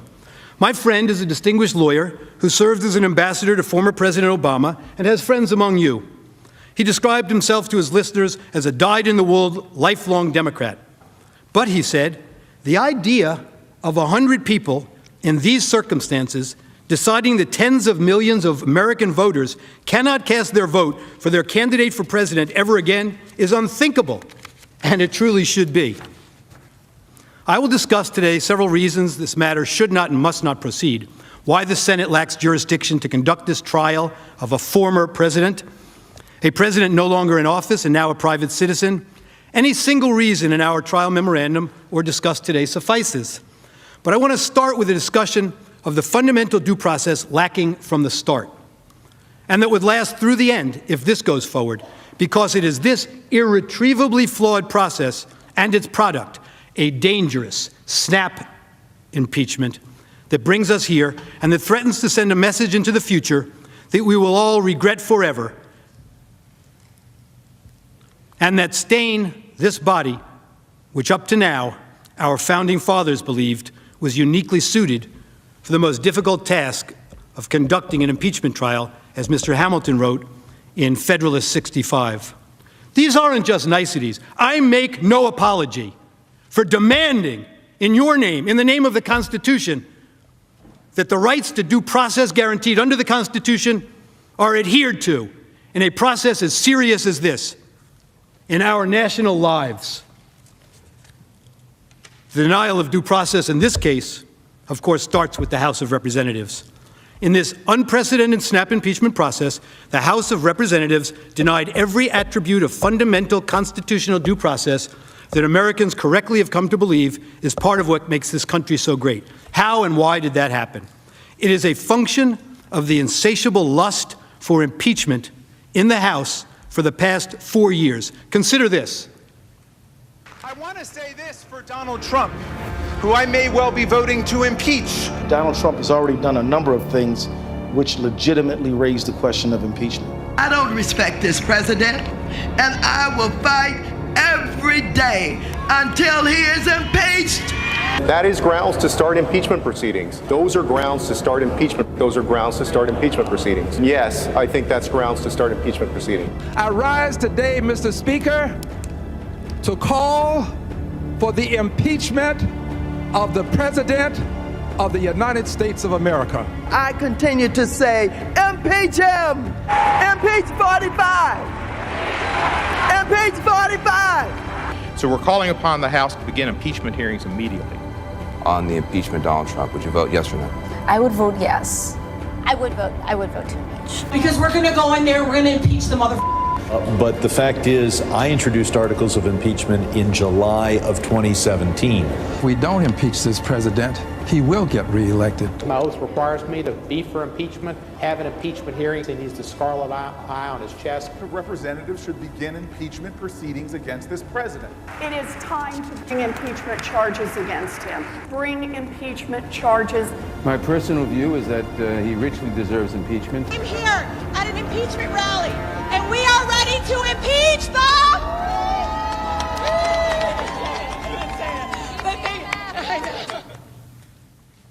The relevant timeline in the House reveals the rush to judgment. On the day following the January 6th riot, the House leadership cynically sensed a political opportunity to score points against the outgoing then-President Trump, and the Speaker demanded that Vice President Pence invoke the 25th Amendment, threatening immediate impeachment for the President if Mr. Pence did not comply with this extraordinary and extraordinarily wrong demand. 4 days later, on January 11th, 2021, the instant article of impeachment was introduced in the House. Speaker Pelosi then gave the Vice President another ultimatum, threatening to begin impeachment proceedings within 24 hours if he did not comply. Vice President Pence rejected Speaker Pelosi's demand, favoring instead adherence to the Constitution and the best interests of the nation over a politically motivated threat. On January 12th, Speaker Pelosi announced who the 9 impeachment managers would be. And on January 13th, 2021, just days after holding a press conference to announce the launching of an inquiry, the House adopted the article of impeachment, completing the fastest impeachment inquiry in history and according President Trump no due process at all, over strong opposition based in large part on the complete lack of due process. To say there was a rush to judgment by the House would be a grave understatement. It is not as if the House members who voted to impeach were not mightily warned about the dangers to the institution of the presidency and about our system and to our system of due process. They were warned in the strongest of terms from within their own ranks, adamantly, clearly, and in no uncertain terms, not to take this dangerous snap impeachment course. Those warnings were framed in the context of the constitutional due process that was denied here. Consider the warnings given by one member during the House proceedings, pleading with the other members to accord this decision the due process the Constitution demands. This is Representative Cole of Oklahoma. With only 1 week to go in his term, the majority is asking us to consider a resolution impeaching President Trump. And they do so knowing full well that even if the House passes the resolution, the Senate will not be able to begin considering these charges until after President Trump's term ends. I can think of no action the House can take that is more likely to further divide the American people than the action we are contemplating today. Emotions are clearly running high, and political divisions have never been more apparent in my lifetime, Representative Cole said. Mr. Cole's words on the floor, emphasizing the care that must be taken with respect to the consideration of an article of impeachment, echoed the concerns by our founding fathers on this subject. Listen to this from Mr. Hamilton in Federalist number 65. Quote, "A well-constituted court for the trial of impeachments is an object not more to be desired than difficult to be obtained in a government wholly elective. The prosecution of them, for this reason, will seldom fail to agitate the passions of the whole community and to divide into parties more or less friendly or inimical to the accused. In many cases, it will connect itself with pre-existing factions and will enlist all their animosities, partialities, influence, and interest on one side or on the other. In such cases, there will always be the greatest danger that the decision will be regulated more by the comparative strength of parties than by the real demonstrations of innocence or guilt. Prescient thinking by Mr. Hamilton, as we see often. And what I say to you is a proof of the need for due process based on the critically serious nature of the singular role the impeachment process has in our government. Mr. Hamilton characterized the consideration of an impeachment in these terms: the delicacy and magnitude of a trust which so deeply concerns the political reputation and existence of every man engaged in the administration of public affairs speak for themselves. This, too, in Federalist 65. Now back to the House and the warnings against this rush judgment in this case. Mr. Cole of Oklahoma again. In the name of healing, a path forward, he said, our people so desperately need, he warned that, quote, the House is moving forward erratically with a truncated process that does not comport with the modern practice and that will give members no time to contemplate the serious nature of action before us. Mr. Cole emphasized to his colleagues that such care must be taken with the consideration of an article of impeachment, quote, in order to ensure that the American people have confidence in the procedures the House is following, and because the presidency itself demands due process in the impeachment proceedings. Congressman Cole continued, unfortunately, this is a quote, the majority has chosen to race to the floor with a new article of impeachment, foregoing any investigation, any committee process, or any chance for members to fully contemplate this course of action before proceeding. Mr. Cole complained that the majority is failing to provide the House with an opportunity to review all the facts which are still coming to light, to discuss all the evidence, to listen to scholars, to examine the witnesses, and to consider precedents. He noted further, this is not the type of robust process we have followed for every modern impeachment, and the failure to do so does a great disservice to this institution and to this country, Mr. Cole said. Mr. Cole complained right on the House floor that rather than following the appropriate processes, he said the House has used in every modern impeachment, the majority is rushing to the floor, tripping all over themselves in their rush to impeach the president a second time. And in Mr. Cole's words, it was doing so to, quote, settle scores. And he warned that this snap impeachment approach would cause great division as the country looks ahead to the start of a new administration. He said to them, in a matter as grave and consequential as impeachment, shouldn't we follow the same process we've used in every modern impeachment rather than rushing to the floor? And he implored them, on behalf of generations of Americans to come, we need to think more clearly about the consequences of our action today. And Mr. Cole then reached across the aisle and credited a member of this body, Senator Manchin, with having voiced similar sentiments about how ill-advised this rushed process was, suggesting that the underlying events were a matter for the judicial system to investigate, not one for a rushed political process. Finally, Mr. Cole admonished his fellow House members, telling them, we need to recognize that we are following a flawed process. The alarm Mr. Cole sounded went unheeded. Now let us consider the process in the House that actually was due. The House managers assert in the memorandum that the House serves as a grand jury and prosecutor under the Constitution. They told you that again today. If this is accurate, then they highlight the complete failure to adhere to due process. One should not diminish the significance of impeachment's legal aspects, particularly as they relate to the formalities of the criminal justice process. It is a hybrid of the political and legal, a political process moderated by legal formalities. This is a quote, Richard Broughton. The Fifth Amendment to the United States Constitution provides, in relevant part, that no person shall be deprived of life, liberty, or property without due process of law. The Supreme Court long ago recognized in Matthews versus Eldridge that at its core, due process is about what we all want, what we all have the right to demand, fundamental fairness. One scholar, Brian Owsley, has written that the impeachment process should and does include some of the basic safeguards for the accused that are observed in a criminal process, such as fairness, due process, presumption of innocence, and proportionality, basic American values. And of course, we know that the Supreme Court has recognized that due process protection attend congressional investigations. While Congress is empowered to make its own rules of proceeding, it may not make rules that ignore constitutional restraints or violate fundamental rights.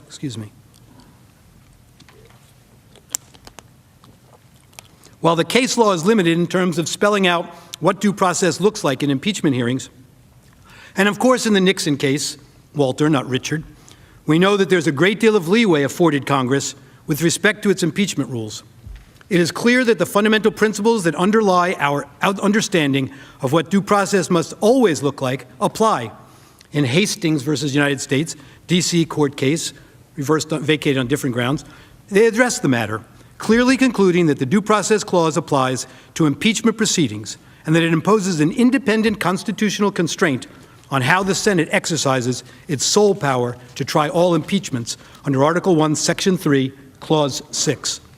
Court wrote in Hastings, impeachment is an extraordinary remedy.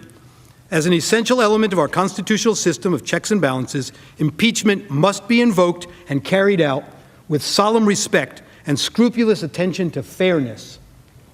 Fairness and due process must be the watchword whenever a branch of the United States government conducts a trial, whether it be in a criminal case, a civil case, or a case of impeachment. A 1974 Department of Justice memo suggested the same view, opining that, quote, whether or not capable of judicial enforcement, due process standards would seem to be relevant to the manner of conducting an impeachment proceeding.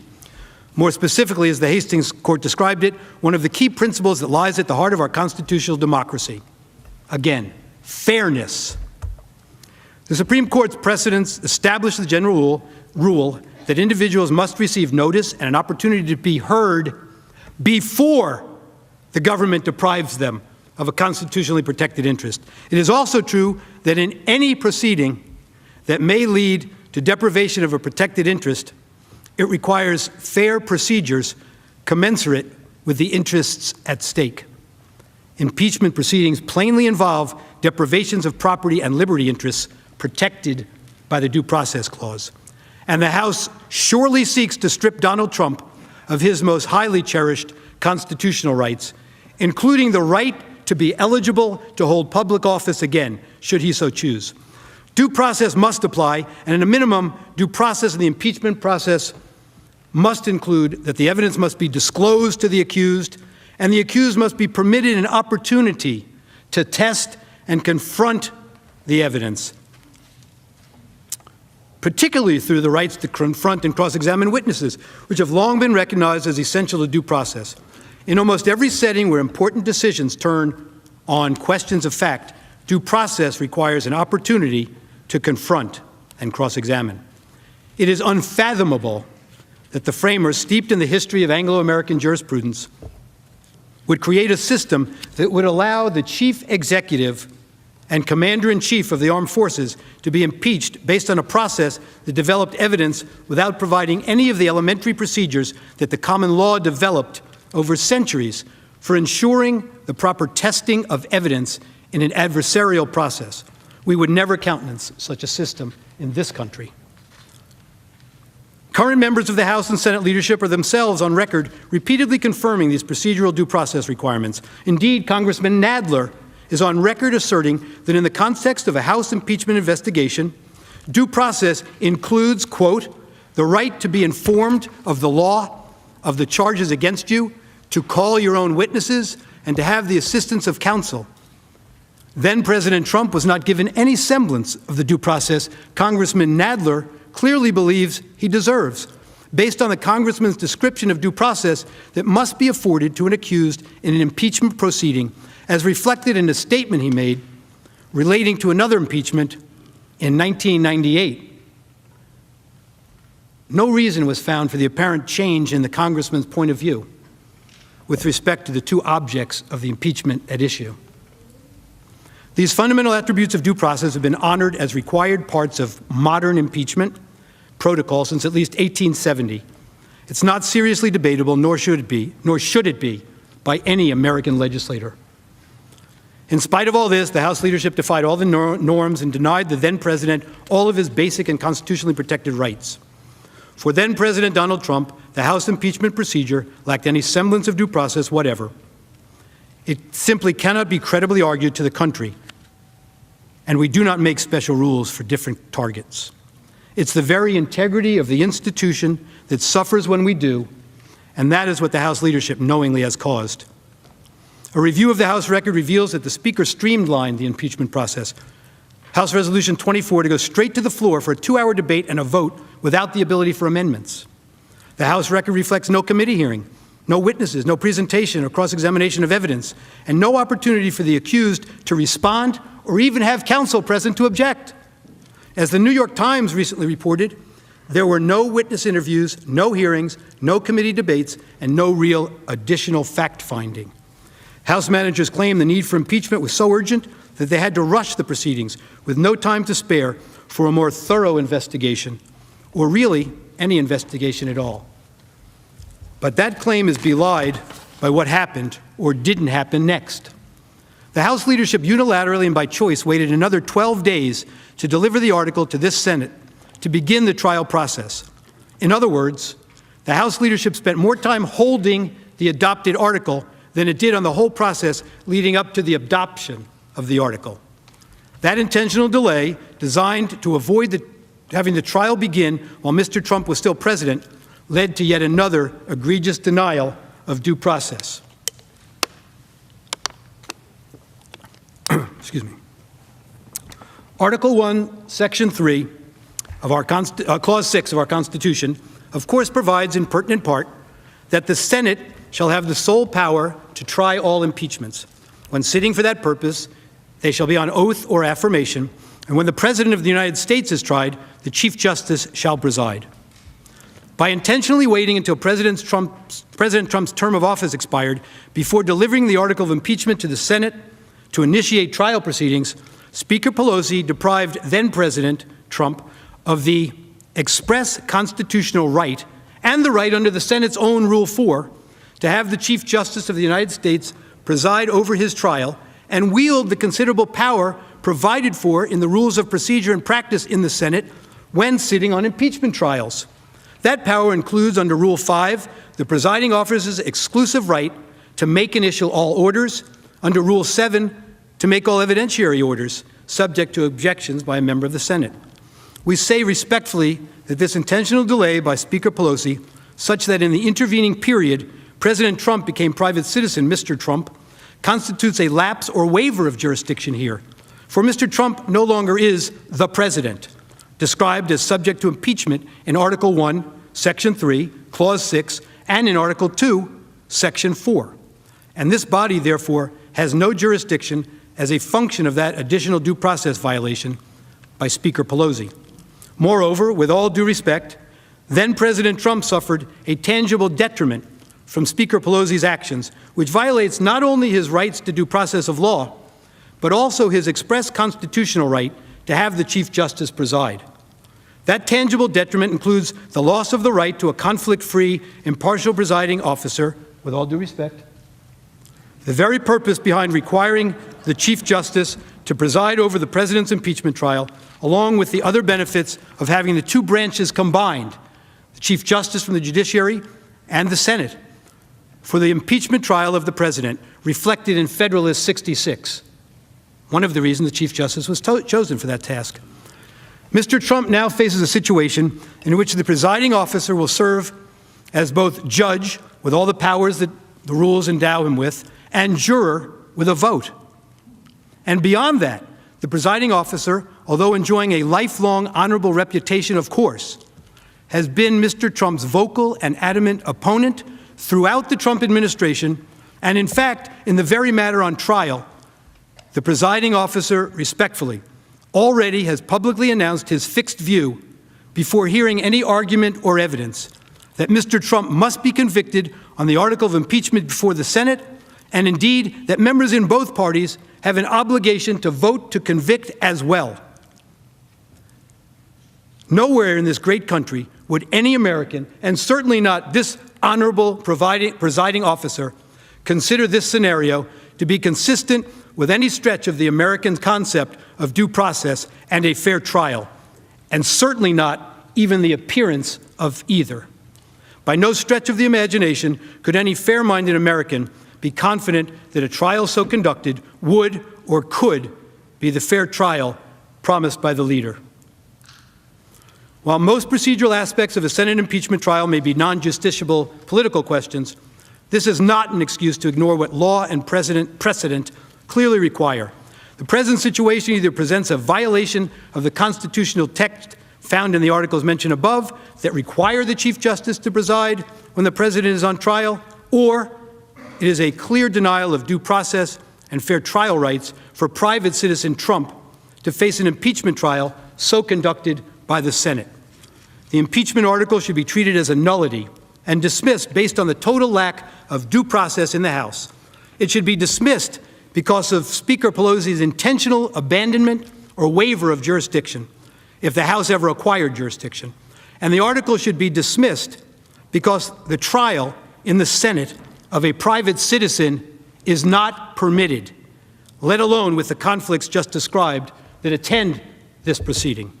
Finally, on the subject of due process in this matter, I say the following.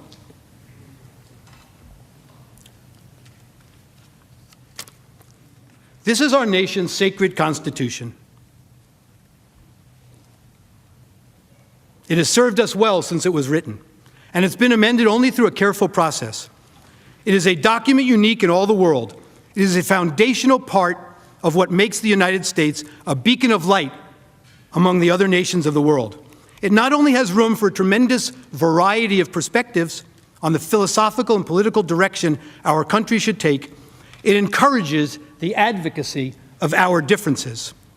But we have long held that fundamental to its health and well-being, and therefore to ours as a nation, is its insistence on due process for every citizen.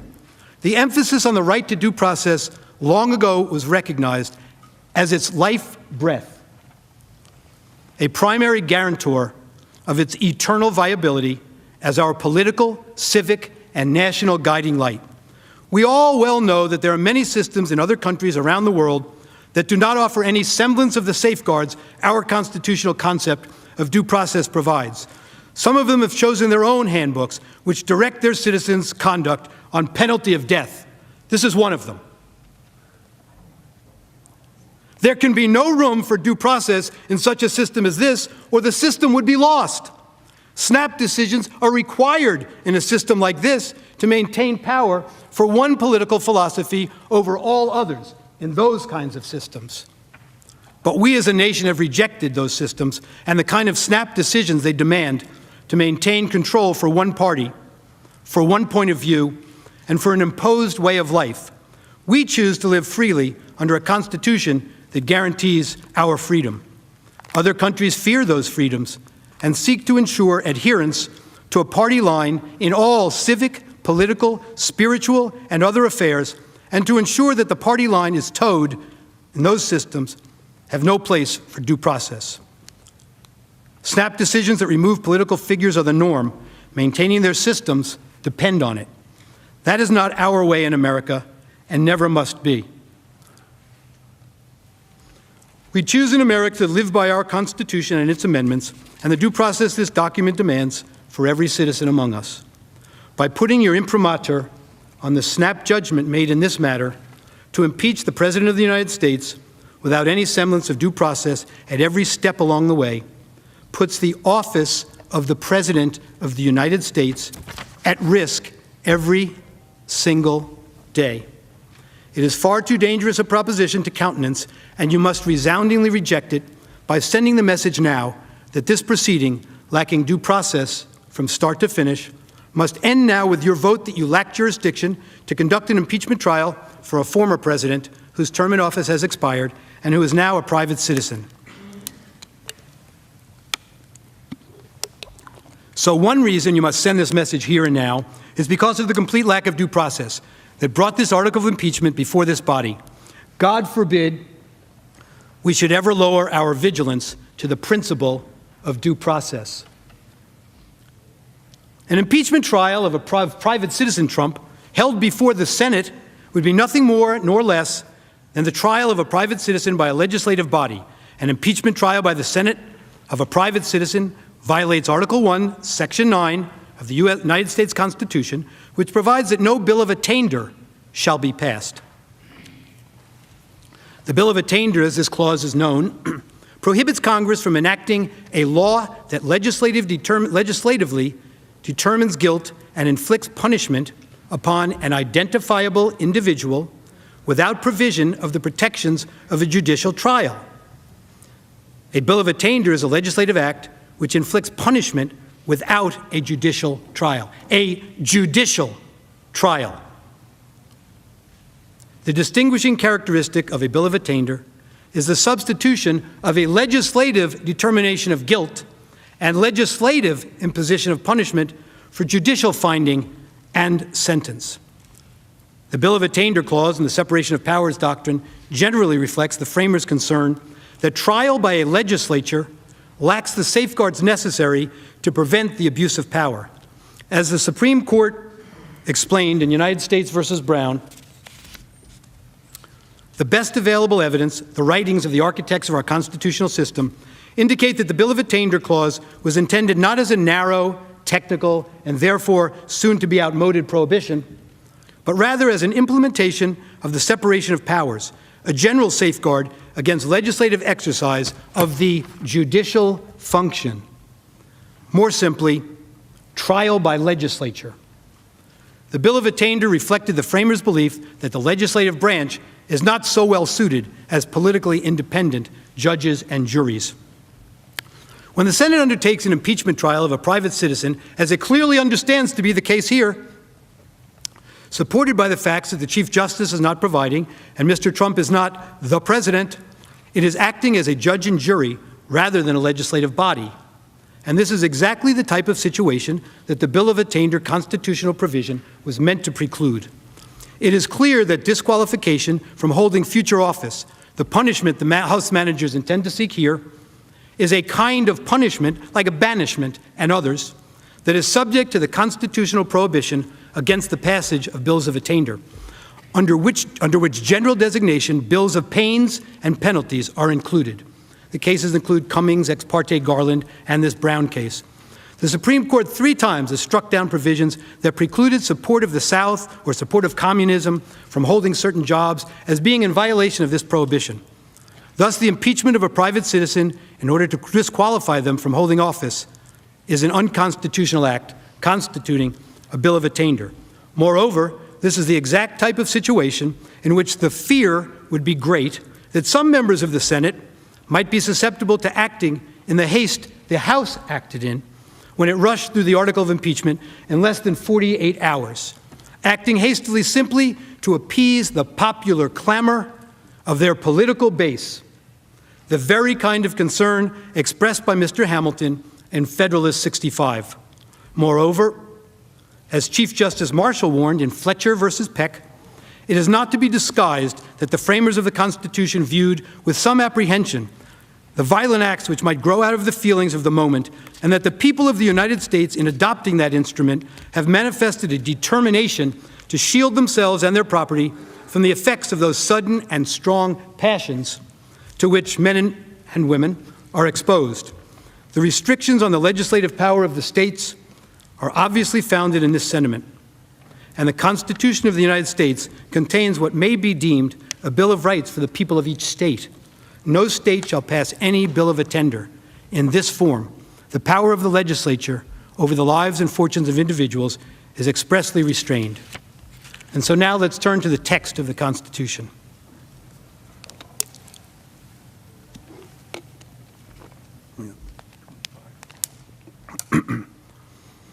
Turning to the text of the Constitution is, for many, of course, the most appropriate and the most important starting place for trying to answer a Constitution-based question. There are several passages of the United States Constitution that relate to the federal impeachment process. Let's turn to a reading of the text now. A true textual analysis, as the name implies, always begins with the words of the text and only resorts to legislative history, or history itself, if the meaning of the text is not plain.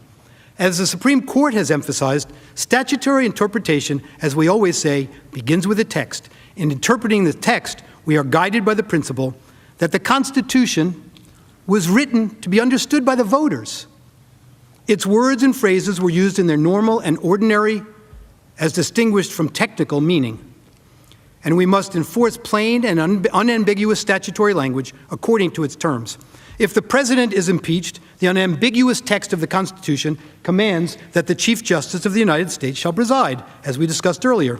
Again, the Chief Justice is disinterested and nonpartisan. His presence brings dignity and solemnity to such a proceeding. In this case, the Chief Justice clearly is not presiding, and the conflict of interest wouldn't necessarily just arise as a substitute for the Vice President. It's the appearance of a conflict of interest and the prejudgment that we've discussed. In this case, as we say, the Chief Justice clearly is not presiding. The Senate President pro temp is presiding. It appears that in the leader's view, undoubtedly joined by other senators, this is permitted by the Constitution because the subject of the trial is a non-president. As such, it is conceded, as it must be, that for constitutional purposes of the trial, the accused is a non-president. The role of the Senate, though, is to decide whether or not to convict and thereby trigger the application of Article 2, Section 4, the President, Vice President, and all civil officers of the United States shall be removed from office on impeachment for, conviction of, treason, bribery, or other high crimes and misdemeanors. From which office shall a non-president be removed if convicted? A non-president doesn't hold an office, therefore cannot be impeached under this clause, which provides for the removal from office of the person under the impeachment attack. The House managers contend that the fact that the Chief Justice is not providing does not impact the constitutional validity of this trial. Notably, they devote only a single paragraph of their trial memorandum to development so significant that it prompted multiple senators to declare the entire proceeding suspect, with one going so far as to say that it crystallized the unconstitutional nature of this proceeding.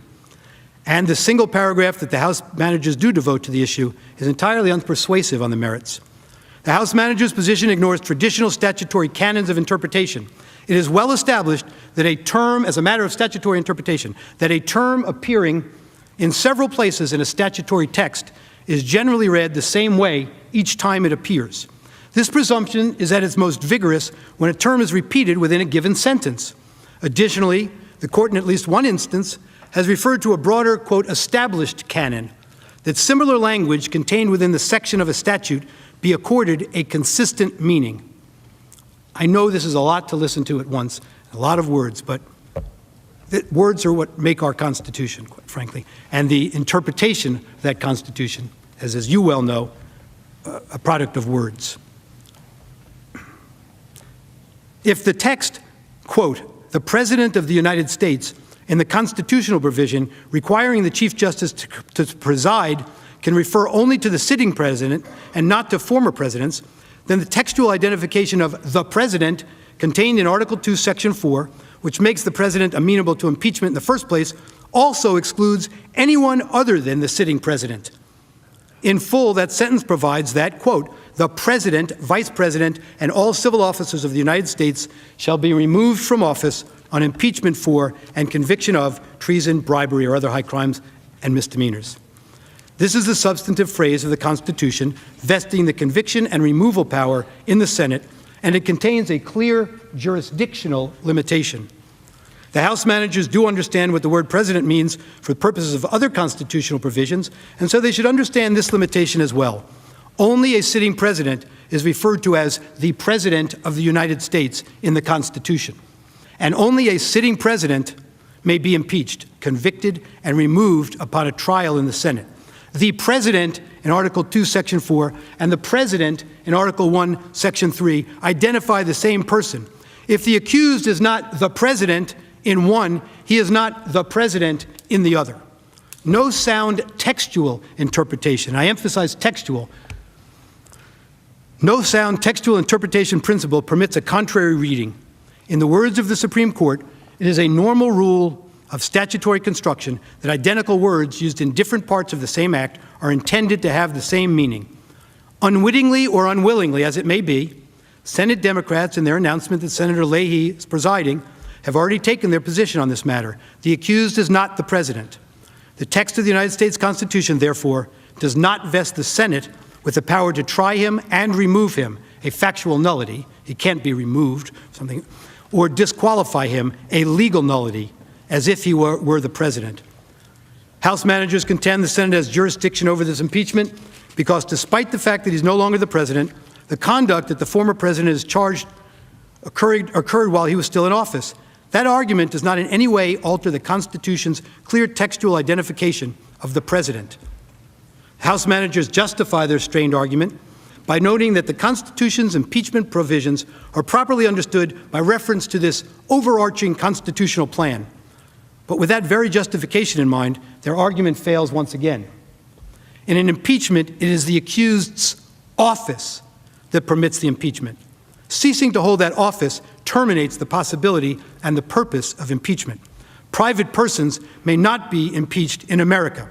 And so they asked you to look back at the British model.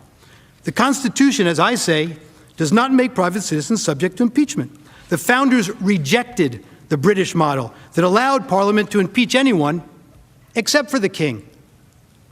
And so they limited impeachment to certain public officials, including presidents in our country. Next, on the textual front, the primary, in fact, the only required remedy of conviction is removal. Article 2, Section 4, straightforward rule. Whenever a civil officer is impeached and convicted for high crimes and misdemeanors, they shall be removed. It is undeniable that in this instance, removal is moot in every possible regard. Removal is a factual and legal impossibility. Yet the article of impeachment itself, read it in the wherefore clause, it calls for removal. This is one reason why impeachment proceedings are different from ordinary trials and why the Constitution pointedly separates the two. In ordinary criminal jurisprudence, a person convicted of public crimes while he or she was in office may still be punished even though they no longer hold that office. Not so with impeachment. In a Senate impeachment trial, conviction means and requires removal. And conviction without a removal is no conviction at all. Only upon a valid conviction and its requisite, enforceable removal, may the additional judgment of disqualification plausibly be entertained. Presidents are impeachable because presidents are removable. Former presidents are not because they cannot be removed. The Constitution is clear. Trial by the Senate sitting as a court of impeachment is reserved for the President of the United States, not a private citizen who used to be President of the United States. Just as clear, the judgment required upon conviction is removal from office, and a former president can no longer be removed from office. The purpose, text, and structure of the Constitution impeachment clauses confirm this intuitive and common sense understanding. So wrote Judge Michael Luttig, former judge in the United States Court of Appeals for the Fourth Circuit. And indeed, there are state court decisions that analyze this very same language and conclude that impeachment can only be entertained against an existing officer subject to removal. Read State versus Hill from Nebraska and Smith versus Brantley, 1981 decision from the Florida Supreme Court. This is the first time that the United States Senate has ever been asked to apply the Constitution's textual identification of the president in the impeachment provisions to anyone other than the sitting president of the United States. And of course, most significantly from a textual approach, the term specifically used is the president, not a president. And there can be only one president, the incumbent at a time. Judge Luttig relies on this textual reading for his firm conclusion that a former president cannot be impeached or convicted. Consider the alternative, as Robert Delahunty, Professor John, you have. If Mr. Trump can be convicted as the president, the language the Constitution uses, then why is he not still the president under the Commander-in-Chief Clause, for example? They are joined by Professor Alan Dershowitz and University of Chicago Professor Richard Epstein in their focus and conclusion. They point out the dangers of an approach that deviates from a focus on the text, if there is no temporal limitation. That's what they've suggested to you. Remember, You can go back in time and impeach any civil officer who ever served for anything that occurred during the course of their service, time immemorial. With the House manager's position, the concept necessarily includes all former executive officers and judges, including perhaps the impeachment now of Jimmy Carter for his handling of the Iran hostage scandal as one example. That flows logically from their argument without any hesitation. Further, they ask, why not then countenance a broad reading of other terms? When I say they ask, I mean these experts who've opined on this.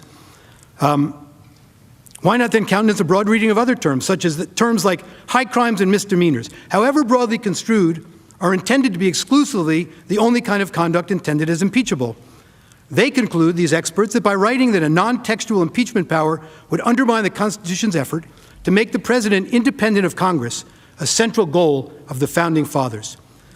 The authors convincingly argue for textual analysis over non-textual analysis, over non-textual reliance on a presentation of history, suggesting that if one's presentation of history were to control, it would expressly permit conduct contrary to the express language, leading to clearly unintended results.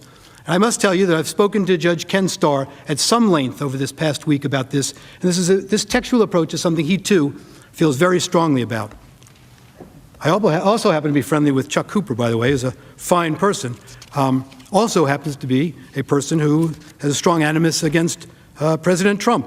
But Chuck Cooper is a fine lawyer and a fine person, as I'm sure our friends from Alabama know. As we already have discussed, the risks to the institution of the presidency and to any and all past officers is limited only by one's imagination. The weakness of the House manager's case is further demonstrated by their reliance on the unproven assertion that if President Trump is not impeached, future officers who are impeached will evade removal by resigning, either before impeachment or Senate trial.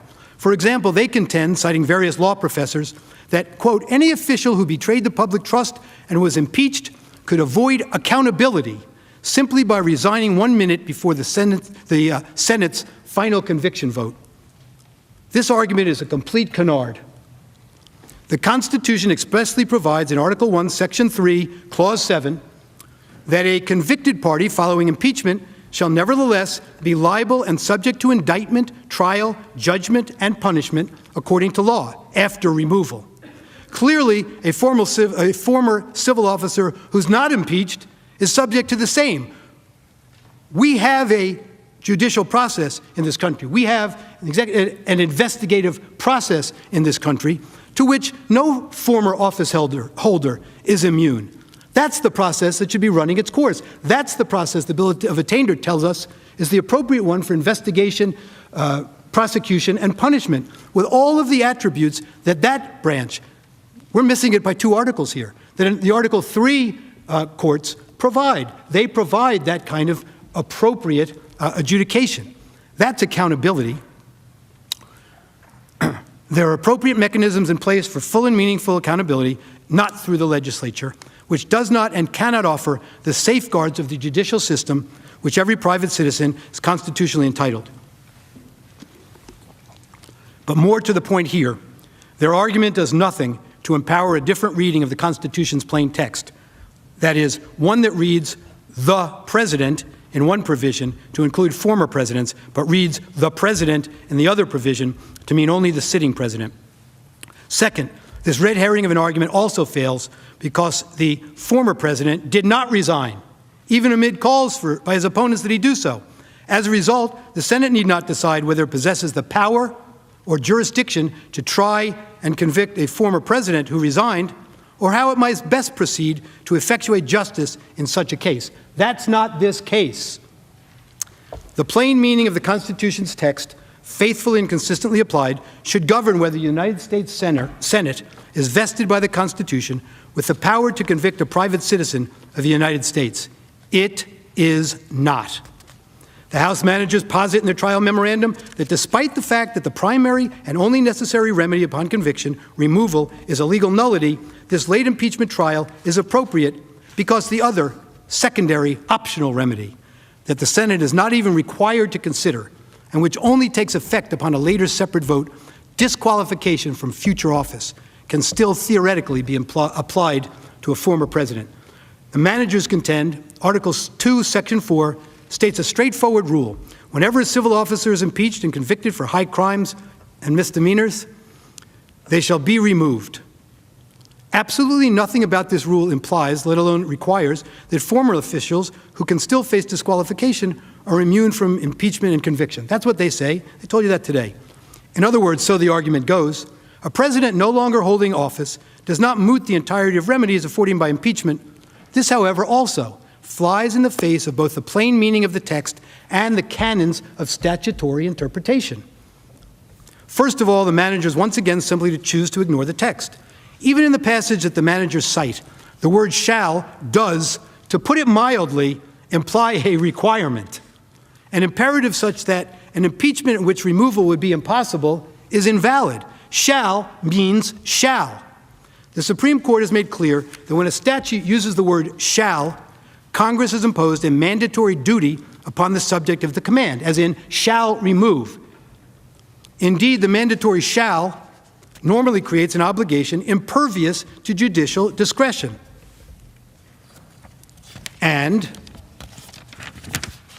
wherever the Constitution commands, discretion terminates.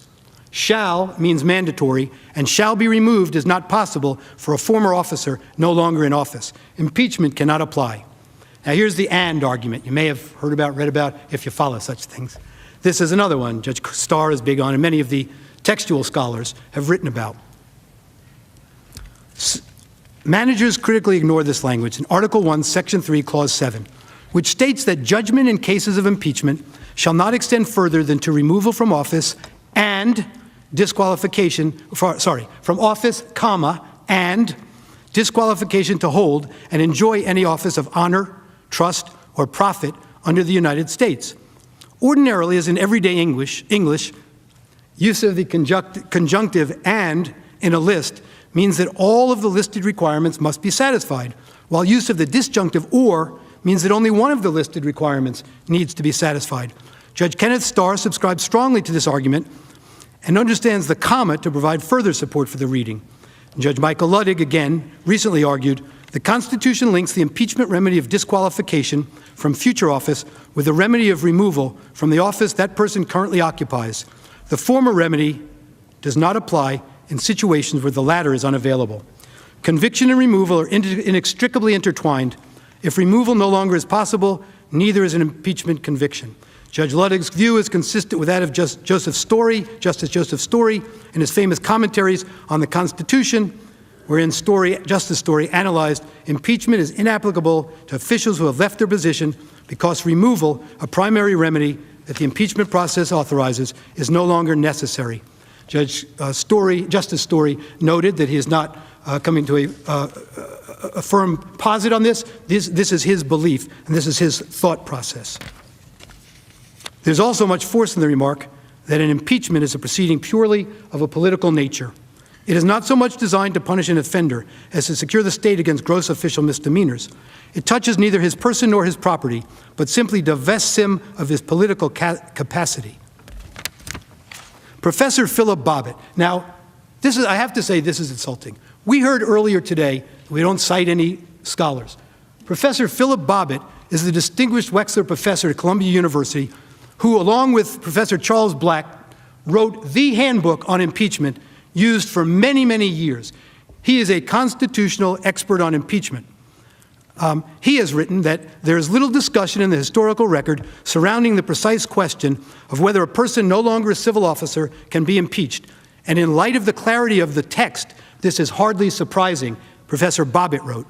Professor Bobbitt, by the way, who has a rich family history in the Democratic Party, LBJ, also asserted the following as recently as January 27, 2021, arguing against holding this trial.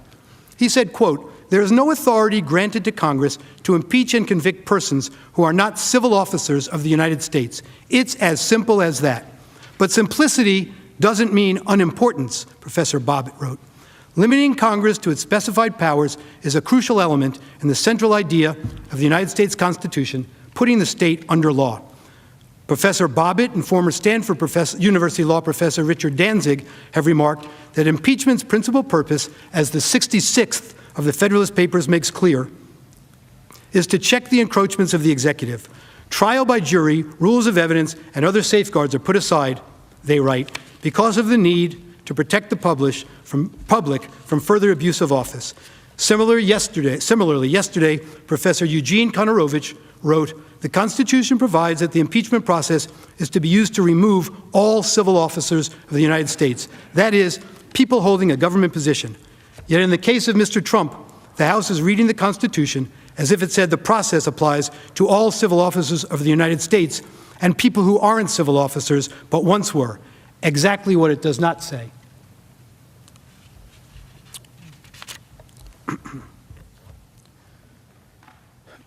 We've been told by the House managers about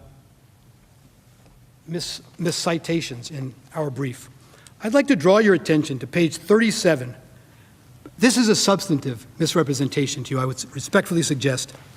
And it reflects to me a very different view of democracy, a fear of democracy. They wrote on page 37 of their brief that the framers, I'm paraphrasing the first part, the framers themselves would not have hesitated to convict on these facts. Their worldview, this is a quote now, was shaped by a study of classical history as well as a lived experience of resistance and resolution. They were aware of the danger posed by opportunists who incited mobs to violence for political gain. They drafted the Constitution to avoid such thuggery, which they associated with the threat of civil disorder and early assumption of power by a dictator. The citation is 178 to Bernard Bailyn, The Ideological Origins of the American Revolution. That's this book. Professor Bailyn, when he gave this description of the threat of civil disorder and the early assumption of power by a dictator and thuggery, was referring to early colonists' view toward democracy. They feared democracy. That's what they call thuggery. Democracy, because it's an elitist point of view, an elitist political point of view. We don't fear democracy, we embrace it. In summing up, let's be crystal clear on where we stand and why we are here. The singular goal of the House managers and House leadership in pursuing the impeachment conviction of Donald J. Trump is to use these proceedings to disenfranchise at least 74 million Americans with whom they viscerally disagree, and to ensure that neither they nor any other American ever again can cast a vote for Donald Trump. And if they convince you to go forward, their ultimate hope is that this will be a shot across the bow of any other candidate for public office who would dare to take up a political message that is very different from their own political point of view as the direction in which they wish to take our country. Under our Constitution, this body and the impeachment process must never be permitted to be weaponized for partisan political purposes. This article of impeachment must be dismissed for lack of jurisdiction based on what we have discussed here today and what's in our brief. The institution of the presidency is at risk unless a strong message is sent by the dismissal of the article of impeachment. Before we close, I want to leave you with two thoughts. One was expressed by Abraham Lincoln. He comes to mind first because of the way in which our nation is now divided. We must learn from his times. He had a simple but important message about the paramount importance of doing what is right. Mr. Lincoln said, stand with anybody that stands right, stand with him when he is right, and part with him when he goes wrong. In both cases, you are right. In both cases, you oppose the dangerous extremes. In both cases, you stand on moral ground and hold the ship level and steady. In both, you are national and nothing less than national. And the second message is from one of Mr. Lincoln's favorite poets, who wrote in 1849 at a time fraught with division and risk for even more. The message from that other time of division is a call for hope and unity to bring strength. It has special meaning today. Poet Longfellow wrote, Sail forth into the sea, O ship, through wind and wave, right onward steer. The moistened eye, the trembling lip, are not the signs of doubt or fear. Sail forth into the sea of life, O gentle, loving, trusting wife, and safe from all adversity, upon the bosom of that sea, thy comings and thy goings be. For gentleness and love and trust prevail o'er angry wave and gust, and in the wreck of noble lives, something immortal still survives. Thou too sail on, O ship of state, sail on, O Union, strong and great. Humanity with all its fears, with all the hopes of future years, is hanging breathless on thy fate. We know what master laid thy keel, what workman wrought thy ribs of steel. who make each mast and sail and rope, what anvils rang, what hammers beat, and what a forge and what a heat were shaped the angers of thy hope. Fear not each sudden sound and shock. 'Tis of the wave, excuse me, 'tis of the wave and not the rock. 'Tis but the flapping of the sail and not a rent made by the gale. In spite of rock and tempest's roar, in spite of false lights on the shore, sail on, not fear to breast the sea. Our hearts, our hopes are all with thee. Our hearts, our hopes, our prayers, our tears, our faith triumphant over our fears, are all with thee, are all with thee.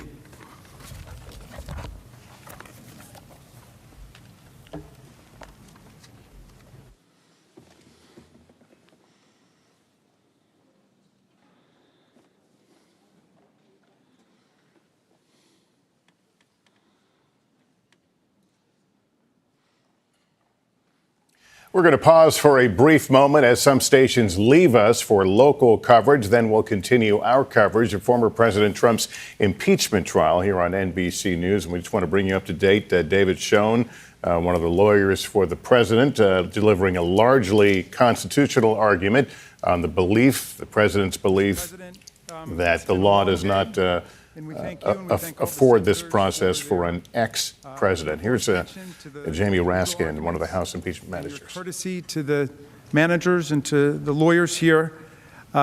This has been the most bipartisan impeachment in American history, and we hope it will continue to be so in the days ahead. And nothing could be more bipartisan than the desire to recess.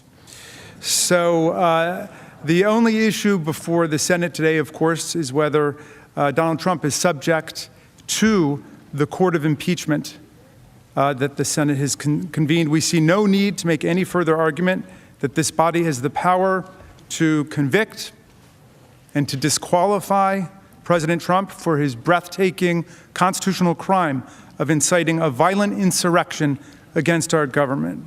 Tomorrow we will address the amazing array of issues suggested by the thoughtful presentations by our colleagues, including the First Amendment, due process, partisanship under our Constitution, the Bill of Attainder Clause, and many, many more.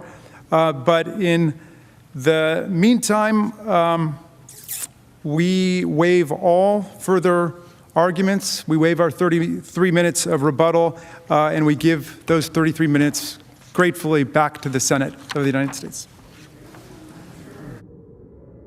All time yielded back, all time has been yielded back.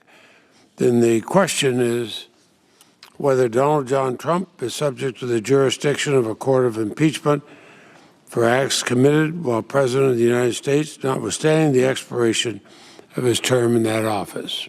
I ask for the yeas. Nays, Mr. President. Is there a sufficient second? There is a sufficient second, and the clerks will call the roll. Ms. Baldwin. Ms. Baldwin, aye. Mr. Barrasso. Mr. Barrasso, no. Mr. Bennett. Mr. Bennett, aye. Mrs. Blackburn. All right, so this is the vote on what the key issue today was. The arguments were all on the question of whether it's constitutional or not to try an ex-president, keeping in mind he had been convicted and the offense for which he's charged had occurred, he had been impeached, and the offense occurred while he was still president. We'll be watching very closely the margin here to give us some hint where some Republicans may be leaning toward the ultimate vote of impeachment. Let me bring in Casey Hunt as we watch this vote. Casey, walk us through the numbers we should be looking for here. Sure, Lester. So this is very straightforward in terms of the yeas and nays. Yes, we do have the right to try Donald Trump in this court of impeachment. No, you're seeing many Republicans say no. Although if I heard correctly, yes, Bill Cassidy there just voting yes. That's an interesting one to me because, Lester, we're watching to see if there's more than 5 Republicans who answer this question in the affirmative. And the 5 that we knew going into this were potentially willing to say yes to this trial and potentially to convict former President Trump. Senators Murkowski of Alaska, Collins of Maine, Ben Sasse from Nebraska, Mitt Romney of Utah, Pat Toomey of Pennsylvania. They are all people who have condemned the president's actions in the wake of the January 6th insurrection that we have been talking about all day. But we were looking to see if more Republicans might be willing to say, okay, yes, in fact, I will consider this. And of course, the number that would be needed to convict former President Trump is 17 Republicans would have to vote with all Democrats, 2/3 majority of the Senate, to actually convict and prevent former President Trump from holding office again. We think that that's an incredibly steep hill to climb, and it's very, very difficult to count to 17. But it is possible we could see some names pop up here, and Senator Cassidy is one of them that just caught my eye, that we may be looking at asking more questions about going forward to see if they may be more open to the arguments that the managers may be willing to present. There were a couple senators, Mitch McConnell and Rob Portman among them, who had said previously that first procedural vote that they took that kind of told us a little bit about where they might land, didn't represent where they would ultimately come down on conviction or acquittal. So still some open questions there, Lester. But also just to touch on what we just saw unfold here on the floor ahead of this vote, I think there was a lot of confusion about the arguments that the Trump team made, especially in the first half of their arguments. Several sources that I was talking to as that was unfolding, texting, wondering what exactly was going on. And I know our colleagues have some reporting about how the Trump team was defending that. But from the perspective of sources up here on Capitol Hill who were listening, it did feel as though it was wandering and not necessarily focused on the question at hand. Now, of course, that may not actually sway any minds here. We, of course, are seeing the rules that have governed our politics for the last 4 years under Trump playing out in a pretty definitive and predictable way here. But I do also think it's important to underscore that even if it's just a few more Republicans, remember that this impeachment was actually the most bipartisan in history, with those 10 House members, 10 Republican House members voting to impeach the president. And this could be the most bipartisan vote in terms of the question of whether to convict or acquit that we have seen. Of course, in some past cases, we have not gotten as far as such a vote in the past. But this, of course, a critical vote here, just to give us kind of a read of the temperature of the room and what we may see later on when we see that final vote. And of course, this sets the stage for the main arguments, which are set to unfold tomorrow, as you heard the lead impeachment manager, Jamie Raskin, outline there, Lester. And I think we just believe Mitch McConnell, minority leader, has voted no. He'd been a big question mark because of some of the statements that he had made prior to this. We're going to let you keep following this vote, Casey. Let me quickly bring in NBC News political director and moderator of Meet the Press, Chuck Todd. Chuck, day one of this trial, again, this was on the constitutionality question, but in general, what are your thoughts about the different ways these two sides are approaching the larger question? Well, I mean, to be blunt here, the House impeachment managers have they believe they have a pretty easy case to make, a pretty simple case to make. And frankly, the Trump team, you could tell that they're struggling to come up with a defense here. In general, they've tried a whole bunch of ideas. In fact, I think I saw what they did. It felt like a spaghetti at the wall events at times. The former president's lawyer would argue that the impeachment was rushed, or that they wanted more time, that it was taking too long, or that you should have done it quickly. But I think that was actually a feature, not a bug.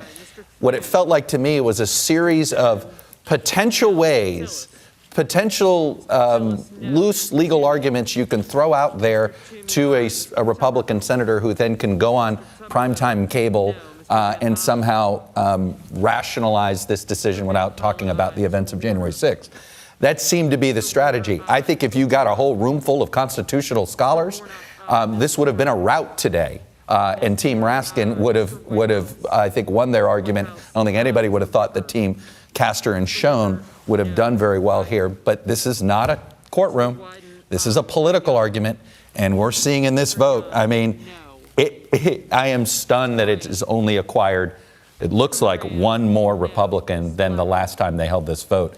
Because to me, if you just judge this by the merits, the Trump team, I mean, that was a meandering disaster at early on. And then at times Mr. Schoen was just throwing out legal phrases to just almost hoping that something stuck for some senator. And it may be that when you see McConnell a no, like I looked at some of the people I was keeping an eye on, McConnell, Cornyn, Capito, Burr. These were people that I thought could be on the fence here. If they're not voting yes on this constitutionality question, I think we know where they're going to vote when the acquittal or conviction is up in the air. Yeah, let's go back inside the chamber right now. They should be nearing the end of the vote. Let's see where they are.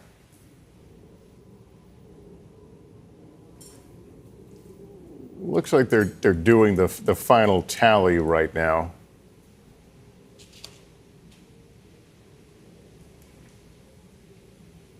And then we'll get the official numbers here. And again, as we've talked, there may only be, at the end of the day, only one Republican new flip, if you will.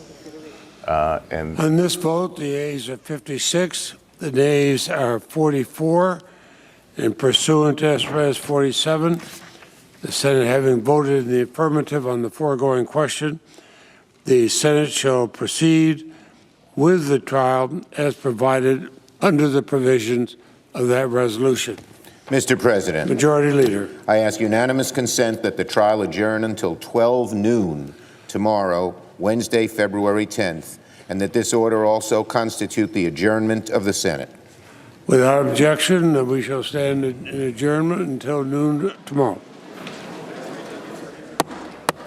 all right, that adjourns day one of the impeachment trial of President Trump. You just saw that 56-44 vote, essentially the vote rejecting the argument of Trump lawyers that this process is unconstitutional. Therefore, as you know, it was noted by Mr. Schumer, that Senator Schumer, that they'll pick up tomorrow at noon. And that is when we get into the heart of this trial and the larger question of whether former President Trump incited those crowds from the rally to go to the Capitol and attack the Capitol. Let's bring in Chief Washington correspondent Andrea Mitchell. Andrea, well, let's first talk about that breakdown, 56-44. What does that say about the ultimate vote? Well, I don't know that we should draw too much about the ultimate vote because they haven't heard all the evidence yet. These were the opening arguments, and it was procedural. It was on the constitutional issues, I should say. It was legalistic. But it does indicate that so far the Republicans are holding, and that they will not, if this does hold throughout the duration of the trial, they won't have the 67 votes that they need to convict. Now, as was just pointed out, Senator Cassidy, as Casey quickly pointed out, did join. Bill Cassidy, he was on Meet the Press with Chuck, as you know, just a few days ago on Sunday, and he said he had an open mind. And a number of these senators have said they have an open mind. They want to hear the evidence. So it remains to be seen whether or not they are persuaded during the rest of the days of this trial. Presumably, the House managers have more evidence. They say they have some new evidence. Let's see what kind of case they present. But they certainly did release that tape, which was very powerful, and there was the emotional statement in closing by Jamie Raskin. So they did have a lot of force in their arguments. I think it's pretty well, at least the reactions that we're getting from people we're talking to, pretty well determined that the counter-argument was weaker than one might have hoped for if you're Donald Trump, because they didn't have as good an argument, according to most constitutional experts, the legal experts whom we've talked to, even some conservative Republican jurists, very well-known jurists, are saying that there is the constitutional right to a trial as long as the impeachment did take place and the alleged offenses while Donald Trump was still president. All right, Andrew, let me turn now to NBC News political analyst and former Democratic Missouri Senator Claire McCaskill and NBC News legal analyst Neil Katyal, who was acting Solicitor General under President Obama. Claire, let me start with you. We saw in the House manager's argument that powerful, graphic 13-minute tape clearly setting up how they're going to proceed in the days ahead. What do you think the power of those images, if they can string the words and the timeline together, how powerful will that be in terms of perhaps changing some minds? I don't know how many minds will change in the Senate chamber, but any American who watches that, I think, is going to have to do a gut check. It is why the majority of America supports the conviction of Donald Trump after his impeachment. I thought the first arguments made by the House managers, and I'm somebody who's spent a lot of time in a courtroom, were brilliant. They were to the point, They were legally constructed in a very sound way. And then compare and contrast the president's lawyers. The first presentation was frankly incoherent. And then the second presentation seemed angry and failed to even distinguish the clear precedents that have been laid out in history that support the jurisdiction of the Senate to try the former president under these facts and circumstances. And they failed completely to argue, in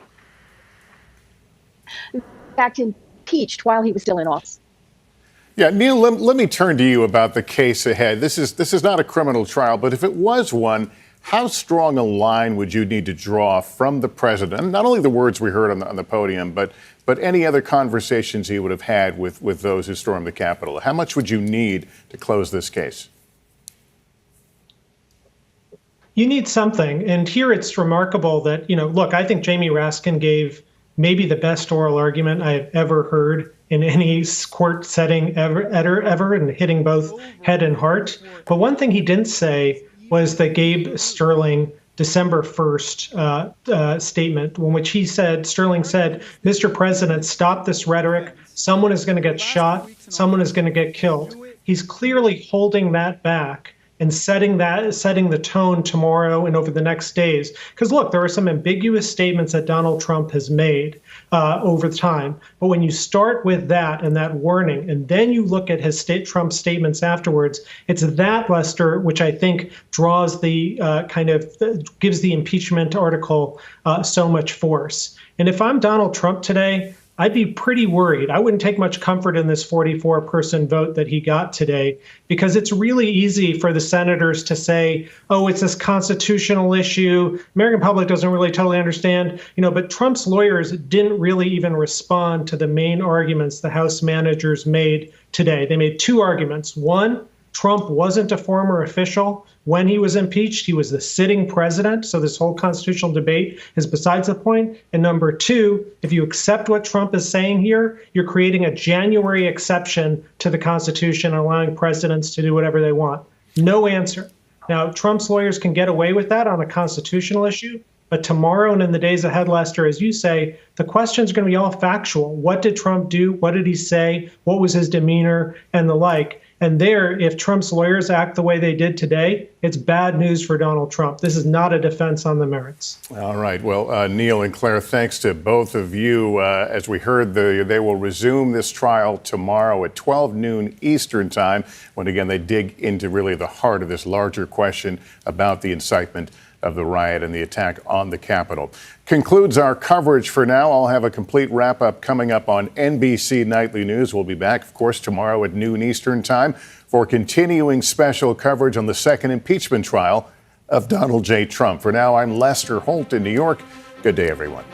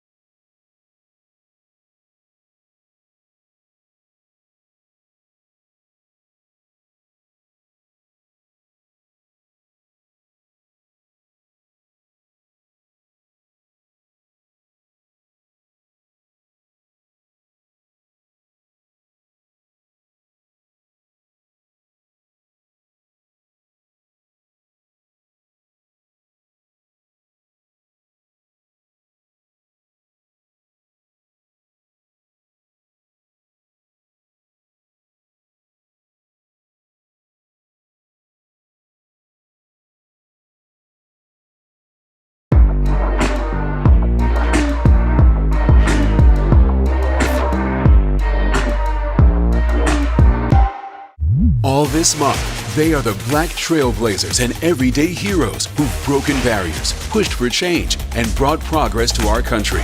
Join us as we share their stories and celebrate groundbreaking changemakers. All this month on Today. The impeachment trial, COVID relief, we're going to find out quickly whether this is going to be a functional bipartisan government. Would you support some raise in the minimum wage? Asking about vaccine distribution, where is the bottleneck? If it's Sunday, it's Meet the Press.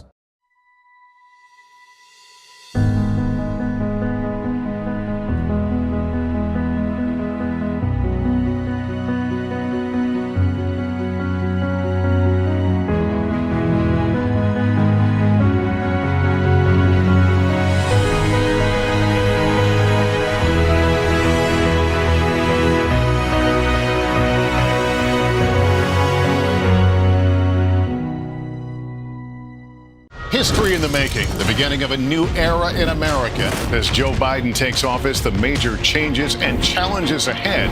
The vaccine effort picks up. Where are the majority of those doses? NBC Nightly News with Lester Holt. You're watching NBC News Now. We've got some breaking news. Trucks carrying the first U.S. shipment of the coronavirus vaccine. Hope for a whole lot of people who have been waiting months and months. It's news made for your streaming world.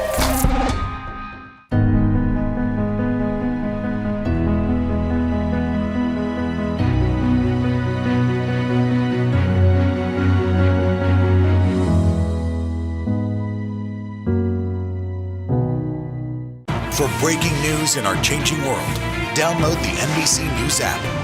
Are we vaccinating right now to keep ahead of these mutant strains? We still have a demand that far exceeds supply. He's the first African-American crew member on an extended mission on the International Space Station. To be able to see someone that looks like them, that is super important. Perhaps the most successful gospel artist today. Where you're going is a lot bigger than where you've been. I am looking forward to seeing you in Tokyo. Thank you, Today Show family. Love you guys. Love you back. History in the making, the beginning of a new era in America. As Joe Biden takes office, the major changes and challenges ahead. What about the vaccines? The vaccines we have now, can they stop the South African variant? The first youth poet laureate captivating the nation and capturing our story. I had this understanding that the world is watching us, that we have the eyes of history and the future upon us. NBC Nightly News with Lester Holt. This morning, another winter wallop is taking the country by storm. From Montana to Ohio, brutal sub-zero temperatures, wind chills as low as 50 below zero. In Minnesota, firefighters rush to douse these flames in the bitter cold. Parts of Lake Erie are frozen, so is this waterfall in Utah. In Wisconsin over the weekend, this stunning video shows a pickup truck sliding into a snowbank on a freeway, then plunging 70 feet, but landing upright. Incredibly, the driver survived. Those frigid conditions are now expected to spread to parts of the Northwest, Northeast, even the South throughout the week. Parts of all the lower 48, except Florida, may drop below freezing. You live in New England, this is what you expect in New England. It's just a lot at once. Already across the country, treacherous road conditions. In Wichita, Kansas, this semi slid off a highway. In Oklahoma City, so many icy wrecks, the police department said it could only respond to those with injuries. This multi-car pileup injured 5. Cars just kept hitting and hitting and hitting and hitting and... Fire crews rescued multiple kids, including a baby still strapped in a car seat. These children carried down a hill to safety, where their relieved father was waiting. Thank you guys so much. Those bitterly cold temperatures are expected to hover across much of the country for days, Hoda. Right, Gabe Gutierrez. Gabe, thank you. All right, Al, let's talk about it. Cold storms. That's a little bit scary out there. Yeah, we got a lot going on. There's no denying it. This is Pittsburgh right now live, courtesy of our friends at WXIA. And you can see the snow is packed in there and traffic is slowed down.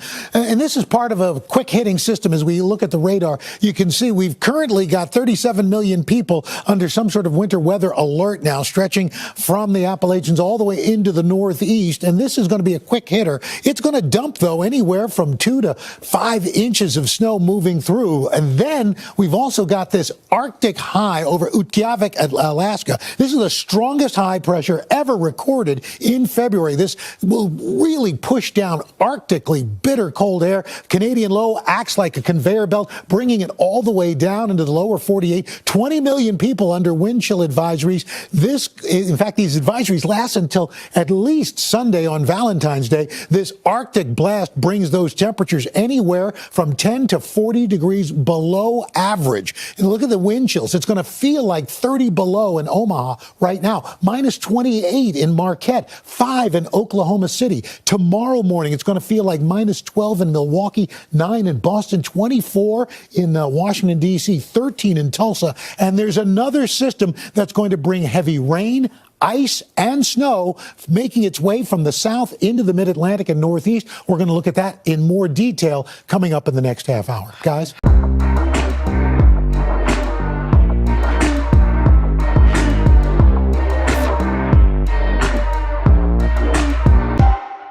All this month, they are the black trailblazers and everyday heroes who've broken barriers, pushed for change, and brought progress to our country.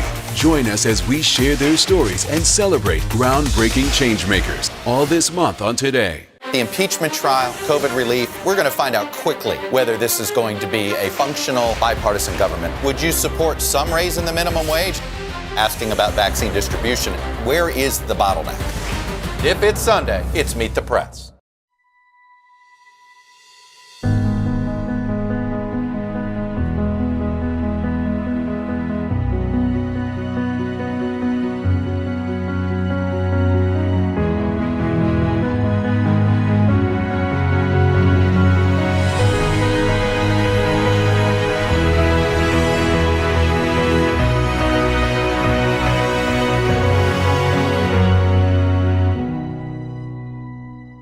History in the making, the beginning of a new era in America. As Joe Biden takes office, the major changes and challenges ahead.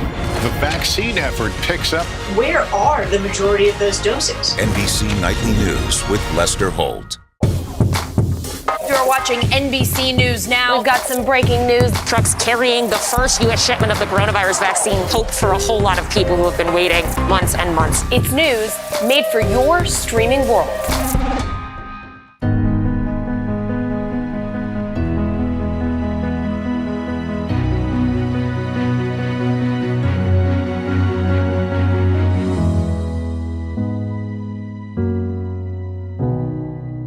For breaking news in our changing world, download the NBC News app. Are we vaccinating right now to keep ahead of these mutant strains? We still have a demand that far exceeds supply. He's the first African-American crew member on an extended mission on the International Space Station. To be able to see someone that looks like them, that is super important. Perhaps the most successful gospel artist today. Where you're going is a lot bigger than where you've been. I am looking forward to seeing you in Tokyo. Thank you today, show family. Love you guys. You're back. History in the making, the beginning of a new era in America. As Joe Biden takes office, the major changes and challenges ahead. What about the vaccines? The vaccines we have now, can they stop the South African variant? The first youth poet laureate captivating the nation and capturing our story. I had this understanding that the world is watching us, that we have the eyes of history and the future upon us. NBC Nightly News with Lester Holt. First, the good news this morning. While there was an average of almost 120,000 new COVID cases last week, that's a drop of nearly 20% from the previous week. New hospitalizations also dropped, down nearly 17%.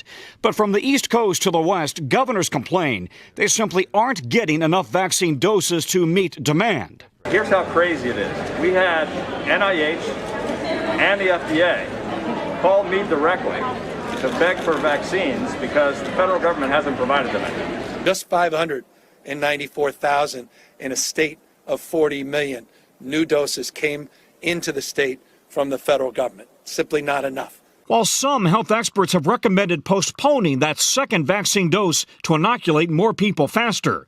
Dr. Anthony Fauci says the second dose boosts antibody protection tenfold. We feel the optimum approach would be to continue. Hey everyone, I'm Allison Morris, and you are watching special coverage of former President Donald Trump's second impeachment trial on NBC News Now. And this trial will proceed, the Senate voting 56-44 that it is constitutional.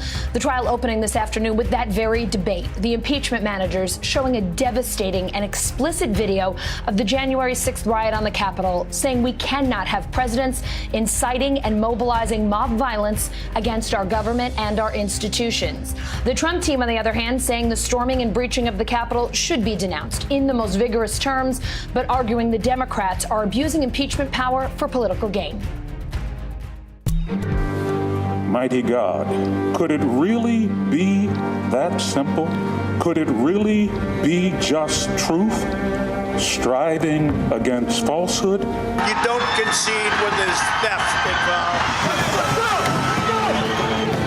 They created a constitution with an oath written into it that binds the president from his very first day in office until his very last day in office and every day in between.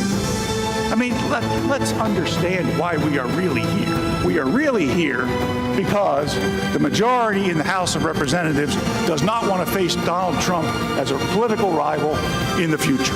That's the real reason we're here.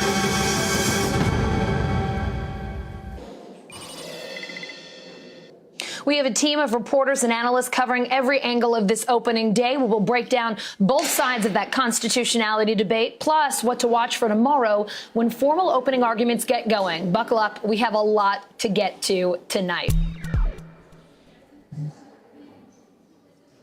All right, let's start on Capitol Hill with NBC News political correspondent Ali Vitale and NBC News senior political editor Mark Murray. Ali, we'll begin with you. Lead House impeachment manager Jamie Raskin started this trial with a 13-minute-long graphic video showing what happened on January 6th. Tell us more about his opening message to the Senate.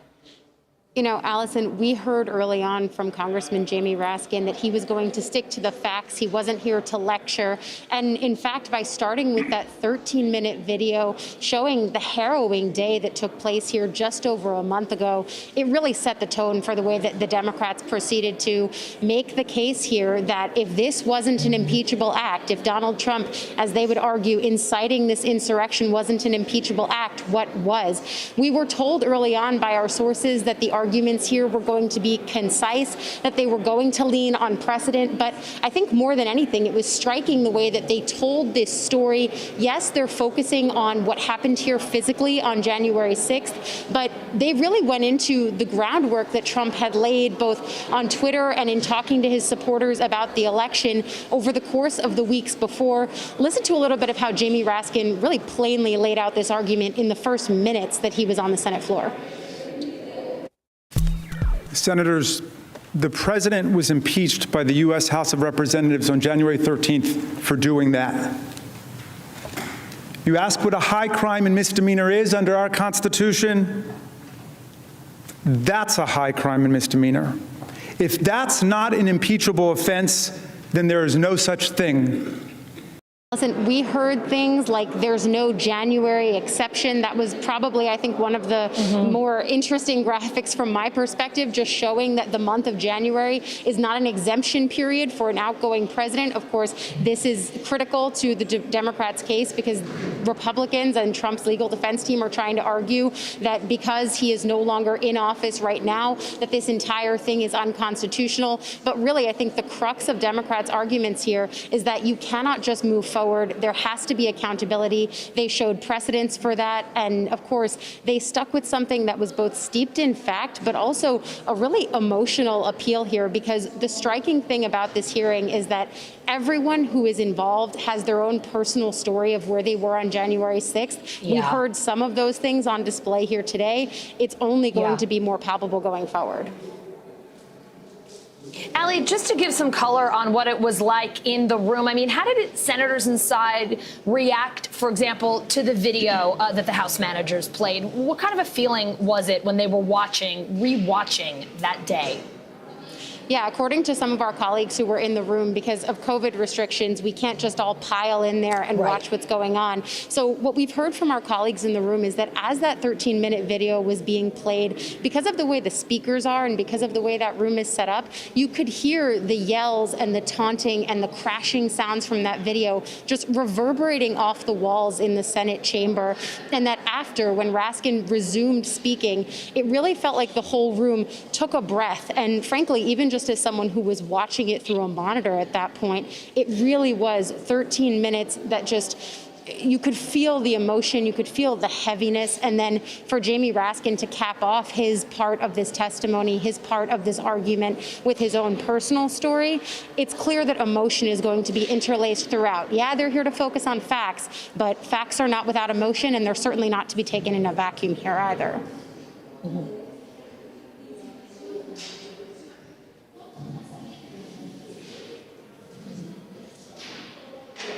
Ellie, you mentioned that personal story that Raskin shared, an emotional and deeply personal account of the riots to wrap the Democrats' opening remarks. We're going to play a clip of that, and then let's get your reaction on the other side. My youngest daughter, Tabitha, was there with me on Wednesday, January 6th. It was the day after we buried her brother, our son Tommy, the saddest day of our lives. They said they heard that President Trump was calling on his followers to come to Washington to protest, and they asked me directly, would it be safe? Would it be safe? And I told them, of course it should be safe. This is the Capitol. My chief of staff, Julie Tagan, was with Tabitha and Hank locked and barricaded in that office, the kids hiding under the desk, placing what they thought were their final texts and whispered phone calls to say their goodbyes. They thought they were going to die. Ali, Congressman Raskin at the Capitol with his daughter and his son-in-law the day after burying his son, and they are all there thinking that they might die. I mean, I'm just not sure you could better capture the horror of that day. Yeah, that's true, both from Congressman Raskin's perspective, but even just think about what we've seen in the last few days and weeks. That attack on the Capitol is still so fresh in the minds of so many here. It was a traumatic event, and one that we have heard lawmakers continue to relive on our airwaves, on the airwaves of our colleagues at other outlets. This is a story that is really unfolding in real time, and it's one of the things that the House Democratic impeachment members really relied on, and something that makes this impeachment of Donald Trump just so starkly different from the one that we all went through a year before. That one was mired in really the weeds of foreign policy and quid pro quos. I remember I was on the campaign trail at that point talking to voters. Some of them got lost in the weeds and the process of that impeachment hearing. What makes this one so different and why Democrats say they feel so confident, although you look at the way that the vote broke down today and it really does not look like people are going to ultimately vote to convict. But what does make this so different from a court of public opinion perspective is that so many Americans probably watched this play out in real time on their television screens. And that's what the impeachment managers are relying on here. The emotion, the fear that probably went along with seeing the Capitol utterly ransacked like that. And by contrast, that is exactly the thing that the Trump legal team had to work to kind of take the air out of a little bit, lower the temperature in the room. At least that's what they say their strategy was in the early opening of their argument here. It was rambling. It was a little incoherent at times. But the lawyer pretty much admitted that Democrats came here and did a good job with their strategy. The Trump legal team recalibrated in real time. Ali, hey, it's Mark Murray. You ended up mentioning the vote that took place just a few minutes ago, at the 56-44 proceeding with the impeachment trial. Which struck you the most about the partisan breakdown? There were 6 Republicans who ended up joining the Democrats, but what really stands out the most to you? Well, really only one person seemed swayed in these arguments, because we saw Rand Paul force a vote on this question of constitutionality before the trial even began. At that point, you had 5 Republicans who said that it was constitutional to move forward. Now, though, we only saw one person join their ranks, Senator Cassidy. It really sort of hammers home the way that the partisan biases are pretty baked in here at this point.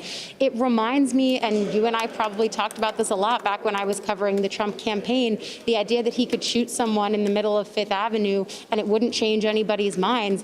Frankly, this is really that playing out in real time. The question of, did he incite this insurrection that left 7 people dead a month ago, and will he actually pay any kind of price for it in terms of being convicted here in the Senate and not being able to run for his political future? It's looking at this point, when you look at the way that the vote broke down today, that that's not going to be what happens.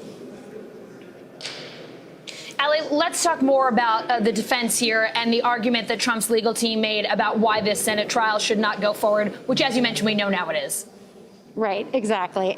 It was a lot of red meat in there. And in the beginning phases, it was meandering, and then it ended in a place where they brought up a lot of concepts that included a lack of due process. There was brief mention of cancel culture.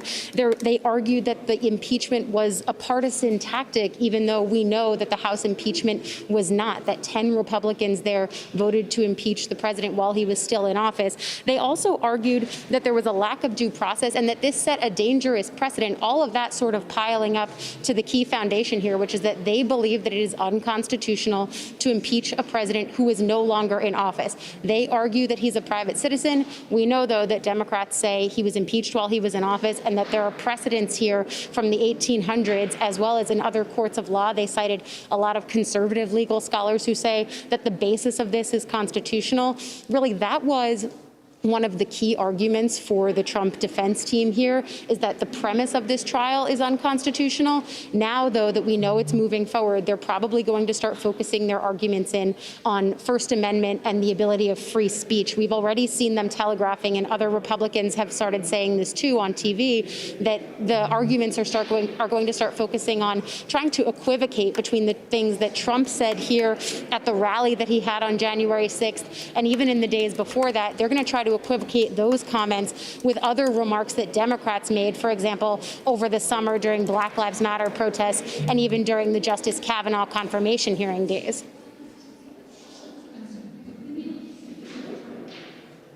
Allison, I just really want to emphasize what Allie was just saying about the red meat in the Republican presentation today and the defense of former President Donald Trump, because as Allie was really laying out, the Democrats were really, and Jamie Raskin and the Democratic impeachment managers were trying to have Republican senators remember what it was like to be in the Capitol on January 6th. I think the defense for former President Trump was getting those same Republican senators to remember what it's like to be a Republican, and a Republican who still might have to run for office, and really drawing on those guttural tribal instincts to make sure that there aren't going to be 67 votes in the Senate for conviction. Allie, to that end, let's look a little bit at what's ahead. I mean, the House managers have said that they're going to be introducing new evidence, that this trial will be a, quote, violent crime prosecution or like one. What do you know about their plans here going forward? Well, you see the way that they're arguing the violence piece of this just by that video that they showed at the very outset. And the reason I'm looking down is because all of my colleagues here on the Capitol Hill team are trying to talk with senators, talk with the folks who are coming off the floor. And I think that one of the key things here that one of the senators told them is, we're not going to be swayed by the presentation. It was an emotional appeal. And I think Mark is right when it's really a reminder of, yeah, you might have been fearful on that day, but you are a Republican at the end of the day, and everyone's got elections that eventually they're going to have to answer for with their constituents. I think it really tells a story here of the Trump hold that continues over the Republican Party. This is going to be a storyline that we're focused on for months and years after this. He is not physically a presence in Washington anymore. His voice is diminished because we don't see him on Twitter anymore. But at the same time, the power that he has over the base of the Republican Party, I have seen it firsthand for years. It is not going away anytime soon. And exercises like these that we're seeing on Capitol Hill shows you that every Republican senator here is very aware of that. And Allie, to that point, is there anything more that the Democrats could actually do in their presentation, the impeachment manager's presentation, that we saw today's 56-44 vote, to be able to win over a few more Republican votes? Or is that test vote that we saw today, 56-44, pretty much what it's going to be like when we have a final vote on whether or not to convict the former president? Yeah, I tend to live in reality here, and the reality says that that vote is probably what we're likely to see at the end of this. But at the same time, I never say never, because we've seen crazy things happen in this political realm over the course of the last few years. And there are even some senators who leave the door open to saying, well, maybe minds will be changed. But at the same time, that's what the conversation that we were having before this process started here today. And we see now how few minds were actually changed. Allison asked me about the new evidence that we're going to see brought forward by the House impeachment managers. We were continuously told this morning, stay tuned. We're still waiting to see what exactly that is. But at this point, they really did seem to lead with their strongest evidence, that 13-minute video, as well as a laying out of precedent and the reminder of this lack of a January exception here in the Constitution. I think it's pretty clear the contours of the argument. We've read legal briefs. We've read responses in this last week or so period. We know what these teams are going to argue at this point. So do the senators. And I think that the lines are kind of baked in at this point. Allie, the Senate was not supposed to meet over the weekend. Now they are saying they will meet through the weekend, no days off until they reach a verdict. What does that tell us about the possible timeline for this trial, when it might wrap up? I think you could also say no sleep till verdict, because that's kind of what it feels like it's going to be. Initially, there were some questions about the schedule because there was going to be time taken off because of the Trump legal team's request to observe Shabbat. Now that's not going to be happening, and so we're going to be working through the weekend. The thing that has always been true here, as we've seen the fluctuations in the legal team's arguments, as well as the politics in flux here, the thing that's always been true is that for a variety of reasons, Republicans and Democrats all want this trial to go as quickly as possible. All right, Allie Vitale, Mark Murray, always great to have you both with us. Thank you so much. You got it. Donald Trump's political future hanging in the balance. Today, his legal team accusing Democrats of playing politics. With this trial, you will open up new and bigger wounds across the nation. For a great many Americans see this process for exactly what it is: a chance by a group of partisan politicians seeking to eliminate Donald Trump from the American political scene and seeking to disenfranchise 74 million plus American voters.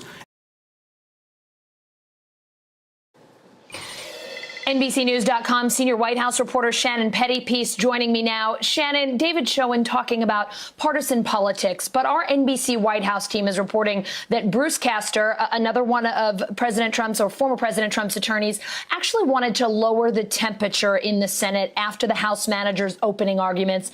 What else do you know about the Trump team's defense strategy today?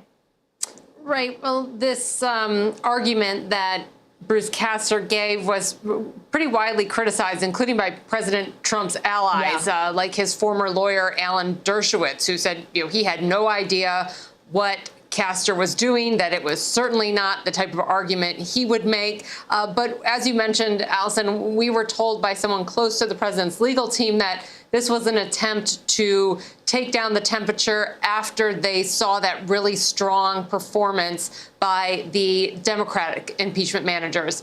So, we definitely saw a stronger argument following that. More widely, you can see the president's legal arguments centering around this issue of constitutionality and not talking about the merits of the case, but talking about the process and whether it is constitutional to not only impeach, but to try and convict a president once he is out of office. And we heard that argument more clearly today from Schoen, who was the second lawyer who presented, but that's continues to be what we expect to hear from them going forward. No mention of election fraud, no defense of the people who stormed the Capitol that day. Those lines of argument certainly are off the table at this point. Shannon, we're also learning that Trump's former chief of staff, Mark Meadows, was on the Hill today. Here's our Capitol Hill producer, Julie Sirkin, talking with Meadows today.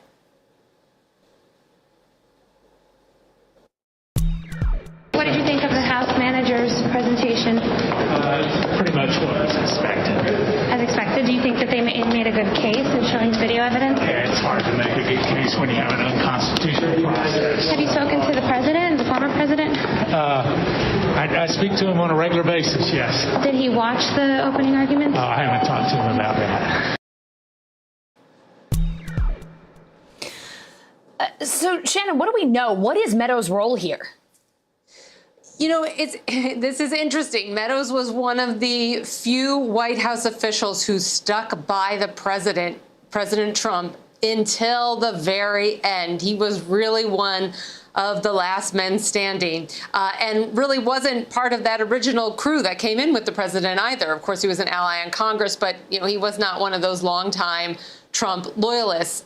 Mark Meadows is now a private citizen, though he was a former member of Congress, so he has rights to come in and out of the Capitol, and that appears to be what he was doing today. He said to my colleague there, also in that same interview, that he will be coming in a few days a week to meet with the president's defense team, that we went into the room where the defense team was meeting. And, Mark Meadows is not a lawyer, but he is a savvy politician when it comes to understanding that Republican conservative Trump world base. So if there is something he can bring to the table, it is that understanding of the Trump voter. So possibly that's the addition he was able to add today. Shannon, President Biden has not said all that much about the impeachment trial so far, but he did get a question about it today. What did he say? It was another rendition of his response that I'm not a senator, so I don't have to tell you what I think on this issue. But have a listen to what he said, Allison.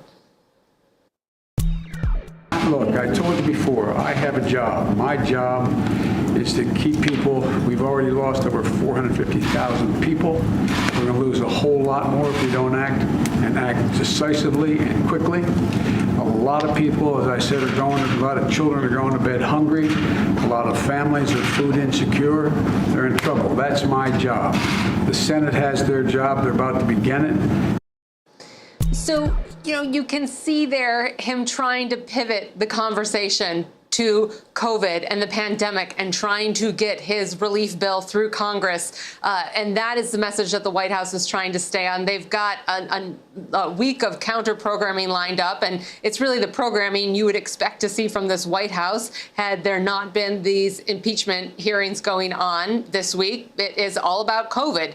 It is a trip to the NIH. There was a virtual tour of a vaccine site yesterday. He is going to go to the Department of Defense to talk to them about pandemic response, and then continue reaching out to members of Congress, state, local government officials. The White House is acting like everything is on course. They had set out that nothing is going on the other side of Pennsylvania Avenue. But of course, as you can see from the news coverage today, it is going to take a big lift for them to be able to get that message out and compete with what's going on at the Capitol. All right, Shannon Pettypiece with the latest from the White House, both current and former. Thank you so much. Thank you. We have called this an unprecedented impeachment trial. No president has been impeached twice. No president has faced 2 impeachment trials. No president has been tried after leaving office.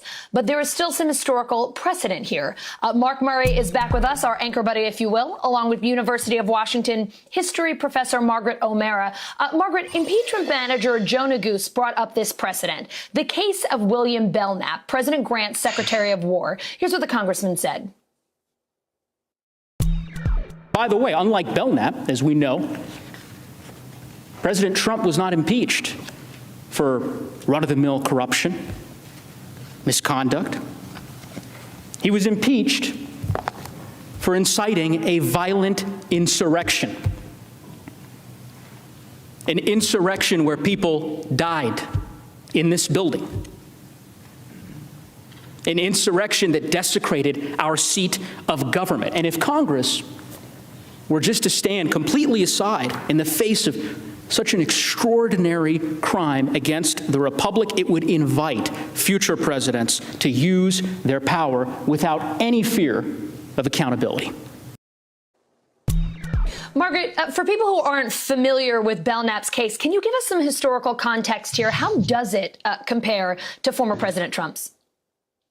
Well, who knew we'd be talking about William Belknap? He was the Secretary of War under Ulysses S. Grant in 1876. And like a number of people in his administration, in Grant's administration, he was taking kickbacks, he was taking bribes, he was very corrupt. The House moved to impeach him. Belknap ran to the White House and submitted his resignation before he could get impeached, but the impeachment went forth. And so this became a question in his trial. Could a former official be impeached? And the verdict was quite clear, even though Belknap managed to escape conviction, that yes, he could be put on trial for his crimes in office. Margaret, this is Mark Murray. It really did strike me that when the Republicans were making their defense, or you had former President Trump's defense team, they really didn't address the Belknap precedent that had occurred, even though back in 1876, there were his defenders at the time who did say that, hey, we can't do this to an ex-office holder. And there was even a vote that seemed very similar to today's vote on whether to proceed, where there was a sizable portion of the minority who said, making the argument that former President Trump's defenders were making, that you can't do this to an ex-office holder. Yeah, indeed, that's right. It's it is jurisdiction was clear in Belknap, but it was still a very I think there's a good parallel here to what's happening now.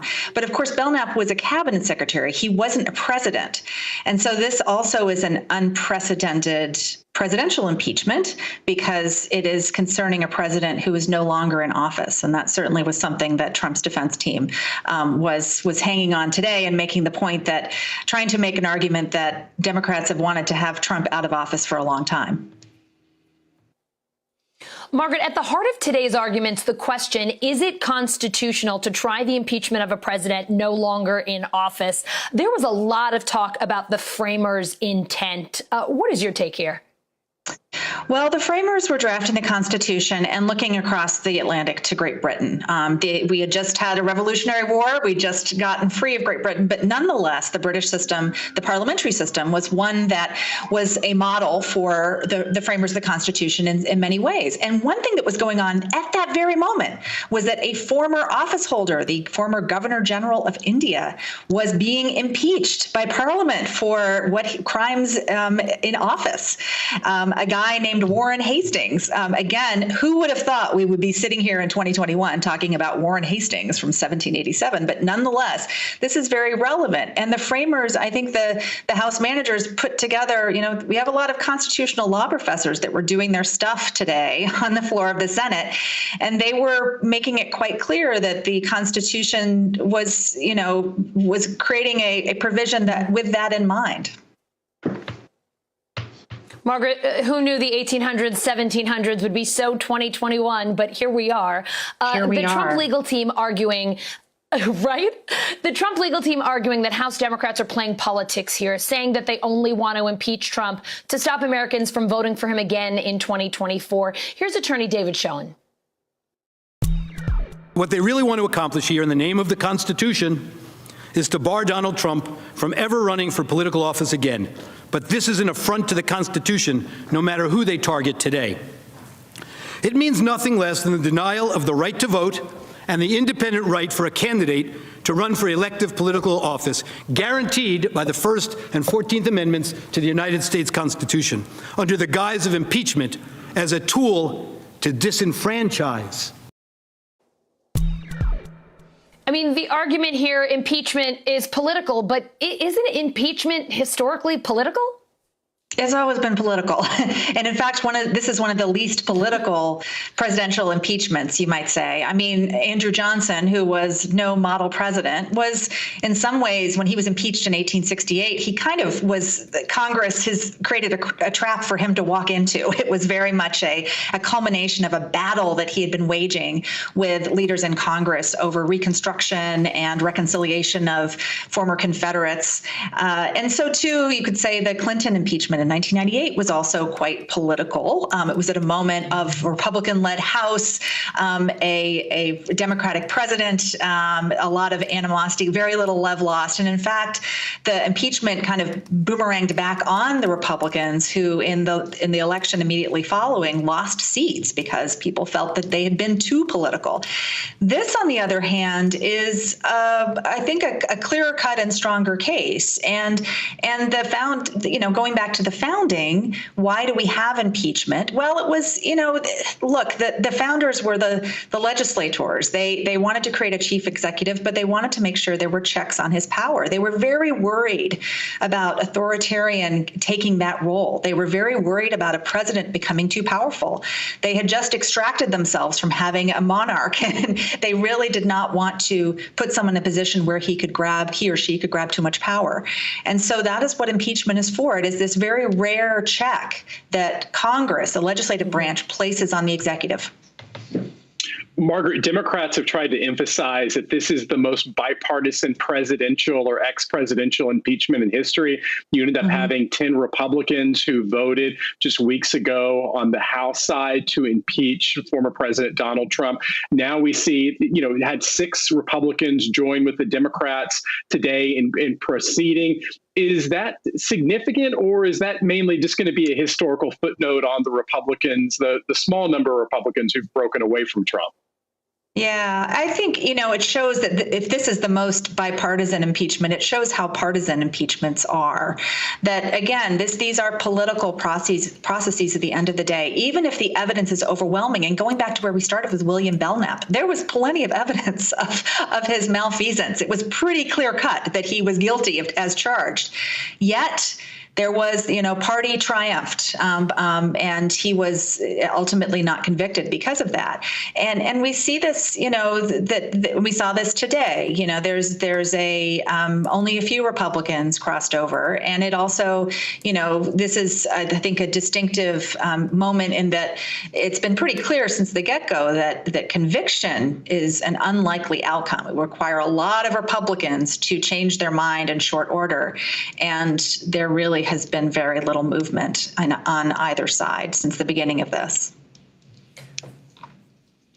Margaret, I know you also study the connections between the U.S. government and technology. Today, the House managers showed a jarring video of the Capitol riots, along with President Trump's tweets that day. President Trump's legal team also showed clips of Democrats calling for President Trump's impeachment as early as 2017. What did you think of how each side used video and social media today? It was really stunning. And I think, again, this is what makes this whole process and January 6th stand alone.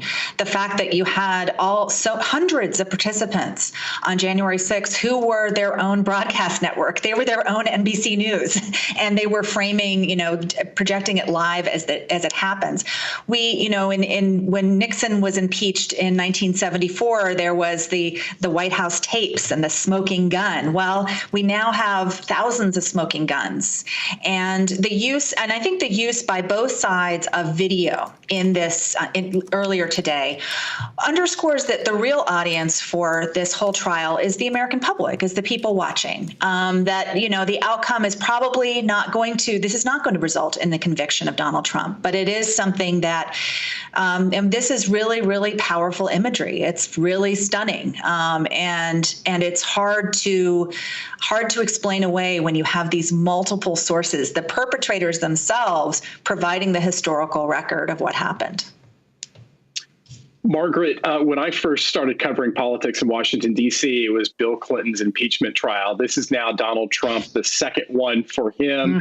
One of the arguments that we heard from Donald Trump's defense team was, you Democrats keep on doing this. We're just going to see presidential impeachment trial after presidential impeachment trial. Does it strike you that this has become more commonplace? Do we think that this is going to be a regular occurrence, no matter what party ends up controlling the House of Representatives, that the other party's president ends up getting impeached? It's fair to worry because, look, we went from 1868 all the way to 1974 without a presidential impeachment. When Nixon was impeached, it was extraordinary. It underscored the gravity of the Watergate scandal and how many people, both Americans and elected leaders, felt that Nixon and his administration had stepped over the bounds of office. And then because we had Clinton and then Trump, it seems more commonplace. You know, you have these four modern presidential impeachments as opposed to one back then. But I don't know. I think that, you know, the Clinton White House was beset by scandal throughout its 2 terms. Some of it self-generated, some of it the product of increasingly partisan times. We didn't have, you know, impeachments in intervening years before Trump. So I think it's going to depend partially on who's president. But clearly this is now a tool in the toolbox. And, you know, impeachments have been very rare. They've never resulted in a conviction. Richard Nixon notably resigned before the full House could even vote to impeach him. Andrew Johnson, who was, you know, he escaped the Senate trial by 1 vote and stayed in office. So these are, you know, for this to become a kind of frequent occurrence in every administration, would I think signal a broader breakdown in the way the government is working, or more accurately, not working. Margaret, even though we have seen 2 impeachments of this particular president, you have said this is incredibly rare. His lawyer, Bruce Castor, sort of referenced the fact that this is rare, but we're seeing it again. Let's play that clip. This is supposed to be the ultimate safety valve, the last thing that happens, the most rare treatment. So, Margaret, what does this double impeachment tell us about how we may look back on President Trump's presidency years from now? Well, look, this is a presidency for the history books. I co-author a history textbook, and I already know that, you know, January 6th is going to be in there. And so are many other moments. For a one-term president, an extremely consequential presidency that also is reflecting, you know, decades of political change that led up to and made his presidency possible, and also, you know, will not go away. And I think that this impeachment is, you know, I sensed on the floor of the Senate, or certainly the House managers, knowing that they are probably not going to win their case they're making in the Senate in the next week, but they are putting, you know, they have the eyes of history upon them. And I sensed in their statements a sort of consciousness of putting something down for the record for later citizens and historians to look at. This is momentous. We're 1 year away from the first impeachment, and what a year it has been in the intervening time. We forget, because all of us are living through this history, this is very significant. A century from now, Americans are going to be looking back on this moment and on what all of us did, and looking at the record we produced.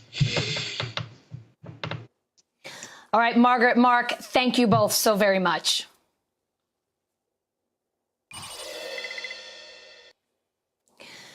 This cannot be our future. Lead House impeachment manager Jamie Raskin with a powerful plea to end his opening arguments today. Raskin saying sounds from the Capitol siege on January 6th still haunt him.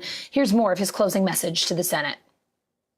And I hope this trial reminds America how personal democracy is, and how personal is the loss of democracy, too.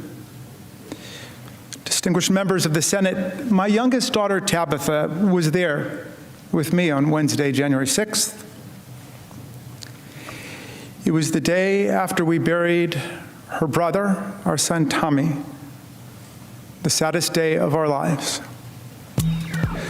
But the reason they came with me that Wednesday, January 6th, was because they wanted to be together with me in the middle of a devastating week for our family. And I told them I had to go back to work because we were counting electoral votes that day on January 6th. It was our constitutional duty. And by the time we learned about it, about what was going on, it was too late. I couldn't get out there to be with them in that office. And all around me, people were calling their wives and their husbands, their loved ones, to say goodbye. Members of Congress, in the House anyway, were removing their congressional pins so they wouldn't be identified by the mob as they tried to escape the violence. Our new chaplain got up and said a prayer for us, and we were told to put our gas masks on. And then there was a sound I will never forget, the sound of pounding on the door like a battering ram. The most haunting sound I ever heard, and I will never forget it.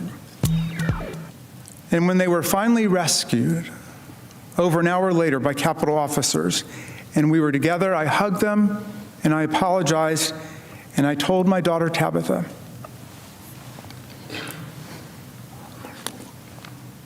who's 24 and a brilliant algebra teacher in Teach for America. Now, I told her how sorry I was, and I promised her that it would not be like this again the next time she came back to the Capitol with me. And you know what she said? She said, "Dad, I don't want to come back to the Capitol again."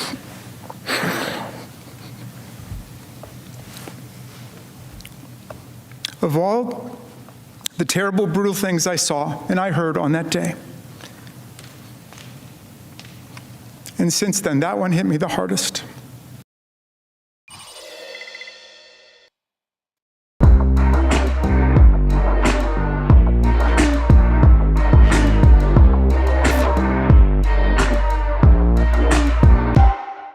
All this month, they are the black trailblazers and everyday heroes who've broken barriers, pushed for change, and brought progress to our country. Join us as we share their stories and celebrate groundbreaking changemakers all this month on Today. The impeachment trial, COVID relief, we're going to find out quickly whether this is going to be a functional bipartisan government. Would you support some raise in the minimum wage? Asking about vaccine distribution, where is the bottleneck? If it's Sunday, it's Meet the Press.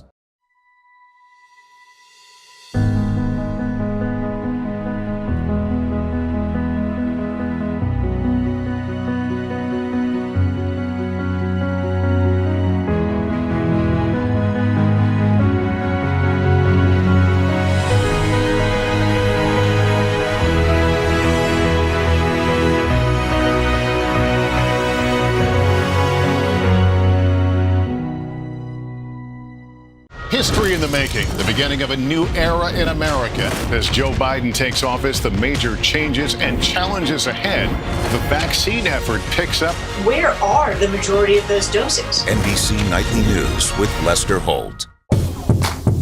You're watching NBC News Now. We've got some breaking news. Trucks carrying the first U.S. shipment of the coronavirus vaccine. Hope for a whole lot of people who have been waiting months and months. It's news made for your streaming world.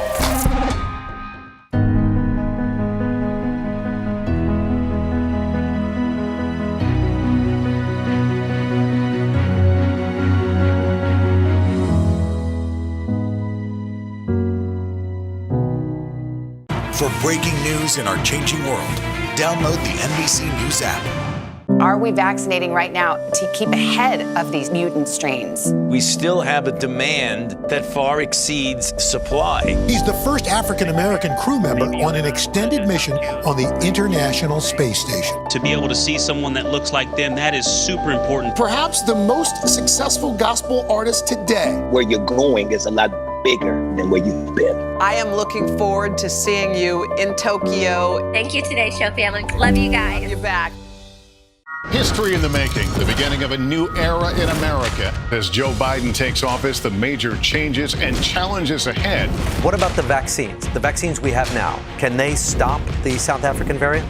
the first youth poet laureate captivating the nation and capturing our story. I had this understanding that the world is watching us, that we have the eyes of history and the future upon us. NBC Nightly News with Lester Holt. Is the second Senate impeachment trial of Donald Trump constitutional? It depends on who you ask. Here are some highlights from the debate between the House impeachment managers and Trump's legal team on the Senate floor today. The text of the Constitution makes clear there is no January exception to the impeachment power. That presidents can't commit grave offenses in their final days and escape any congressional response. That's not how our Constitution works. Judgment, in other words, the bad thing that can happen, the judgment, in cases of impeachment, i.e. what we are doing, shall not extend further than removal from office. President Trump no longer is in office. The object of the Constitution has been achieved.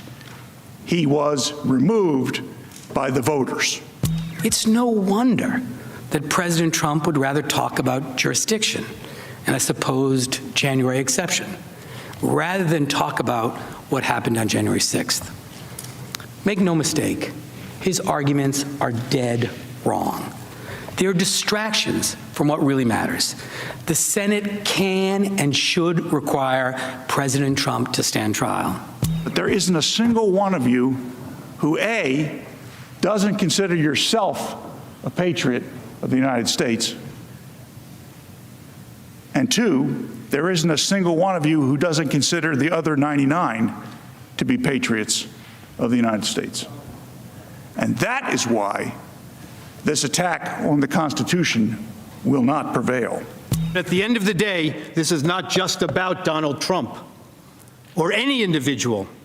This is about our Constitution and abusing the impeachment power for political gain. We cannot have presidents inciting and mobilizing mob violence against our government and our institutions because they refuse to accept the will of the people under the Constitution of the United States. Much less can we create a new January exception in our precious, beloved Constitution that prior generations have died for and fought for, so that corrupt presidents have several weeks to get away with whatever it is they want to do. History does not support a January exception in any way, so why would we invent one for the future? All right, here now to fact check the first day of Donald Trump's second impeachment trial, our favorite friendly fact checker, NBCNews.com political reporter Jane Tim. So, Jane, the debate today really centering around the constitutionality of trying a president for impeachment after leaving office. Democrats and Republicans clearly have very different takes here. So separate the fact from the fiction for us, if you will. You know, there's absolutely precedent, as Professor O'Mara just gave us a history lesson about William Belknap in 1876 being impeached after he had left office or left his cabinet post. There was absolutely precedent, but it's important to say that there absolutely is now precedent of a president being impeached and tried after leaving office because of today's vote. It's worth noting that before today, there were valid arguments on either side of the legal argument about whether a president could be impeached after leaving office. But the Trump team actually seemed to struggle to cite those valid arguments. They, in their final legal brief they released this week, they relentlessly quoted Michigan law's Brian Kalt, but they often misquoted him or misattributed him. In his words, it ranged from sloppy to disingenuous, just quite simply not appropriately quoting him. And he said, look, we actually had some arguments as to why this wasn't a constitutional process, but they didn't quote those arguments. Yeah, it was so interesting, his tweets today, Jane, just saying, but basically that's not what I was saying, and that they were taking his arguments out of context. Today, Trump lawyer David Schoen claimed that the Democrats denied Trump due process by delaying delivering the impeachment article to the Senate. Take a listen. The House leadership unilaterally and by choice waited another 12 days to deliver the article to this Senate to begin the trial process. In other words, the House leadership spent more time holding the adopted article than it did on the whole process leading up to the adoption of the article. That intentional delay, designed to avoid having the trial begin while Mr. Trump was still president, led to yet another egregious denial of due process.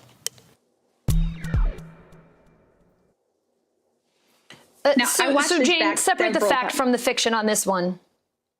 Yeah, I watched this back several times because I couldn't really get exactly what they were getting at, because at times they argued that the trial was either the impeachment was too fast or the impeachment was too slow. But basically everything they said denied Donald Trump of due process. But what's interesting is they're completely omitting that Republicans were the ones who did not want an immediate impeachment trial in the Senate. Mitch McConnell said he would not schedule it immediately when he controlled the Senate back when he was impeached before the inauguration. And he repeatedly pushed back and said Donald Trump needs more time to prepare for his trial. By all accounts, Mitch McConnell is the reason we didn't have this trial sooner. He is the reason we are having it now, and not the reason that we had to, that wasn't giving him due process. It's disingenuous, and it omits some really big parts of the last 2 months of our lives here. All right, Jane, Tim, I feel like this is a prelude to all the fact-checking yet to come. We look forward to talking with you throughout the rest of the week. I'll see you soon.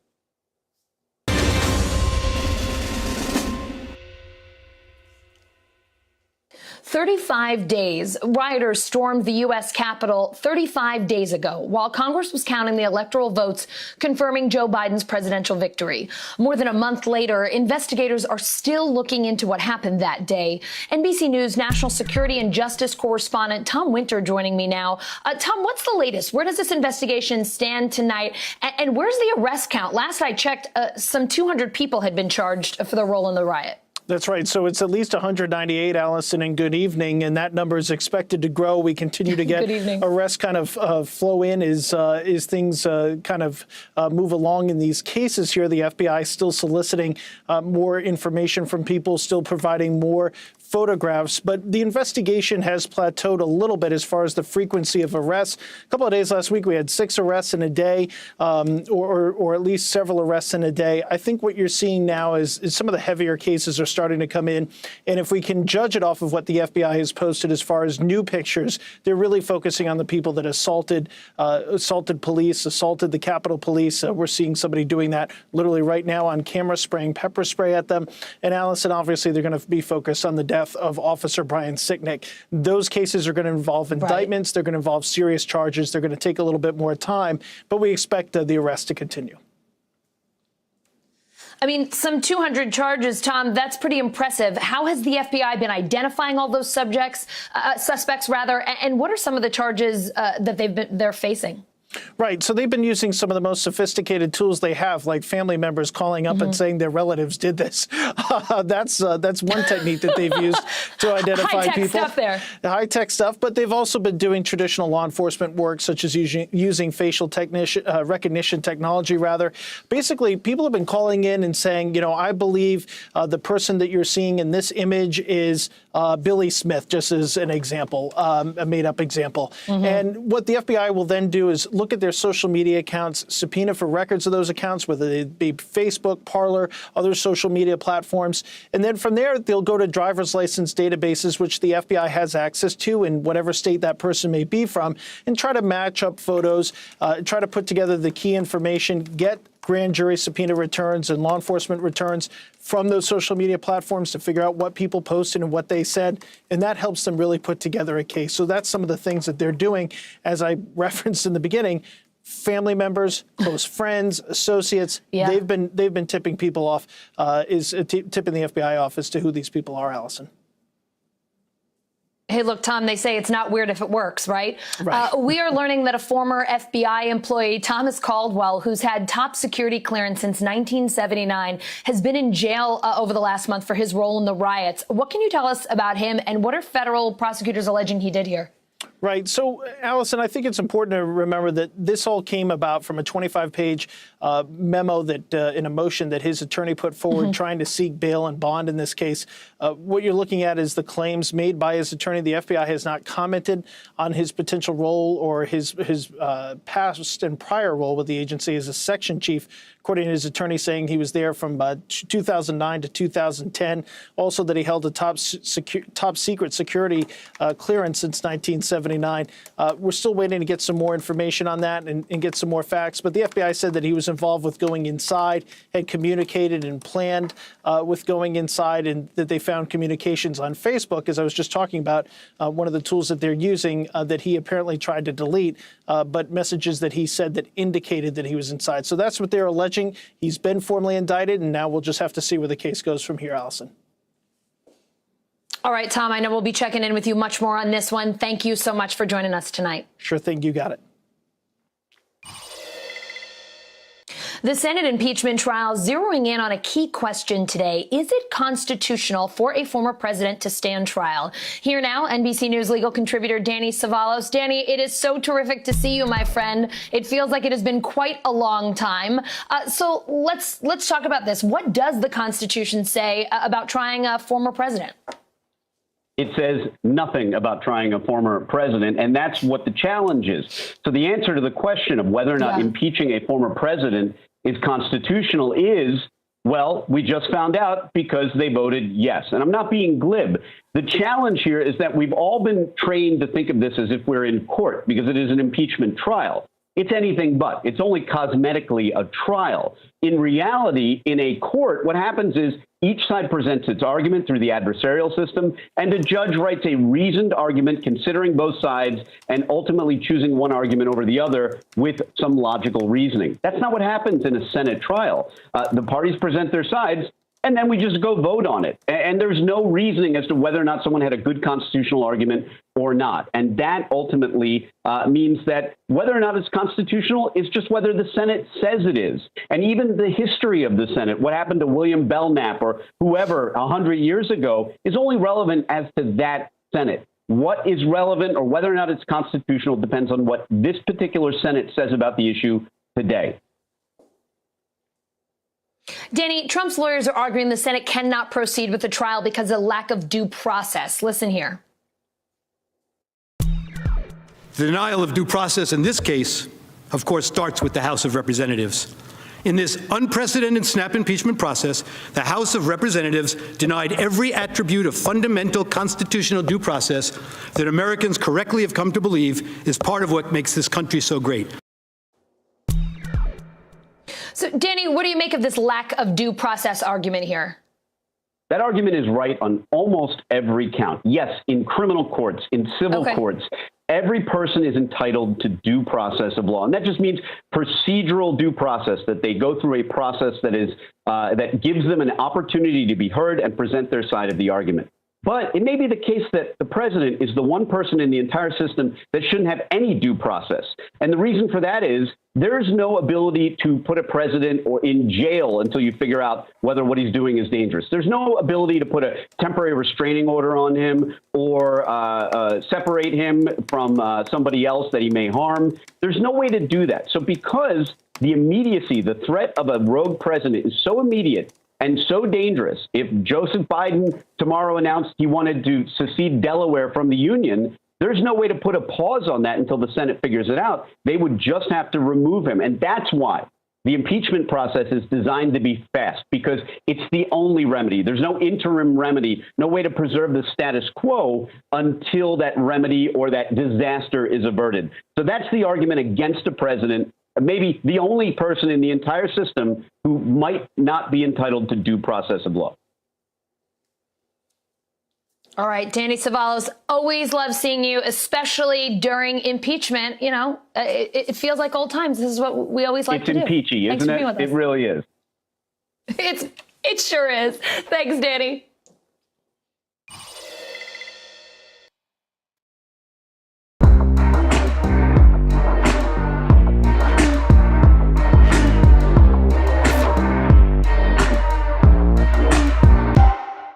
All this month, They are the black trailblazers and everyday heroes who've broken barriers, pushed for change, and brought progress to our country.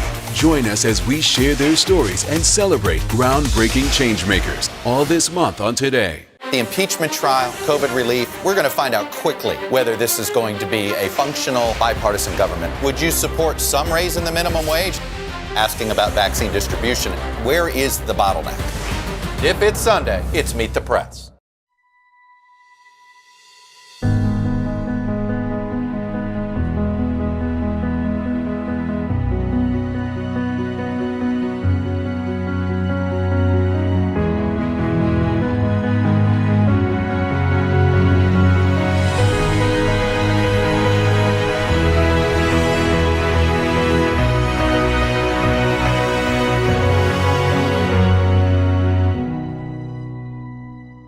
History in the making, the beginning of a new era in America. As Joe Biden takes office, the major changes and challenges ahead.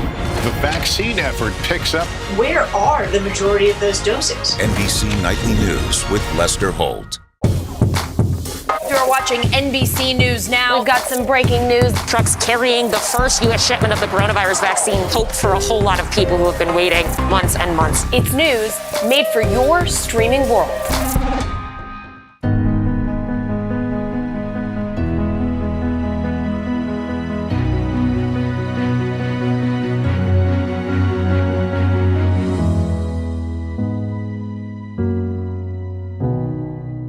For breaking news in our changing world, download the NBC News app.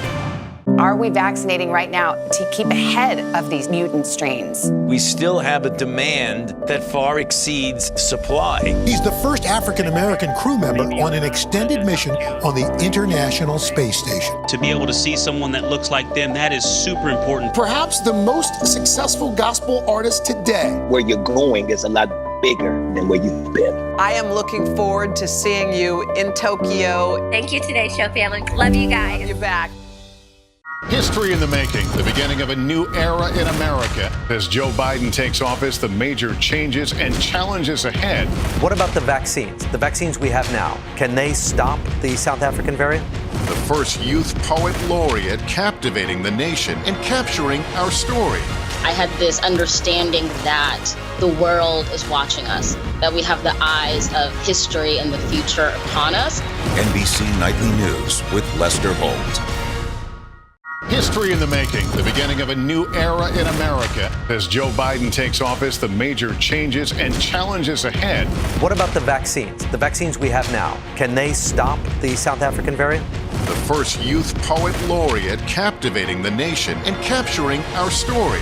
I had this understanding that the world is watching us, that we have the eyes of history and the future upon us. NBC Nightly News with Lester Holt.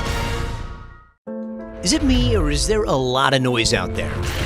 Politics, tech, culture, it's a lot. And we've got some questions. Why are we still voting like it's the 1800s? What's so hard to understand about climate change? Are we winning the fight against disinformation? I'm Gotti Schwartz with The Overview, where we take a critical look at the stories everyone's talking and posting about. We'll pull them apart and offer you a new perspective without the noise.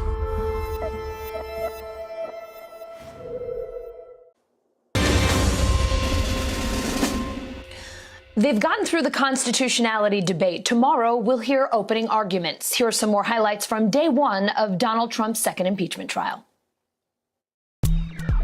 Every American who saw those events unfold on television was absolutely horrified by the events of January 6th. But we also know how President Trump himself felt about the attack. He told us, "Go home with love and in peace. Remember this day forever." Every time I read that tweet, it chills me to the core. The President of the United States sided with the insurrectionists. He celebrated their cause. To say there was a rush to judgment by the House would be a grave understatement.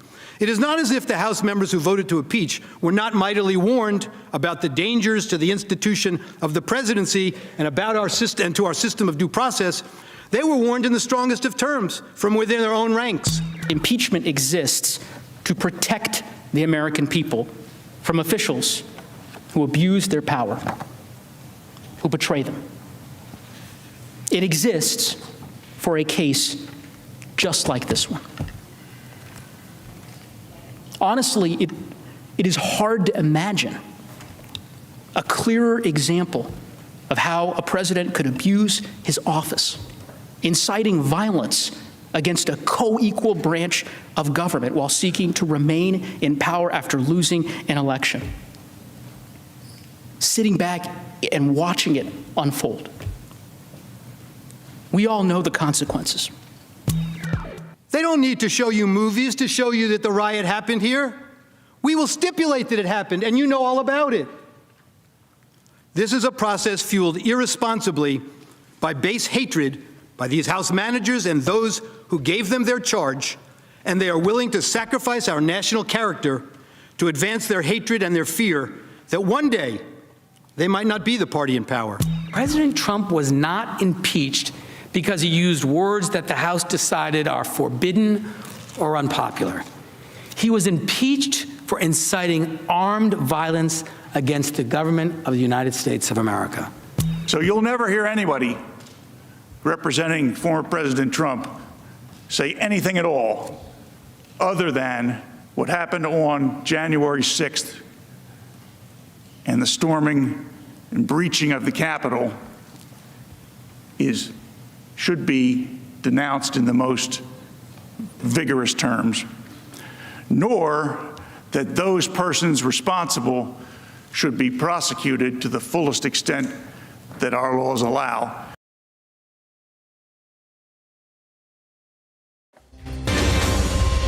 Hey everyone, I'm Allison Morris. You're watching special impeachment coverage on NBC News Now. The first day of the second Senate impeachment trial of Donald Trump is now done. By a 56-44 tally, the Senate voting tonight to continue.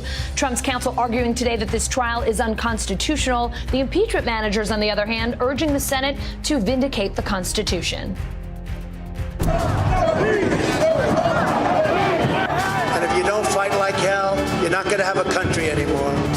He issued statements during the insurrection, targeting the vice president and reiterating the very same lies about the election that had launched the violence in the first place. The plain meaning of the Constitution's text should govern whether the Senate is vested by the Constitution with the power to convict a private citizen of the United States. It is not. The Senate shall proceed with the trial as provided under the provisions of that resolution. Our team of reporters and analysts have you covered from today's constitutionality debate to reaction from the White House, plus the legal strategies to watch for in tomorrow's opening arguments. All right, let's head over to Capitol Hill, the center of all the action today. NBC News political correspondent Ali Vitale is there, along with Danny Savalos, our legal contributor. Ali, we'll start with you. 6 Republican senators joined all 50 Democrats in voting that this trial is constitutional. Senator Bill Cassidy of Louisiana changing his vote, though, from his vote 2 weeks ago to join in with those Republicans. Here he is explaining that decision. At one point, I leaned over to Cruz and I said, Cruz, are they talking to the point at hand? He goes, not now. Because I'm thinking maybe I'm missing something. And again, if I'm there as an impartial juror, respecting my oath of office to uphold the Constitution of the United States, and one side makes the argument and the other side does everything but make the argument, then to live with myself, I make that vote. Ali, we are still well short of the 17 Republicans required to convict Trump. What's the reaction on the Hill to tonight's vote? Well, look, even as I was going through listening to the tally, I was putting down, one notch for no votes, one notch for yes votes. And with all of these senators, we had a pretty good idea of where they stood on this, both because of the way they voted when Rand Paul brought this up a few weeks ago, as you mentioned, but also because minds don't really change very easily here on Capitol Hill. I think the politics of this moment, as much as they talk about being impartial jurors, the politics is so palpable right now. At the same time, though, my pen hovered for a minute. I wasn't sure where someone like Bill Cassidy was going to vote. He was the only person who changed his mind, as you mentioned. But I think it's really important to remember what we were voting on here. It was as much of a procedural thing to get on to the actual business of the conviction and whether they were going to vote to convict, which we're going to start to get into the arguments of tomorrow. But this was also a way to read the tea leaves on this. Cassidy was really clear when he was talking in that hallway interview after leaving the Senate chambers about what he was voting on here. And he was saying that to him, he believed that this was a question of constitutional or not. He believed that it was constitutional. And he also attacked the Trump defense team for what he called a meandering and kind of not as clear or concise argument as what the Democrats put forth and put together. So while he was leveling those criticisms, he was also really clear to point out that this doesn't necessarily presuppose the way he's going to vote on conviction. They're answering two separate questions here, even though the way that the vote broke down may not exactly leave us in a different place. I do think it's really important to mention that it's not a conviction vote right now. This is just whether or not it was constitutional to move forward with this in the first place. 6 Republicans saying that it was. It's not necessarily a big show of force from Republicans here, who are clearly still very under the Trump thumb on this, politically speaking.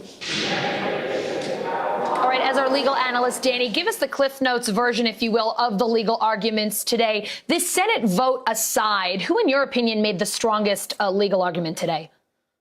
Both sides made strong arguments in their own right. On the one hand, the House managers would do well to make this case about the overall insurrectionist feel of what President Trump did. They shouldn't focus so much on the words that he uttered at the rally, because then you're going to open the door for the defense to get into a First Amendment defense and cloud the issues. And the First Amendment really shouldn't apply to protect the president. And by that, I mean the same speech that may be lawful, it may not be criminal, it can be impeachable. And that's because speech that may be not criminal, not something that would expose you to civil liability, would be impeachable if, for example, the president announced his intention to sell Florida to Russia. That might be something that is lawful to say. It's not illegal to utter those words. But you can imagine Congress would be alarmed and immediately move to impeach. So the House managers here focusing back on the idea that this was a part of a long-term plan of Trump's to act in an insurrectionist way, and that's why he's being impeached, where the defense will and did focus on issues like due process, and they will focus on the First Amendment to create the overall feel that, hey, this president is being prosecuted for his First Amendment privilege to say just about anything he wants, as long as he doesn't cause harm, and he didn't cause harm here. That's what they'll try to focus on. It's not exactly the right application of the First Amendment, but both sides, good arguments today. Oh, and I have to add that January rule is a brilliant piece. That's a brilliant phrase that we'll hear again and again, because it gets people thinking, well, I may not understand the constitutionality of everything, but the idea that a president could just go rogue in January and be completely immune from any kind of punishment, that's scary to me. So I don't need to know much about the Constitution as an American citizen or someone living in America. I know that I don't like the sound of that. All right, so we got Danny's legal analysis here. Allie, let's dig a little deeper into these arguments. House impeachment manager Joe Neguse helped make the case against former President Trump today. What was his main argument? His role here was basically to be the precedent guy. Now, I skipped law school to go cover the Trump campaign back in 2015, but the point of these arguments was actually that it wasn't meant to be steeped in legalese. When Danny points out that the idea of a January exception is so accessible to people who might not want to be mired in the minutia of the Constitution, that's the entire point. And we were told from the very outset of this that the House impeachment managers were going to focus on a concise argument that was accessible to the American people, because it only hinges on one allegation of inciting an insurrection. Again, this is not the impeachment hearing that we had a year ago, where there was a lot of weeds that you could get stuck in, and voters would tell me that they were confused and they kind of wanted to shut the whole thing off. This is something that is accessible to Americans, that they can easily understand, and that's a strategy that the House impeachment managers want to capitalize on. That being said, as much as Negus's role here was to talk about the precedent and why this is very constitutional in the Democrats' minds to proceed with this kind of a trial, he was also there to influence his own story and to tell his own story of what happened at the Capitol that day. This is one of the things that makes this hearing so exceptional, which is that as much as people say they're impartial jurors, they all experienced this event in real time. Listen to Negus. Like every one of you, I was evacuated as this violent mob stormed the Capitol's gates. What our country experienced that day is the framers' worst nightmare come to life. Presidents can't inflame insurrection in their final weeks and then walk away like nothing happened. And yet that is the rule that President Trump asks you to adopt. And so throughout his arguments, he gave examples of past precedents when former officials had been impeached, but he also made sure to cite legal scholars, specifically conservative ones, who said that this was a constitutional process that could move forward. The way that he ended it by saying, vindicate the Constitution, so making a constitutional argument, but not doing it in a way where people who are watching, their eyes would glaze over. Allie, Bruce Castor, one of Trump's attorneys, gave a pretty rambling, as some people said, defense of the former president. Here's part of what he said. If my colleagues on this side of the chamber actually think that President Trump committed a criminal offense, and let's understand, a high crime is a felony and a misdemeanor is a misdemeanor. The words haven't changed that much over the time. After he's out of office, you go and arrest him. Allie, what kind of reaction is his debate, if you will, today getting on the Hill? Well, the House impeachment managers didn't respond at all. They had reserved the right to a rebuttal after Donald Trump's legal team went forward. They had about 30 minutes or so left on the clock. Jamie Raskin said, I'm giving all that time back. I think you kind of heard a sigh of relief here from those of us who were wondering if we were going to be in for a little bit of a later night, but they didn't feel like they had anything left to respond to there. I think, though, we heard it from some of the senators who made note of the fact that especially Castor's opening was meandering and rambling. He did concede at one point that he sort of changed things up in real time when he saw the argument that Democrats came here with, and he admits that they came with a strong and well thought out argument. It changed the way that the Trump legal team came at this. Again, it's a decision that they made in real time. There were some on the Trump side who were telling our team first that they thought that this was the strategy all along, that the whole point was trying to lower the emotional level in that room from the way that Democrats had really made that impassioned argument in favor of what they were trying to do here. That was perhaps untrue because it's clear that this wasn't the strategy all along, but either way, Castor's initial argument was one that was criticized by many who were in the room, and you even heard it from Bill Cassidy there saying maybe he thought he lost the point at one point. He was trying to listen and follow along. He couldn't really do that, and Cassidy was not the only senator who criticized the way that Castor came in and started the Trump legal team off here. They ended in somewhat of a more passionate place with Schoen making that final argument, but nevertheless, it wasn't necessarily a strong start from them, from the senator's perspective. Danny, a senior aide to the impeachment managers say they'll present a case against Trump resembling a, quote, violent crime criminal prosecution. What does this tell you about how the House managers will attack this trial? Yeah, respectfully, I think I'm sure they have the reasons for doing this, but I think there are some attendant risks with treating this like a criminal prosecution, most notably because President Trump's speech, if we focus on that speech at the rally, and of course you're watching the rioters storm the Capitol, if you focus on the criminality of that speech, then that is a very defensible speech from a criminal standpoint. There is precedent like Brandenburg and Hess v. Indiana, where you have the Supreme Court sanctioning even worse, arguably worse speech and saying that was not incitement to riot. So I think there's a risk in the House managers treating this like a criminal prosecution, to the extent they've stepped back and said it's not just about the rally. It's about the overall campaign of misinformation and culminating in this rally that turned into a riot. It's the whole big picture, because if you focus on the speech, that speech is defensible. There is an entire body of case law that looks at speech, and while not all speech is exactly the same, you can point to plenty of examples where speech in the past was worse, arguably, than what Trump uttered, not the result, because constitutionally, you don't measure the criminality of speech by the reaction of the idiots in the crowd who hear it and then behave poorly. You look at the speech itself and the context. So there is a risk in treating this like a criminal prosecution. You don't want to create the specter of beyond a reasonable doubt, the highest standard in our law. Instead, this is impeachment. We just need to get to 2/3 if you're the Democrats. So I think they do well to look at this less like a criminal prosecution and more like an impeachment, where they just need 2/3 and to show that the president committed a high. And by the way, Bruce Castor didn't exactly sound right there. A high crime is not a felony. A high crime is an abuse of official power. There is no, at the time of the framers, there was no distinction between felonies and misdemeanors. High crimes are abuses of official power. They're not felonies.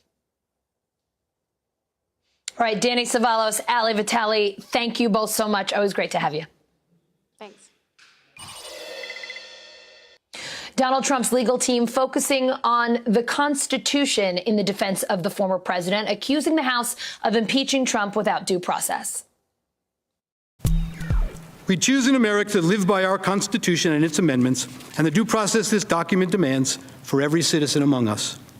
By putting your imprimatur on the snap judgment made in this matter to impeach the President of the United States without any semblance of due process at every step along the way, puts the office of the President of the United States at risk every single day. NBCNews.com senior White House correspondent Shannon Pettypiece is with me now. Shannon, tell us more about the Trump team's defense strategy and how they plan to make their case, starting with opening arguments tomorrow. Well, I think two interesting things to note that we will not hear from them, at least based on our reporting as of now, which can always change. But including today, we are not hearing talk about election fraud or widespread election fraud. And at one point, Trump's lawyer, Bruce Castor, acknowledged that President Biden had won the election and that the people had spoken and voted for a change in administration. Another thing we're not really hearing about is the merits of the argument and really getting deep into the details so far about the president's actions that day, defending his remarks, defending his actions following those remarks.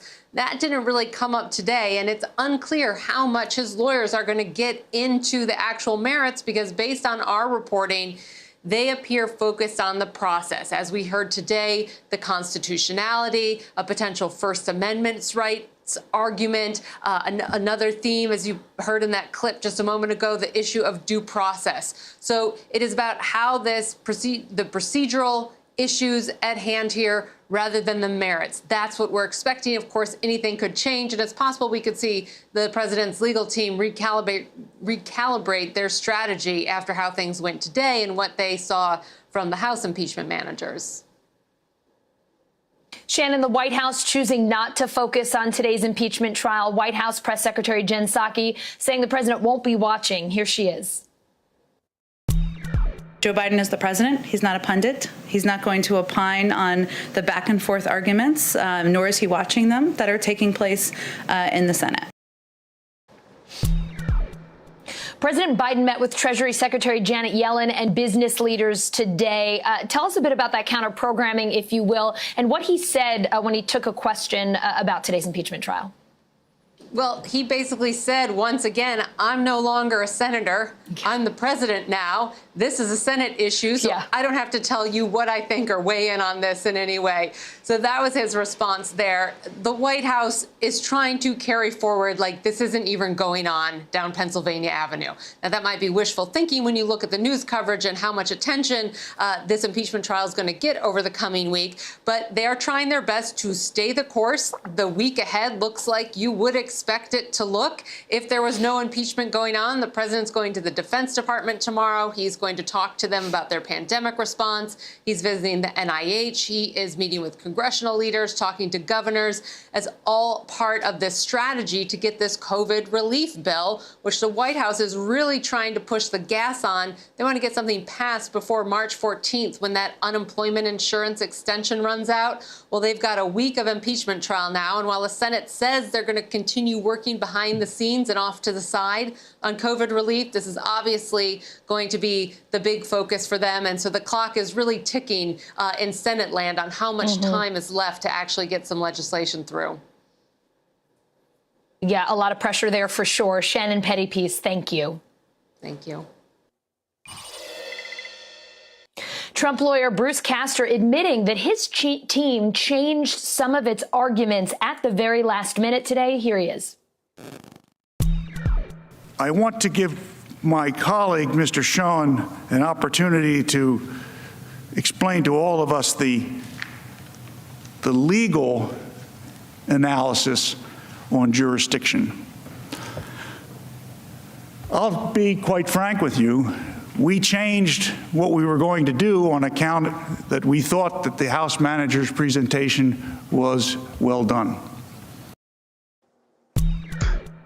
Let's bring in Democratic strategist Michael Starr Hopkins and Republican strategist Joseph Pinion. My God, guys, it's like we've got the band back together. I feel like I haven't seen the two of you since last impeachment. It's been time warp, which was almost a year ago. I miss you both as well.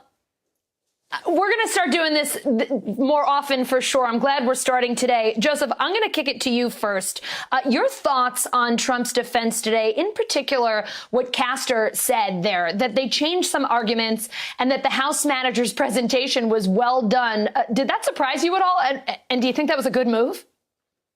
I mean, look, as I've said to you last time we had the impeachment, it's very difficult to go in halftime at the Super Bowl and start ripping up what got you there. But it's quite perplexing to basically announce to the world that the opposing argument was so stellar. So I think at the end of the day, what Republicans need to focus on is the core issue that I think many people are focused on, which is that this notion of a January exception assumes the fact that we do not have a nation of laws, that we do not have civil courts, that we do not have criminal courts, and that once you walk out of the White House, you are immune from any and all accountability. Accountability does not stop when people leave the White House. In many ways, it actually begins when you leave the White House. And I think the best opportunity to hold President Trump accountable, to the extent he needs to be held accountable, would be through the court process. Look, I got to say, you know, I love sports analogies, and I love the Super Bowl one here because it's basically like Mahomes coming out and saying, oh, wow, Tom Brady's playing better than I thought. I'm kind of screwed in the second half of this game, and he didn't exactly do that. So interesting strategy from the Republicans. Michael, Joseph mentioned this January exception. It came up several times today. Here's what Senator Amy Klobuchar said about it earlier. This is a moment for our country. Are we going to send a message and allow a president, when they lose an election, just to unleash an angry mob on the Capitol? To put it in a more humorous note, it was Trevor Noah who said, you can't get fired from Best Buy and just go out and steal a TV on the way out. There are laws in this country, and this president should be held accountable for inciting an angry mob to literally loot and invade another equal branch of government. Michael, you can't get fired from Best Buy and take a TV on your way out. Some lawmakers are saying this trial is really the only way to hold the former president accountable. We're hearing on the flip side that this is a political partisan process. As a Democratic strategist, your take. Well, first, let me say that impeachment is always a political process because it's done by the political branch of government. But more importantly, Senator Klobuchar hit the nail on the head.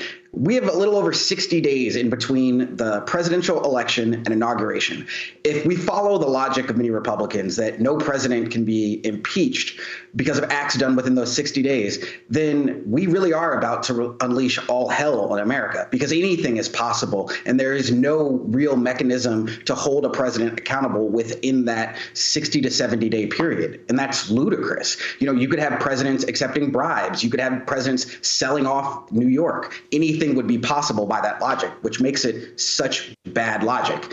And as someone who has spent a lot of time in courtrooms, when you don't have facts, when you don't have the law behind you, you muddy the water. And I think that's what we're really seeing from Republicans right now, an attempt to muddy the water and confuse people. Joseph, lead House manager Jamie Raskin closed his arguments by calling this the most bipartisan impeachment trial in American history. We did see 6 Republicans go along with the Democrats today in voting that this trial is constitutional. Do you agree on the bipartisanship here? Well, look, I do agree to a certain extent that this clearly has been a bipartisan effort. Is it anything to write home about? I would suggest that it is not. But I think, again, we have to get past this notion. I think Democrats do this very well, by the way. I think they do it with Medicare for all. If you're against Medicare for all, then you don't want health care for all Americans. I think that at the same point with impeachment, just because you're opposed to this impeachment does not mean that you believe that there is not accountability for a president, or that President Trump should not be held accountable. I think that we have to be able to separate the two and say concretely that if somebody wants to sell off New York for personal gain, if somebody wants to steal a TV on the way out the door, that we do have a system of laws that is capable of dealing with those things. And perhaps in the wake of President Trump, where we know that these norms have been tested, where our institutions have perhaps been battered, then perhaps the best way to address this would be to talk about shortening the period in time between when our elections are held and when the transfer of power actually occurs. So I think, again, this notion of we have to do something, perhaps the something is not impeachment, but perhaps that something is to go back to understanding concretely where the weaknesses are so that we can fortify them. Michael, Congressman Raskin got really emotional today, talking about what he witnessed during the Capitol riot.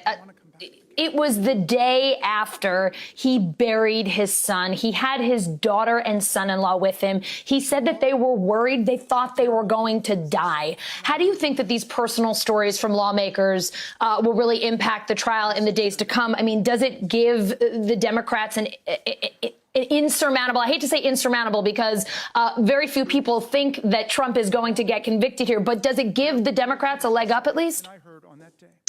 You know, I first let me say that the fact that Representative Raskin is even standing up right now and making these arguments is a testament to his strength. To lose a child and then to go through what he went through on the floor is something I wouldn't wish on anyone. And just I want to make sure he knows we're all thinking about him and praying for him. But I think the emotional testimony that he's giving and the emotional testimony you're going to hear from other impeachment managers is going to resonate with Republicans and Democrats, but more importantly, I think with the American people. Look, I don't think any Democrat really believes there's going to be a conviction, not because it's not deserved so, but because, like we said, this is a political process. But the American people are watching. And what we saw from the last impeachment was that Republicans made their argument to the American people. Democrats made their argument to the people in the room. That's flipped this time around. People understand, or rather the impeachment managers understand that the case to be made is really a case around 2022, because for whatever reason, Republicans aren't going to stand up right now and show political courage. They're going to argue process. And so what we need to be doing as Democrats is explaining to voters, whether they're Republican, independent, or Democrats, that by voting no to convict, you are disqualifying yourself in 2022. And I think that's really the message that underlying is going to be the winning message.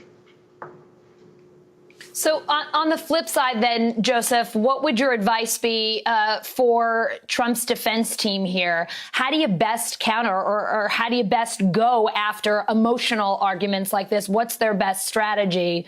Do you try to lower the temperature in the room? What do they do?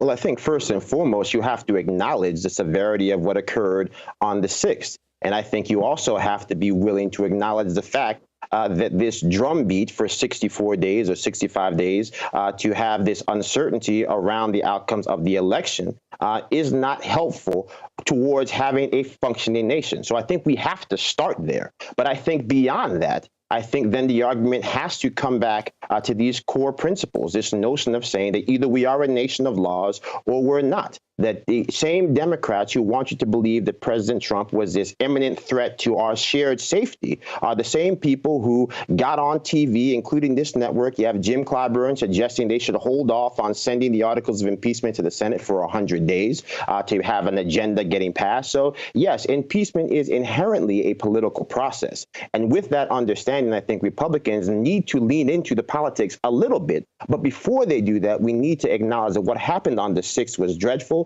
It should never be repeated. We should take every step possible to make sure that it can never happen again. But that in this particular case, as it pertains to the act of holding President Trump, or perhaps holding the office of the president accountable, this brand of impeachment is not what needs to happen for our present and also for our future.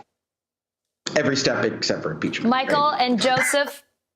I knew you were going to try to get in a last word there. I just knew it. I have missed I have missed doing this with the two of you so very much. We're going to have to bring our Friday night strategy sessions back. They were always a blast. Great to have you. Thank you so much for your insights.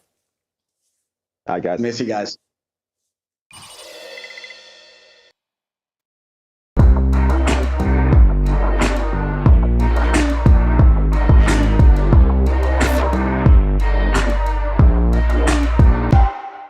All this month, they are the black trailblazers and everyday heroes who've broken barriers, pushed for change, and brought progress to our country.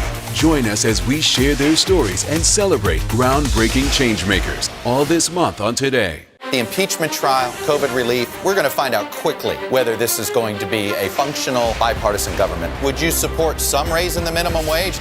Asking about vaccine distribution, where is the bottleneck? If it's Sunday, it's Meet the Press.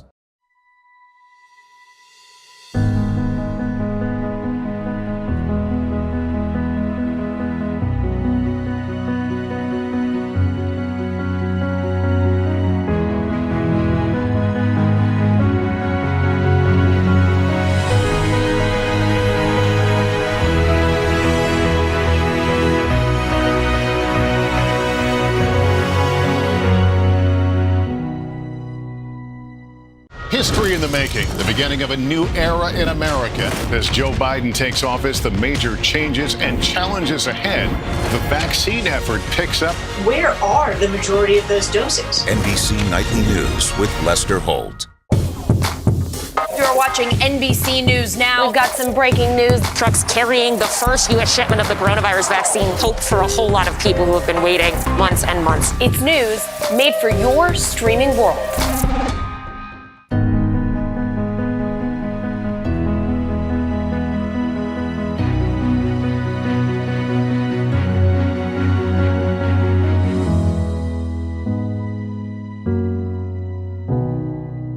For breaking news in our changing world, download the NBC News app. Are we vaccinating right now to keep ahead of these mutant strains? We still have a demand that far exceeds supply. He's the first African-American crew member on an extended mission on the International Space Station. To be able to see someone that looks like them, that is super important. Perhaps the most successful gospel artist today. Where you're going is a lot bigger than where you've been. I am looking forward to seeing you in Tokyo. Thank you Today Show family. Love you guys. You're back. History in the making, the beginning of a new era in America. As Joe Biden takes office, the major changes and challenges ahead. What about the vaccines? The vaccines we have now, can they stop the South African variant? The first youth poet laureate captivating the nation and capturing our story. I had this understanding that the world is watching us, that we have the eyes of history and the future upon us. NBC Nightly News with Lester Holt. Two very different takes today on the constitutionality of this impeachment trial. Here are some of the most heated moments. The transition of power is always the most dangerous moment for democracies. Every historian will tell you that. We just saw it in the most astonishing way. We lived through it. And you know what? The framers of our Constitution knew it. That's why they created a Constitution with an oath written into it that binds the president from his very first day in office until his very last day in office and every day in between. If you vote to proceed with this impeachment trial, future senators will recognize that you bought into a radical constitutional theory that departs clearly from the language of the Constitution itself and holds, and this is in their brief, that any civil officer who ever dares to want to serve his or her country must know that they will be subject to impeachment long after their service in office has ended, subject only to the political and cultural landscape of the day that is in operation at any future time. So this idea of a January amnesty is nonsense. Why are they afraid that those same people who were smart enough to pick them as their congressman aren't smart enough to pick somebody who is a candidate for president of the United States? Why fear that the people will all of a sudden forget how to choose an administration in the next few years? Given the framers' intense focus on danger to elections and the peaceful transfer of power, it is inconceivable that they design impeachment to be a dead letter in the president's final days in office, when opportunities to interfere with the peaceful transfer of power would be most tempting and most dangerous, as we just saw. Thus, as a matter of history and original understanding, there is no merit to President Trump's claim that he can incite an insurrection and then insist weeks later that the Senate lacks the power to even hear evidence at a trial, to even hold a trial. After a betrayal like this, there cannot be unity without accountability. And this is exactly what the Constitution calls for. The framers' original understanding, this chamber's own precedent, and the very words used in the Constitution all confirm unquestionably, indisputably, that President Trump must stand trial for his high crimes and misdemeanors against the American people. All right, let's bring in Politico national political correspondent Natasha Korecki and NBC News senior political editor Mark Murray, who's back with us as well. Natasha, a really unique thing about this impeachment trial, the senators who will determine its outcome are also witnesses. They were all on the Hill when those rioters stormed the Capitol. How do you think that plays into this trial? Well, obviously, as we saw today from Representative Raskin, it brings an emotional component to this. This sort of first a personal testimony that they bring, and Representative Raskin was saying things that I think a lot of people didn't hear in those terms. He was saying things like, in those moments when the mob was coming at the chamber, it sounded like a battering ram. And he said, all around me, people were calling their wives and their husbands, their loved ones to say goodbye. And he even added this detail that members in Congress and the House were removing their congressional pins so they couldn't be identified by the mob as they tried to escape. So I think in these real terms, he's sort of bringing to life like how scary it was, how terrorized they felt that day. And it really brought it home in emotional terms. And so that definitely does bring a different kind of component to this, no question. Sure. Natasha, this is Mark Murray. In addition to the video and the memories of January 6th, one other thing that the Democratic impeachment managers did was intersperse that with then President Trump's tweets, his remarks from the day on January 6th. How effective could that have been, not only to the public at large, but also to the Republican senators who were part of the trial? Right. I mean, you looked at some of those images today and taken in and of itself individually, maybe they weren't that new to you, but spliced together some of the most, compelling parts of them, startling, violent parts of them, and then juxtaposing them against President Trump saying things like, sort of not really rebuking them, speaking out of both sides of his mouth, it seemed at the time, and saying things like, we fought the good fight. It is, it's an injustice what had happened when I won by still maintaining that he had won the election. Bottom line, though, I think we all know what the numbers look like. You're going to need more Republican votes than what they have at the moment in order to convict. But at the very least, today, you did have a vote that said, yes, this is constitutional and we're going to move forward. And you did have, half a dozen Republicans voting in favor of this trial moving forward. Natasha, Bruce Castor, a member of Trump's defense team, talked at length about senators representing their states. It felt like he was arguing that those who vote to convict will have to answer to their constituents back home.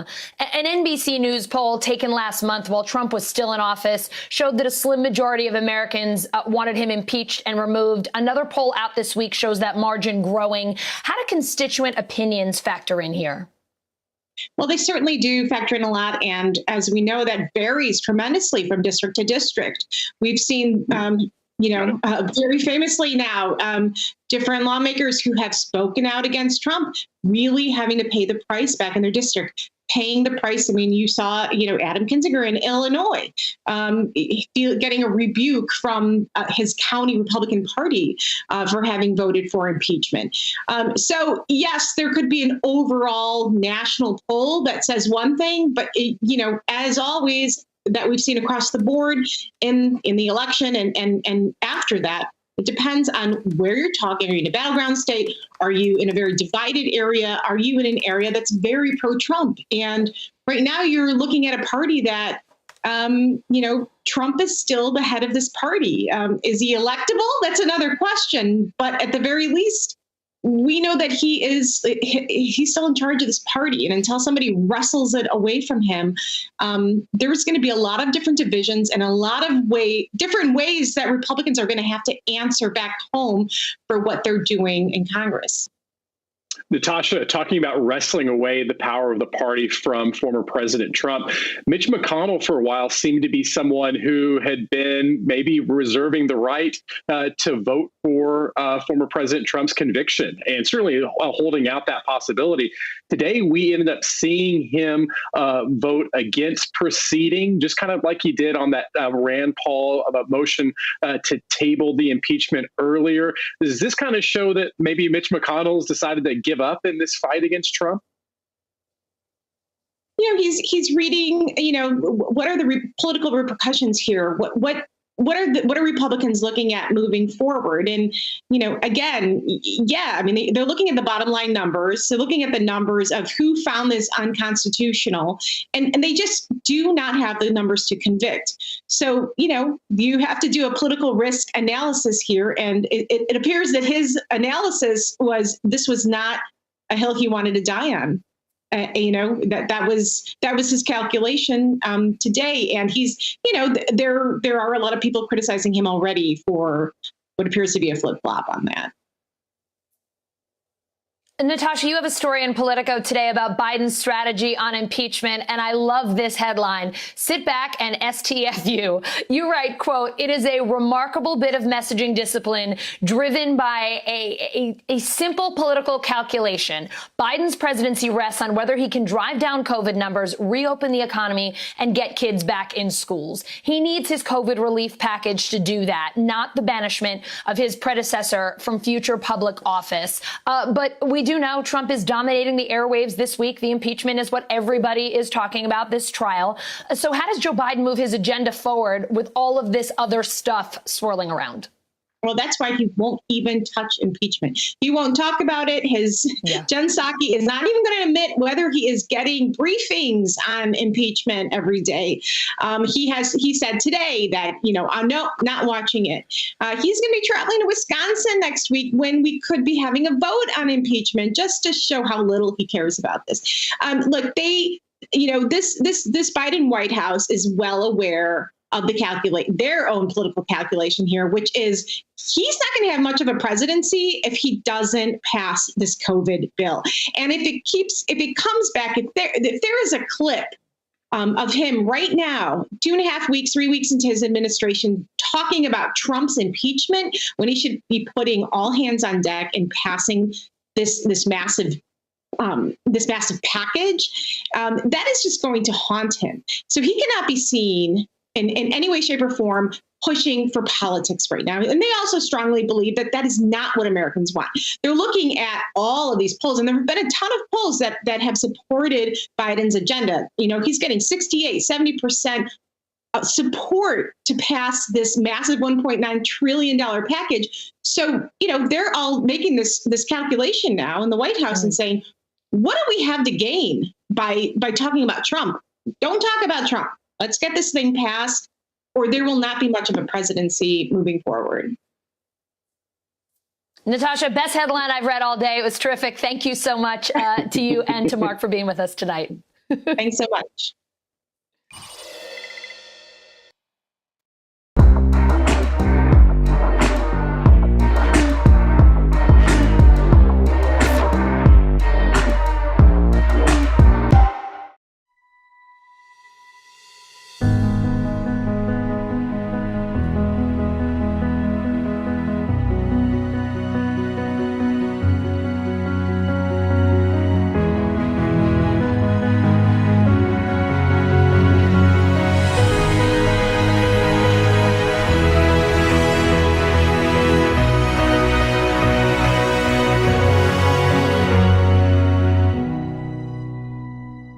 The impeachment trial, COVID relief, we're going to find out quickly whether this is going to be a functional bipartisan government. Would you support some raise in the minimum wage?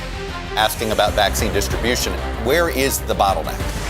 If it's Sunday, it's Meet the Press. Are we vaccinating right now to keep ahead of these mutant strains? We still have a demand that far exceeds supply. He's the first African-American crew member on an extended mission on the International Space Station. To be able to see someone that looks like them, that is super important. Perhaps the most successful gospel artist today. Where you're going is a lot bigger than where you've been. I am looking forward to seeing you in Tokyo. Thank you today, show family. Love you guys. You're back. For breaking news in our changing world, download the NBC News app. History in the making, the beginning of a new era in America. As Joe Biden takes office, the major changes and challenges ahead. What about the vaccines? The vaccines we have now, can they stop the South African variant? The first youth poet laureate captivating the nation and capturing our story. I had this understanding that the world is watching us, that we have the eyes of history and the future upon us. NBC Nightly News with Lester Holt.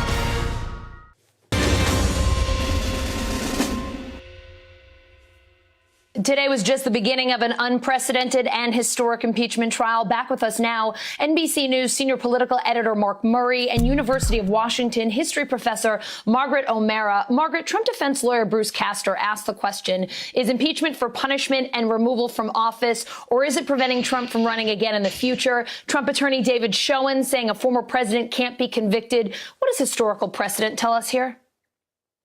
Well, this is the fourth time that a president has been in danger of being impeached. But it has not been. Only two of them have actually been impeached, and no one has actually been convicted. So we never had a former president impeached. So history is being made as we speak. This is something that is unprecedented. So in some ways, it's hard to map the clear precedents. But there clearly is both a high stakes constitutional issue here, a question about, what is impeachment and what are the consequences for conduct in office, particularly presidential office, and how will this create a precedent for presidents going forward? And also a political question, because Trump seems to have become the de facto leader of the Republican Party, and the Republican Party itself is wrestling with what to do with Trump, and all of the senators in that chamber are thinking about their own political futures, particularly given the fact that the outcome is probably not in doubt. Margaret, this is Mark Murray. How important is precedent when it comes to political public opinion? Earlier, Allison was having a conversation with NBC legal analyst Danny Savalas, who was saying that, you know what, at the end of the day, precedent is whatever the majority of the Senate ends up deciding, that you end up kind of making the precedent as you go along. So as a historian, how do you end up weighing when we kind of break down someone like former Secretary of War William Belknap and the Hastings precedent versus whatever the Senate, a majority or even a supermajority deem and determine? Yeah, I think that's a really important point. We need to remember this is not a legal proceeding. This isn't like a courtroom spectacle that we might watch on television.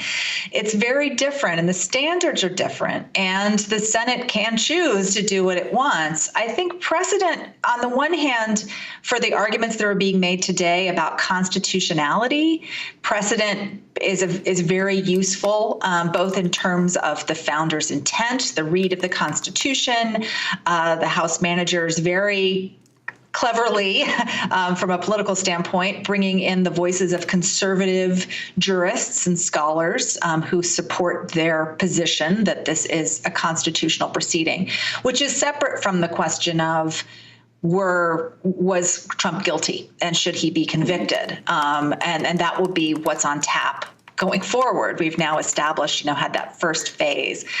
I've been thinking a lot, we can think about other impeachments, but when we think about the stakes and the broader political atmosphere, I don't want to be alarmist, but the comp that comes to mind a lot is Abraham Lincoln in 1860 and the years leading up to the Civil War, when we saw some similar, disturbingly similar dynamics in terms of regional divisions, sectional divisions. Lincoln famously says a house divided cannot stand. Actually, that part of that speech that he gave was quoted by GOP chairwoman Ronna McDaniel last night in a tweet. She omitted the rest of his speech, or what follows, which was included, that effectively saying it cannot stay divided. It will have to go one way or the other. A kind of, I don't think we're it's not 1860, it's 2021, but in terms of the political dynamics, it's useful. We talked about this in the last hour, Margaret, that this is, if you will, the most bipartisan impeachment trial, or impeachment, I should say, as well, that we've seen. We don't have all that many examples. But given that, what will you be watching for over the next few days? I'm really going to be watching how the case is being made to the people watching at home, not just the people in the chamber. Look, this is a challenging moment for Senate Republicans who are going to have to go on the record on one side or another. And if history is any guide, party will triumph. that tends to be party line votes, even when the evidence might suggest otherwise. So I think it's going to be no matter what's presented. But what we're doing now, and what the House managers are presenting, is, now we have a few news cycles once again, where January 6th and what happened then, and the president's role in that, is now headline news again. And I think it's a bigger challenge, quite frankly, for Republicans, who have to have both a strong pro-Trump base, the threat perhaps of primary challenges from pro-Trump forces or pro-Trump candidates, if they, for some reason, go against the president or are seen to going against the president.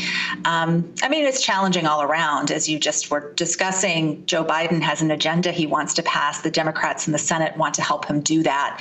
And this is, of course, a distraction from that agenda. All right, Mark and Margaret, you've both spent so much time with us tonight. We are very grateful. Thank you. Thank you.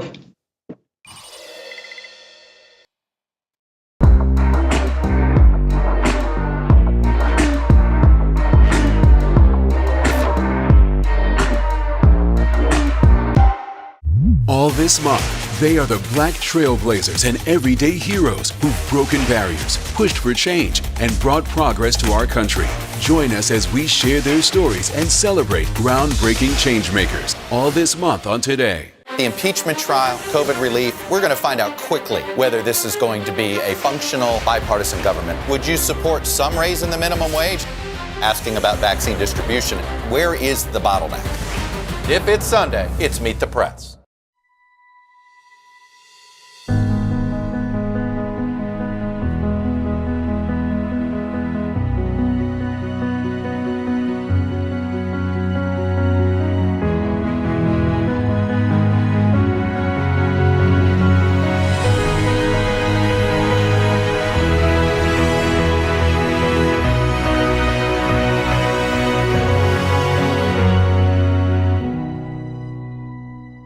History in the making, the beginning of a new era in America. As Joe Biden takes office, the major changes and challenges ahead. The vaccine effort picks up. Where are the majority of those doses? NBC Nightly News with Lester Holt. You're watching NBC News Now. We've got some breaking news. Trucks carrying the first U.S. shipment of the coronavirus vaccine. Hope for a whole lot of people who have been waiting months and months. It's news made for your streaming world.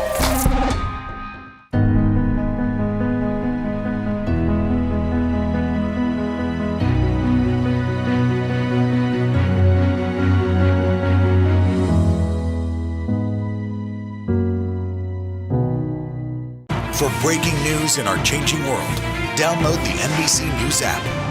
Are we vaccinating right now to keep ahead of these mutant strains? We still have a demand that far exceeds supply. He's the first African-American crew member on an extended mission on the International Space Station. To be able to see someone that looks like them, that is super important. Perhaps the most successful gospel artist today. Where you're going is a lot bigger than where you've been. I am looking forward to seeing you in Tokyo. Thank you today, show family. Love you guys. You're back.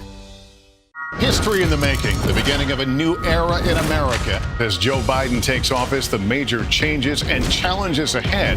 What about the vaccines? The vaccines we have now, can they stop the South African variant? The first youth poet laureate captivating the nation and capturing our story.